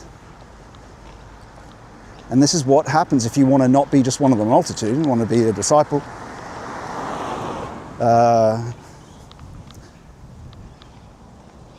What do? You don't lean into those, you pray the Lord's Prayer. I mean, the best way that I do it, because these things come, temptations come at night. If you're feeling the anxieties of fear or the excitement, even if it's with joy, if it's excitable, and the saints talk about this when they describe phenomenologically what it's like when the cosmic forces or the devil comes to you. There are good sources for that. Electrified, speedy, like joy, a flood of joy, but without peace, without deep peace. The best thing to do if you're awoken by something like that is to actually attend something and go back to sleep, really, to pray. But the fear will probably keeps you awake at the start, right? Because naturally the numinous, the false Holy Spirit, the fallen hierarchies generate a numinosity, a gravity, like I said, these analogous to this cosmic movement of the ship, the waters of the ship in the storm. It feels like that in your inner being. So, don't be alarmed. That's what the symbolism's for. You pray, and eventually Christ comes. And that's what happens in the miracle too, right? Is that it is I, do not be afraid. He's the wind that's blowing the ship. He walks on water. He controls ultimately these cosmic forces. They can't harm you if you pray.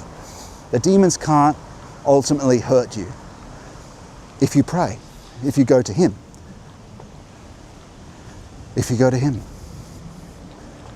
And so, praying the Lord's Prayer or the Jesus Prayer, and I find if you're just, a lot of the time if I've set a new resolution, I don't know, once every 2 months or something, or once every month and a half or a month, I might occasionally, when I'm trying to get to sleep, they might be disturbed. The fallen hierarchies try to tempt you. They'll usually come with kind of thoughts you don't normally have, like negative ones, egoistic ones. They'll be sending them. And of course, you're used to just thinking no to those and rejecting them. But the best thing is actually to go to the surface sense, because we're not going to the depth faculties. You don't concentrate, you don't do concentration without effort, you don't at that time.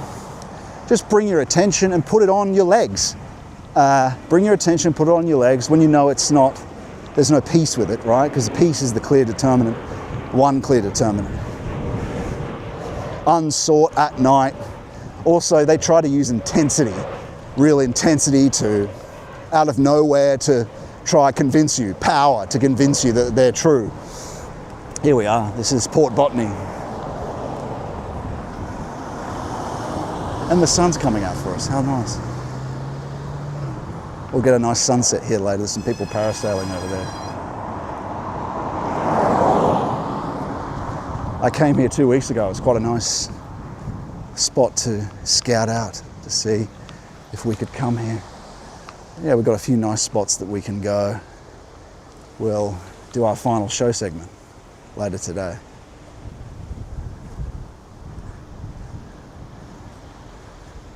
This is kind of nice, isn't it? I feel like getting my shoes off and going in the water. And now, as I always say at this time, friends, when we get the sun a bit lower in the sky, it's always more rewarding, isn't it? It's always more, we made it out of that shithole. We made it. Look at these people parasailing out here in the wind. Beautiful. Paragliding, whatever they call it. Windsurfing.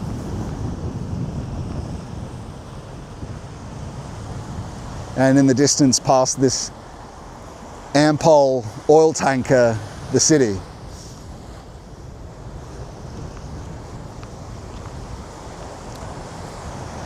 And so the apostles were on a ship in this churning, and like I said, at night, it's analogous to churning cosmic forces, can feel that way. And so attend your surface sense and go back to sleep. That's the best, and pray. I pray and then fall back asleep is the best approach with that, really.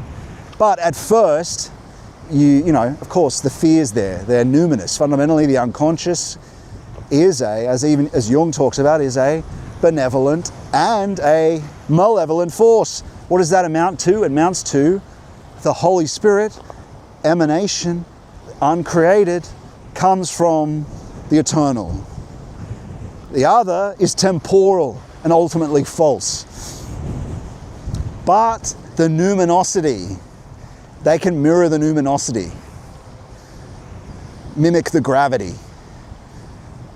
They can't have that unique peace that's granted. But you need to experience that. That's why we do the depth practices and deep prayers, so we can be shown. You have to experience Christ first to know when it's Him, don't you? He has to show you. You can only get a sense ultimately from the tradition and the Philokalia of Hermeticism and what deep silence really is, but you really only know it when you experience it. Then you go and think, that's what He means. That's what they're talking about. And you'll experience this too, but you have to face it. And that's what the tradition's there for, is to tell you what to do in that scenario. To tell you what to do in that scenario.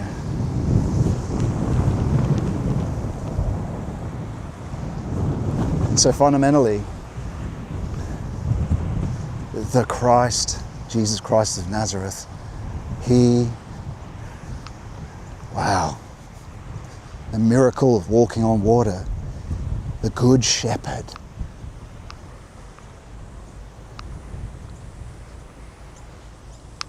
I am the Good Shepherd. I am the guide. I am the way, the truth, and the life. The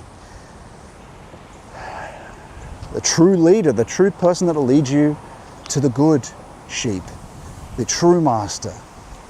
He provides He gives you these forces, these cosmic forces, these fallen hierarchies, these provokings, these demons have been externalized. You're feeling them like the apostles on the ship trying to shake up, trying to disequilibrium.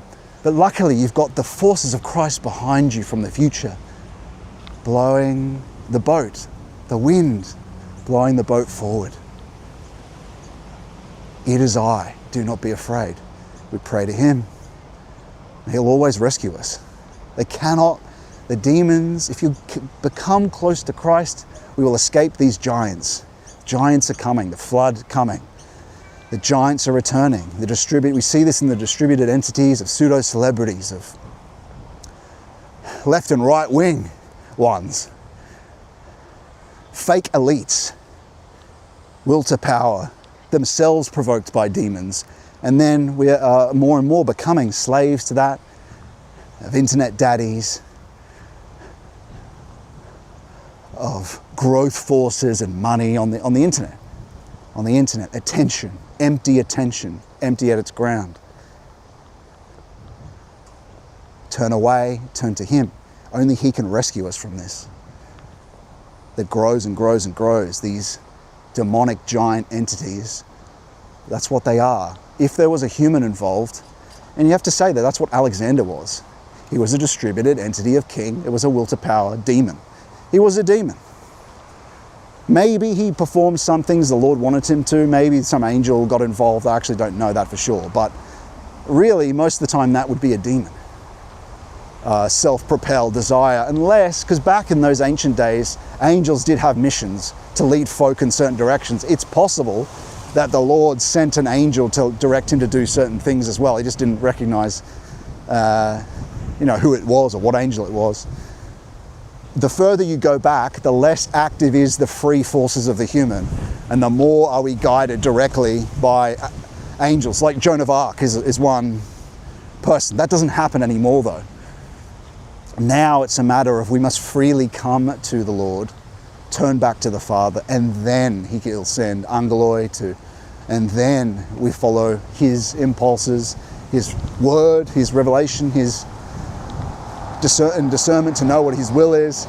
Then we do what He wants. It's not like a direct inflowing. Joan of Arc didn't choose that freely. She just was like that. It was just a granting to her. It wasn't something earned. It was a assigned mission without any, And so, what was I doing here? I've forgotten why I opened this phone.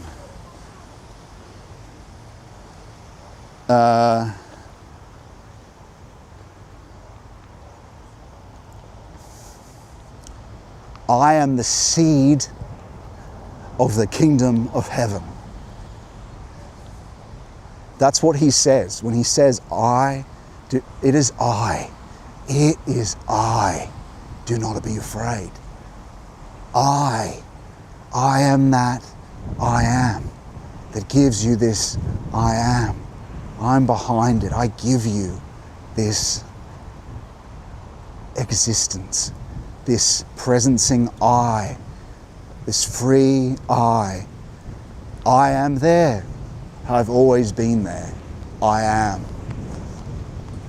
Wow. It's just so incredible.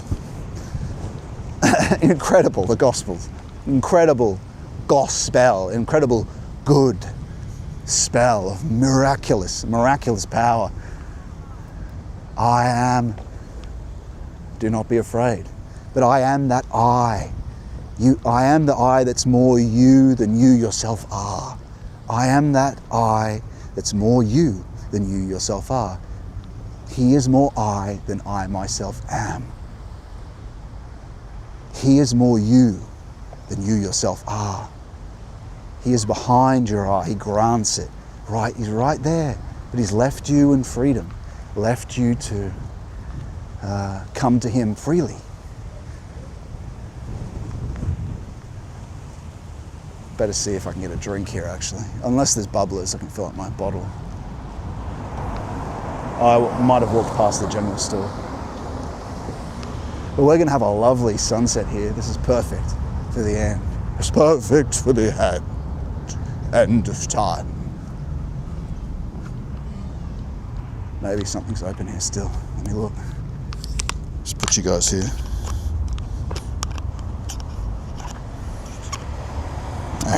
Come on.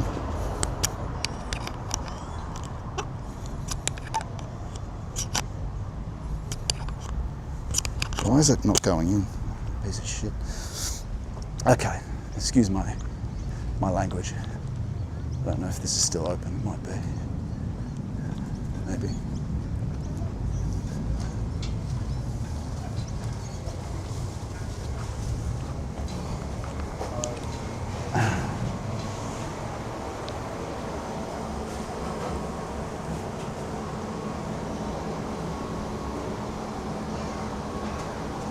Hello. Hi.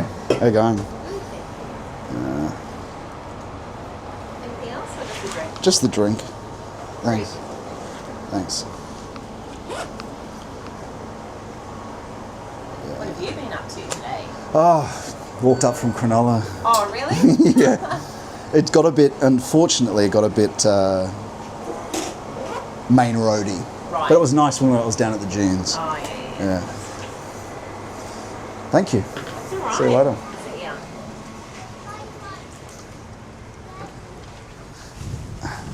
Whoops.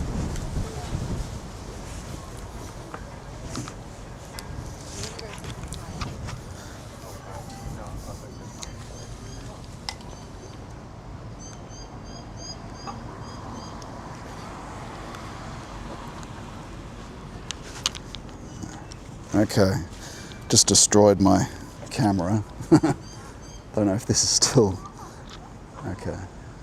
Looks okay. Okay, it's back. It's a bit of goober on the lens. Yeah, it looks alright. How are we doing here? Is that still in the same mode? Yep. Alright everyone, back to it. That was a good rant. That was a good rant. Okay, back you go. Back you go. Maybe I should have put this in my bag.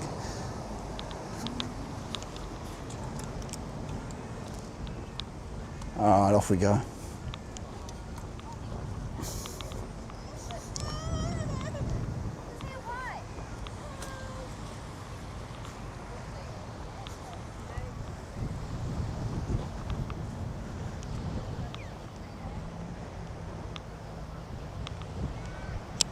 Ooh.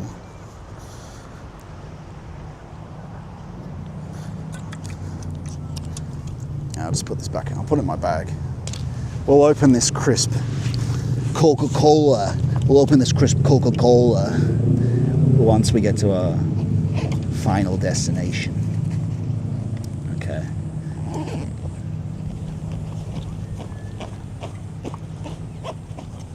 Okay. Bang.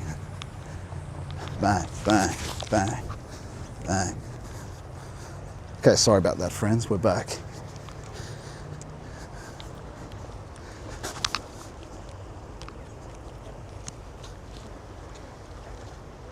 Okay, lovely.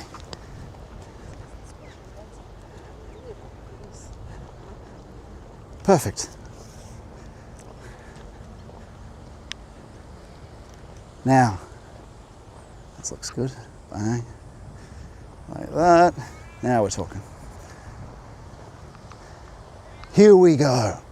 Here we come upon Anglo-Celtic landfall and discovery of this country, where the ship, well, the outlines of a ship have been put here as a sculpture.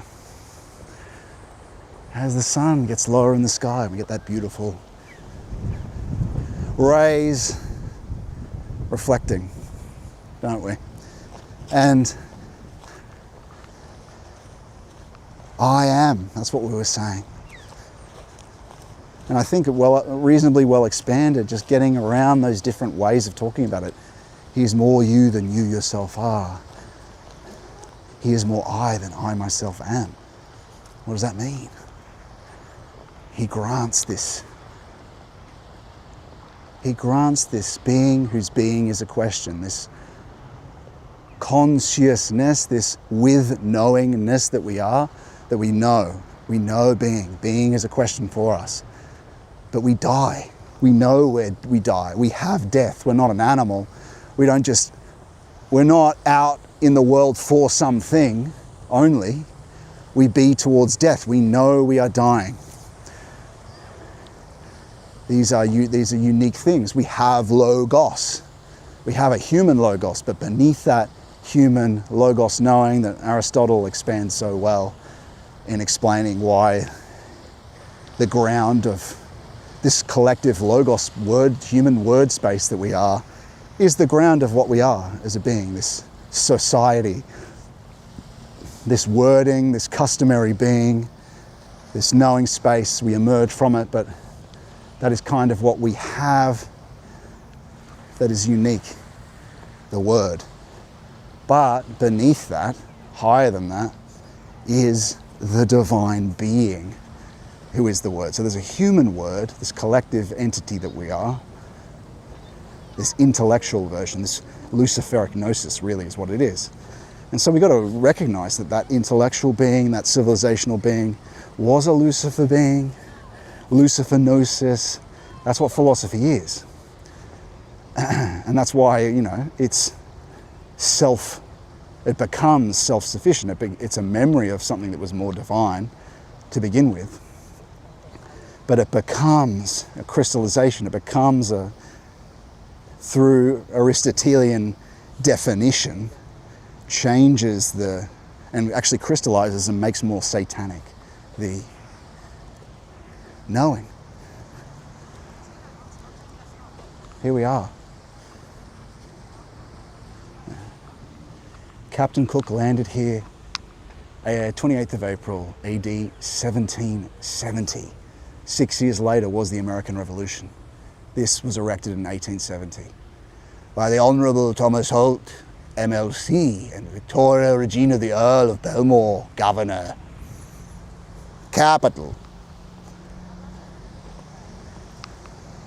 And a bit further up,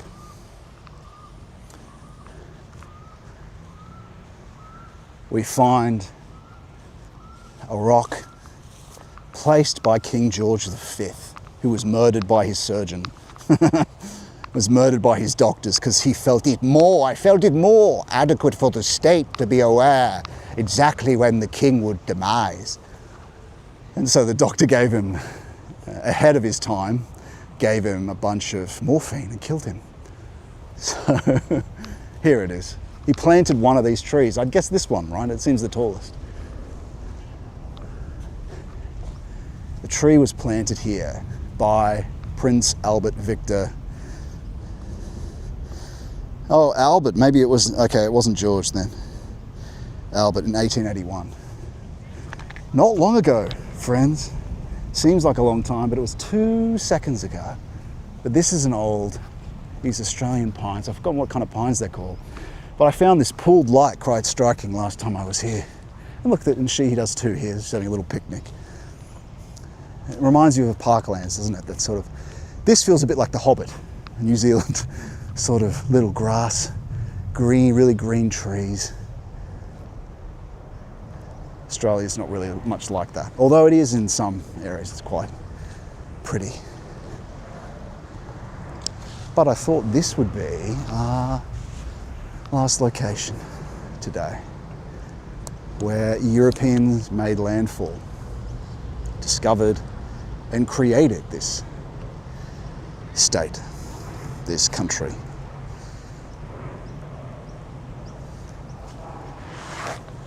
All right. And here we are. Oh. Wow. So cool. So cool. But what were we saying? We were saying, how are we looking here, friends? That's pretty good. Oh, it's zoomed in. That's all right. Good. That's pretty good. We can go further back though, can't we? Go further back without losing what we want to see. That nice foreground I still want to see. Okay, yes. Although I want to try clean this lens up a bit. I got a bit, whoops, a bit smashed here. Let's clean that up a bit.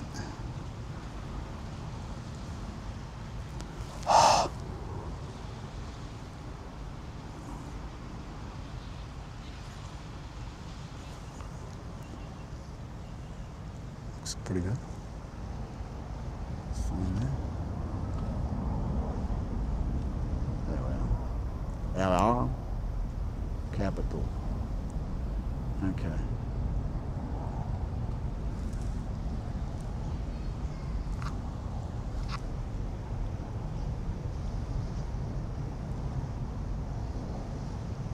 Yeah, lovely. Crack open this. And what were we talking about? That profound I am. Is it still working? Yep, I am.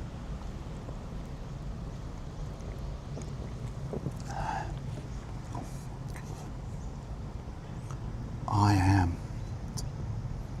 It is I, do not be afraid. I am that I am. I grant that I am. This knowing space that we are is the I am. Sorry, is granted by the I am. I once said in one of the lectures that some contemplation of I am that I amness that I myself am. That's just wrong. I shouldn't have said that. We're just the I. Like, we experience this. But he is that I am.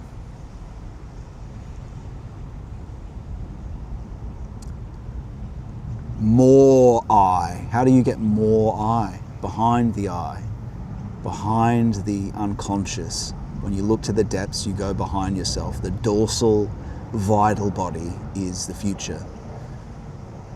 It reverses its direction when you go into the depths. The forward looking is your past, all the way to the, well, this is complicated, but like I said, when you're dealing with your shame, and the things that come up for you are your shame, guilt, sin, the things that are in your past and destiny, is the frontal human being.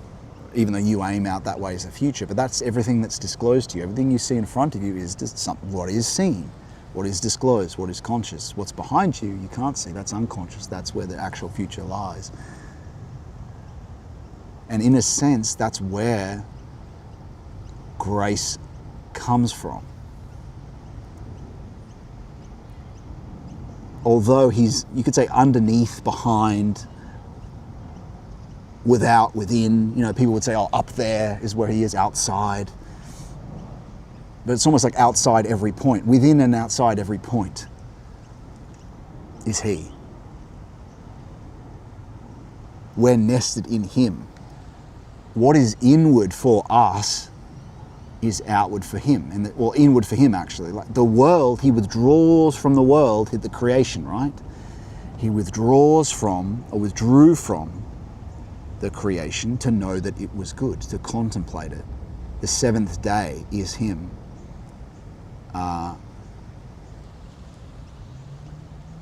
He's outside, uncreated, and we're his inward. And he is actually our inward. The more inward that we go, to the ground and essence of the subject, but also the object too.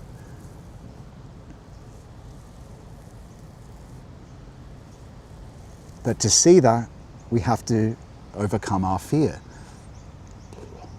We only do that by getting closer to him, getting more used to him, and discerning through our experience of him, through prayer, through the practices, through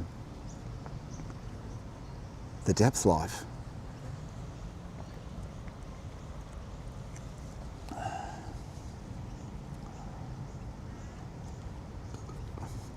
He is the seed. I am the seed of the kingdom of heaven. He is the seed of the kingdom of heaven. He says that when he says, it is I, do not be afraid. He's saying he's the seed of the kingdom of heaven. In me is, not me, but in me is the future kingdom revealed, and only through me. And he grants you the forces to do it. He's always been with you, helping, hinting. Not encroaching, not forcing. Get away, flies.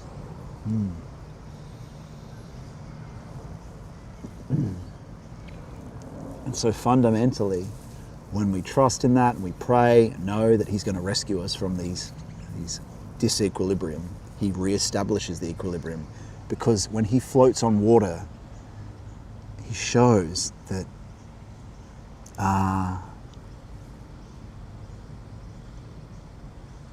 that he is sufficient in himself, that he radiates from out of himself. He doesn't levitate. He is the point of radiation, the seed of the kingdom of heaven. He is the celestial gravity which we orbit. When we go to ecstasy, he grants us the force and pulls us with his celestial gravity. But he is that celestial gravity when he's floating on water.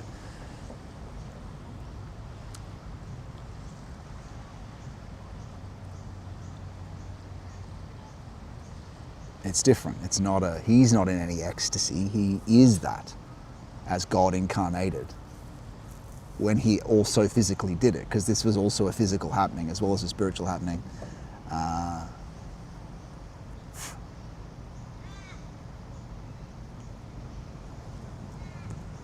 And so after this, you have to go through that. We have to have courage as people that want to be disciples of the Lord. Have to have courage, and so got to be willing to be. If you want to be on the ship, if you want to be on the life raft on the ship when the flood's coming, you've got to be willing to have the upsetness of the water, to have Tower of Babel's crumble. You've got to be willing to, there might be some experiences you had that you thought were they are Towers of Babel. That's Luciferian spirituality that you have to let go of, that you thought was the Lord, that wasn't. Like there are a lot of people in the charismatic movement that have to let go of their Luciferic spiritual experience, and the Lord, it's okay though, the Lord, if you can let go of the Tower of Babel, the Lord will be there. But they get really defensive when you show some clear thing. I've seen people think about the discernment and the issues, and seeing the comments of these Catholics' videos, they get really angry at Catholics that say, look, some bad things happened. This movement is not, they were talking about some incarnation of the Holy Spirit or whatever, and then these priests resigned their office. Anyway, I don't want to go into that, but point is, you got to let it go of that and be okay with, pray for the truth. And if the truth means a Tower of Babel has to crumble, that's okay. Because, at times of the process that I would go, I thought, oh, great, wow, I don't want to do things and have them crumble, and then, then something is irredeemable. And I remember the Lord said to me once, and I discerned this and confirmed it later, was that nothing is irredeemable with me. He can resurrect anything, right? So you don't have to worry, even what all these goals and things you might have, that this puffed up being that you've become, whatever it might be, oh, that'll crumble away. No, he'll do something with you that you have no idea. No idea. Like he says, a grain of faith can move a mountain, right? He resurrects everything. He moves forces to help you if he's leading you somewhere to do something. And so after that miracle, we have, what's the next one? I am the healing of the blind man in the pool of Siloam, in the pool of the scent. And this is a key thing. So after this nighttime experience, what becomes more possible is what we've been talking about, the transparency over vision that we've been talking about. But I want to find out, I want to make sure I know I am the light of the world, actually, I remembered. Don't even have to check. I am the light of the world. But I think there is one more connected with that, so I better just check actually as well. No, there isn't. It's just, kingdom come. I am the light of the world, the second day of creation. The sacrament of ordination. You're ordinated. When you're ordinated, what is ordination is your sight for the kingdom of heaven is restored. Because you weren't like the multitude, because you went with the apostles and disciples on the boat, it's restored. And Just want to make sure this is still working. Yeah, it seems to be working. A bit dark, but that's okay. I'm the light of the world.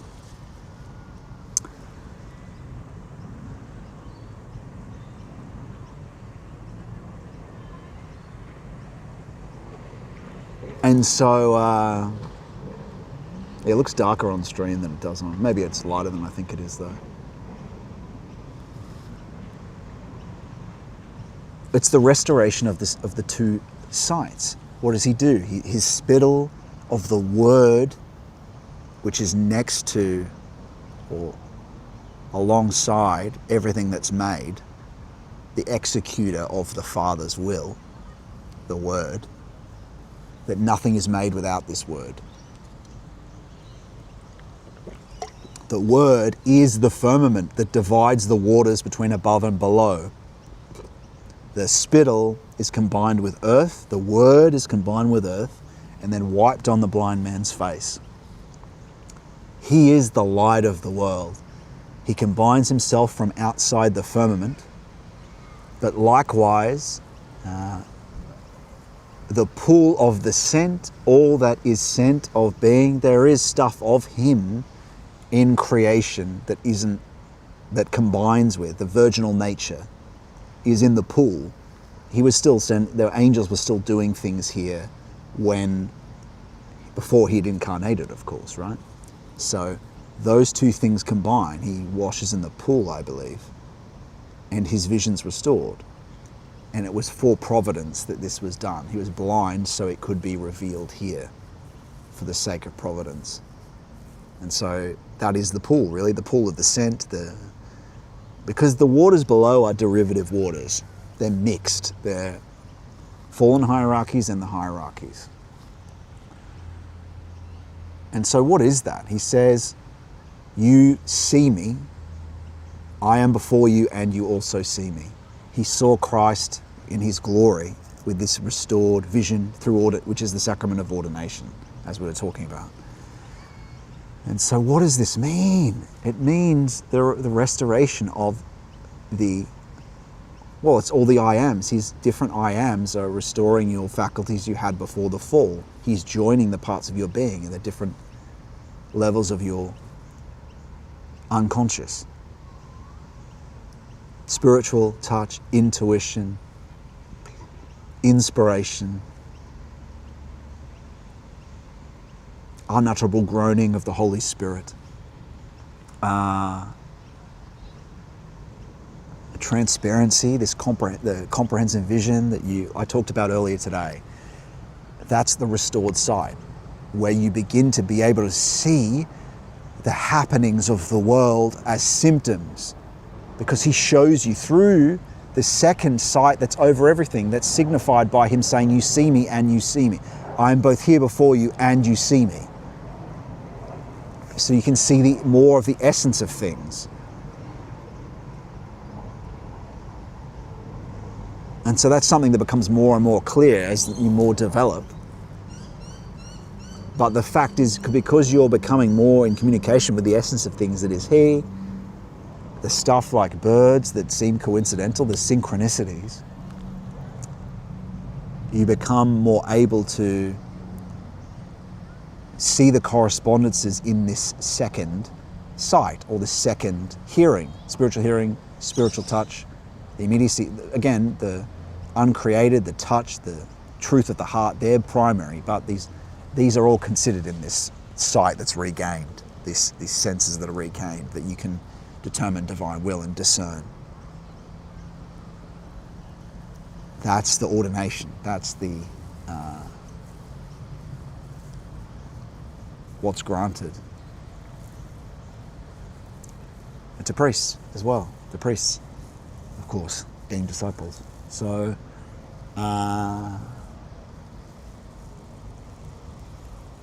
although spiritual experience is diverse as well, it's not always the same for everyone, but in general, what I prayed for tended to be eventually granted. But it's got to be for the good. It's got to be so you can help other people with it, right? It can't just be so, I can have some spiritual experience. You know, it's for the sake of union. What greater thing than to be able to actually, know that you're following divine will? What greater thing can there be? And it's for everyone. It's not something for something special, you know. It's offered to everyone. And everyone's capable of doing it.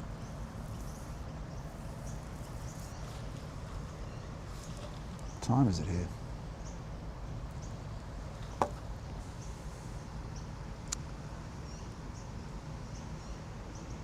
And then we come to our last miracle. I do want to do this segment of, again, I forgot to prepare some videos. I don't know if there's any videos you guys want me to. I can stay here for another half an hour. I'll talk about this last miracle, but what we'll do is we'll probably go for another walk. And I'll talk about the last miracle, but I don't know. We could do that segment where I look at videos, but maybe I really need to wait again I'll actually pick out the videos that I can show and we can comment on as the last segment. But yeah, I think we'll go for another walk back down that beach. I wonder how I'm going to get out of here. And we'll talk about this last miracle as well.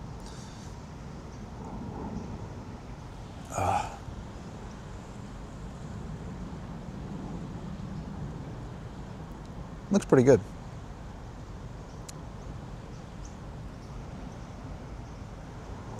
Okay. Yeah, we'll go for a walk. Let's go for a walk back down the beach. And how far could we get, I wonder? 6 here now. Don't worry, we'll talk about this last miracle. We'll definitely, of Lazarus. We'll finish this off. But for now, I just want to see how far we can go. I guess we could get around the corner. It'd probably be nicer to walk down the beach, right? And to go out there. How long would it take to get to the steps? Directions. 15-minute walk.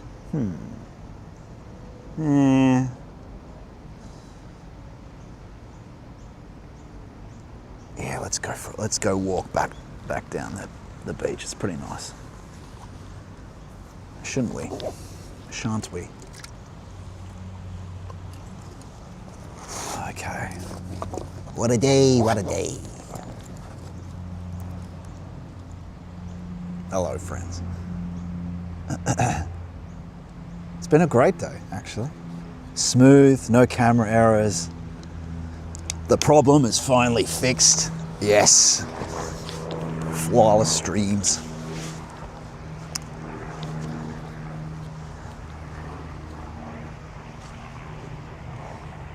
Oof. Sore Achilles tendon. Okay.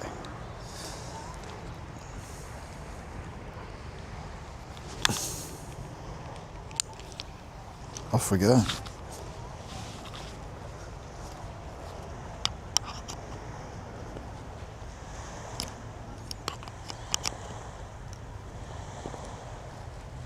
Gosh, sometimes this goes in well and sometimes it just doesn't slip in, you know? There we go.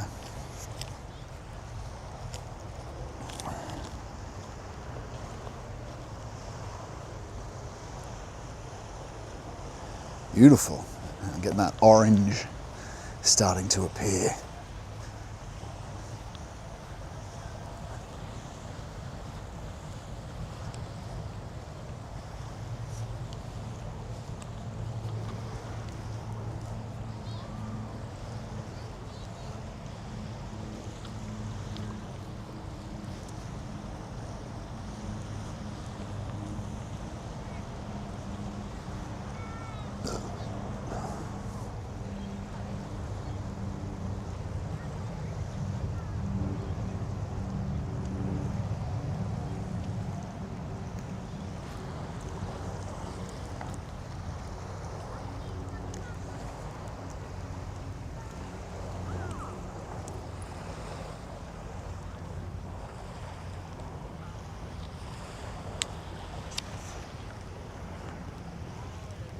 Okay. Here we are. Pretty good.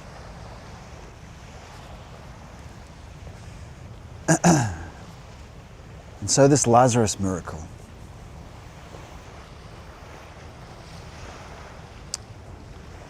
It has the mystery of sleep, mystery of death. Lazarus is sick. Lazarus is asleep. Lazarus is sick. Lazarus has died. What happens to Lazarus? All the other miracles are nested in this. And so too is this a prelude to the resurrection and death, resurrection of Christ, and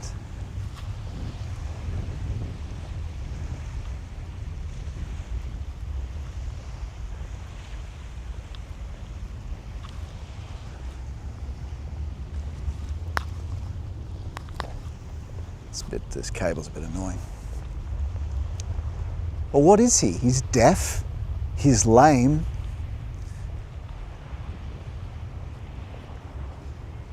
and what is he as well? Deaf, lame, and blind. Deaf, lame, and blind. And so the other miracles, the other issues of the infirmities are all contained in him. And Lazarus is also the friend of Christ. He's the archetype of all depth disciples, right? The archetype of all initiates is another way of putting it. All saints. And so this process of Lazarus come forth, well, that's the ultimate final union, final resurrection, final dying. At first you die a little bit, you know, the first ecstasy I talked about earlier, that is a death of sorts. A death and a re-ignition from the unity and union from the first ground of being. But deeper unions occur, then a union of the... What's that?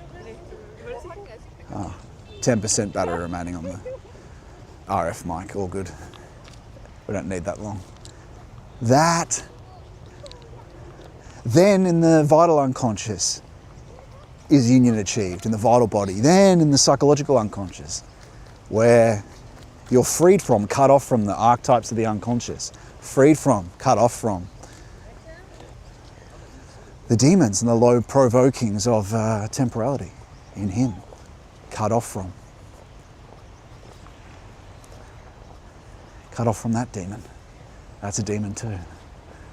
Right, don't need to go into that now. That is a demon too. And so, it's a shame I can't really pull this arm along further than here because the cable's not long enough. But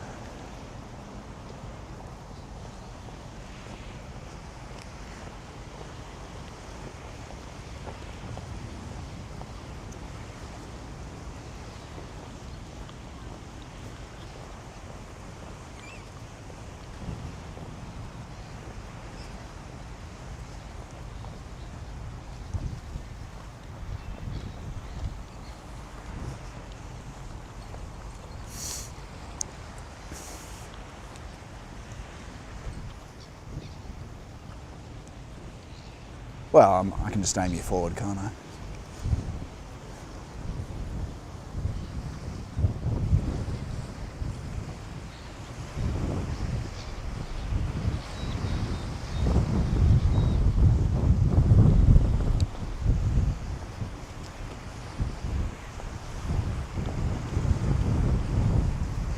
And so this, like I was saying, Lazarus, well, how the Lord loved him, showed that how he loved him. Calls with the love of a mother and a father. But he goes to sleep first, right? It's all the things tied up in one. I am the resurrection and the life. And just like he dies, we must also die in the vital unconscious, in the psychological unconscious, and then even to the physical body be resurrected as well. Be resurrected as well.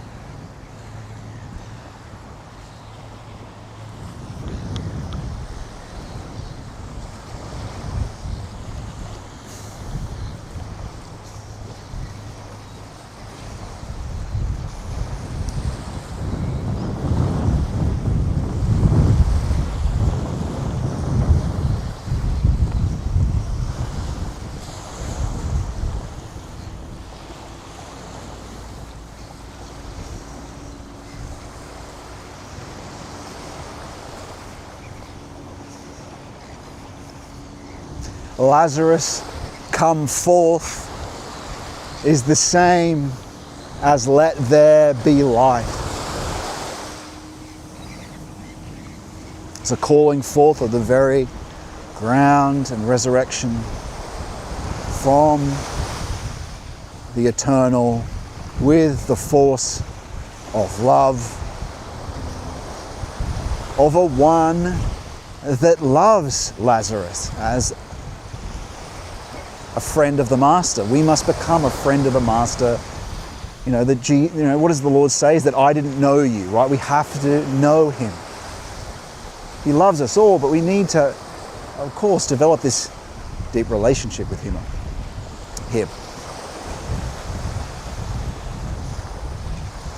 A lot of people preach in his name, but now I think at the end he'll come and say, I never knew you. They operate in the Willsmacht, in the will to power of political Christianity and the political or the grandeur of the church, pushing that aspect. But also, in the sense of just the political.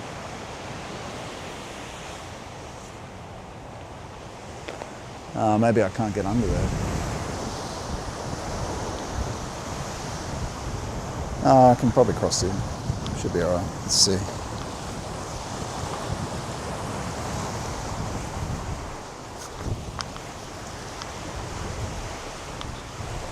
Okay.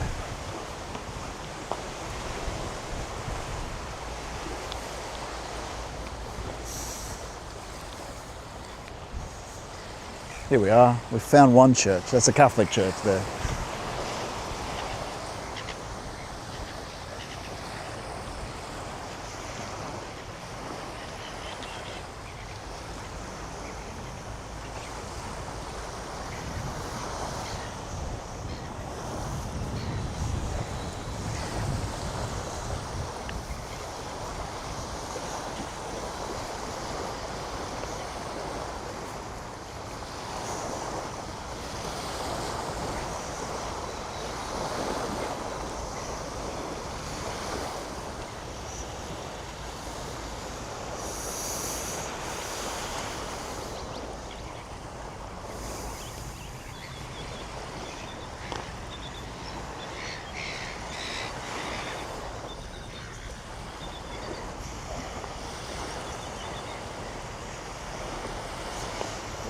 And so what is this? It is finally, it's the total initiation. It's the complete restoration, the Lazarus miracle of the 7 IAMs of Christ. I am the resurrection and the life. I am the vine. I am the way, truth, and life. I am the good shepherd. I am the seed of the kingdom of heaven. I am the light of the world. I am the resurrection and the life. All of these things, all faculties completely restored and resurrected.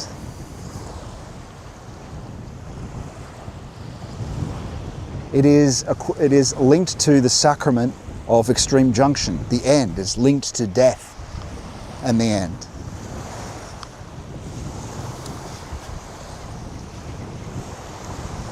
And I suppose this is going to a junction as well, isn't it? This rock.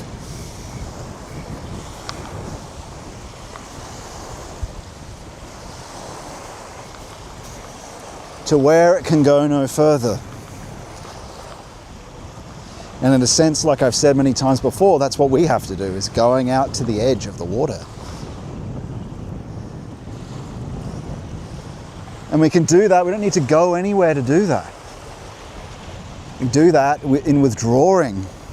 Of course, we can go out on pilgrimage, and we should. But the most important thing is our daily prayers, daily worship, and daily practice, going to the depths of the senses, of the sense world. To go to that edge where we will discover the true frontier isn't in space, where Elon Musk's going. That's just more of the knownness, the dead knownness of intellect has already projected itself out there. The true frontier is within, towards Him, towards the Spirit, where no one is, where people are cut off from in this low age, is God, is the essence of things, the Spirit. If you want to be not an astronaut, but a Christnaut, that's how you go to the essence of things. That's how you truly did. The true rediscoveries and discoveries will be made connecting back with Christ. The essence of things, the sendings from Him. That's what we can do. That's what the individual's worth is, his relationship to Christ. That's what low technical AI and elites, the sort of low elites, will never have. Will never walk with God. They're too distracted by the extension of satanic technical being. But we can do that right now. Even some infirmed person can do that. Isn't that exactly what St. Ignatius did? He was infirmed in bed. And so, on that note, friends, dare greatly to seek Him, dare greatly to believe, dare greatly to go to the true frontier, at the essence of the self, at the essence of the object. And I'll just check the chats now, my friends, but I'm going to go and have a drink and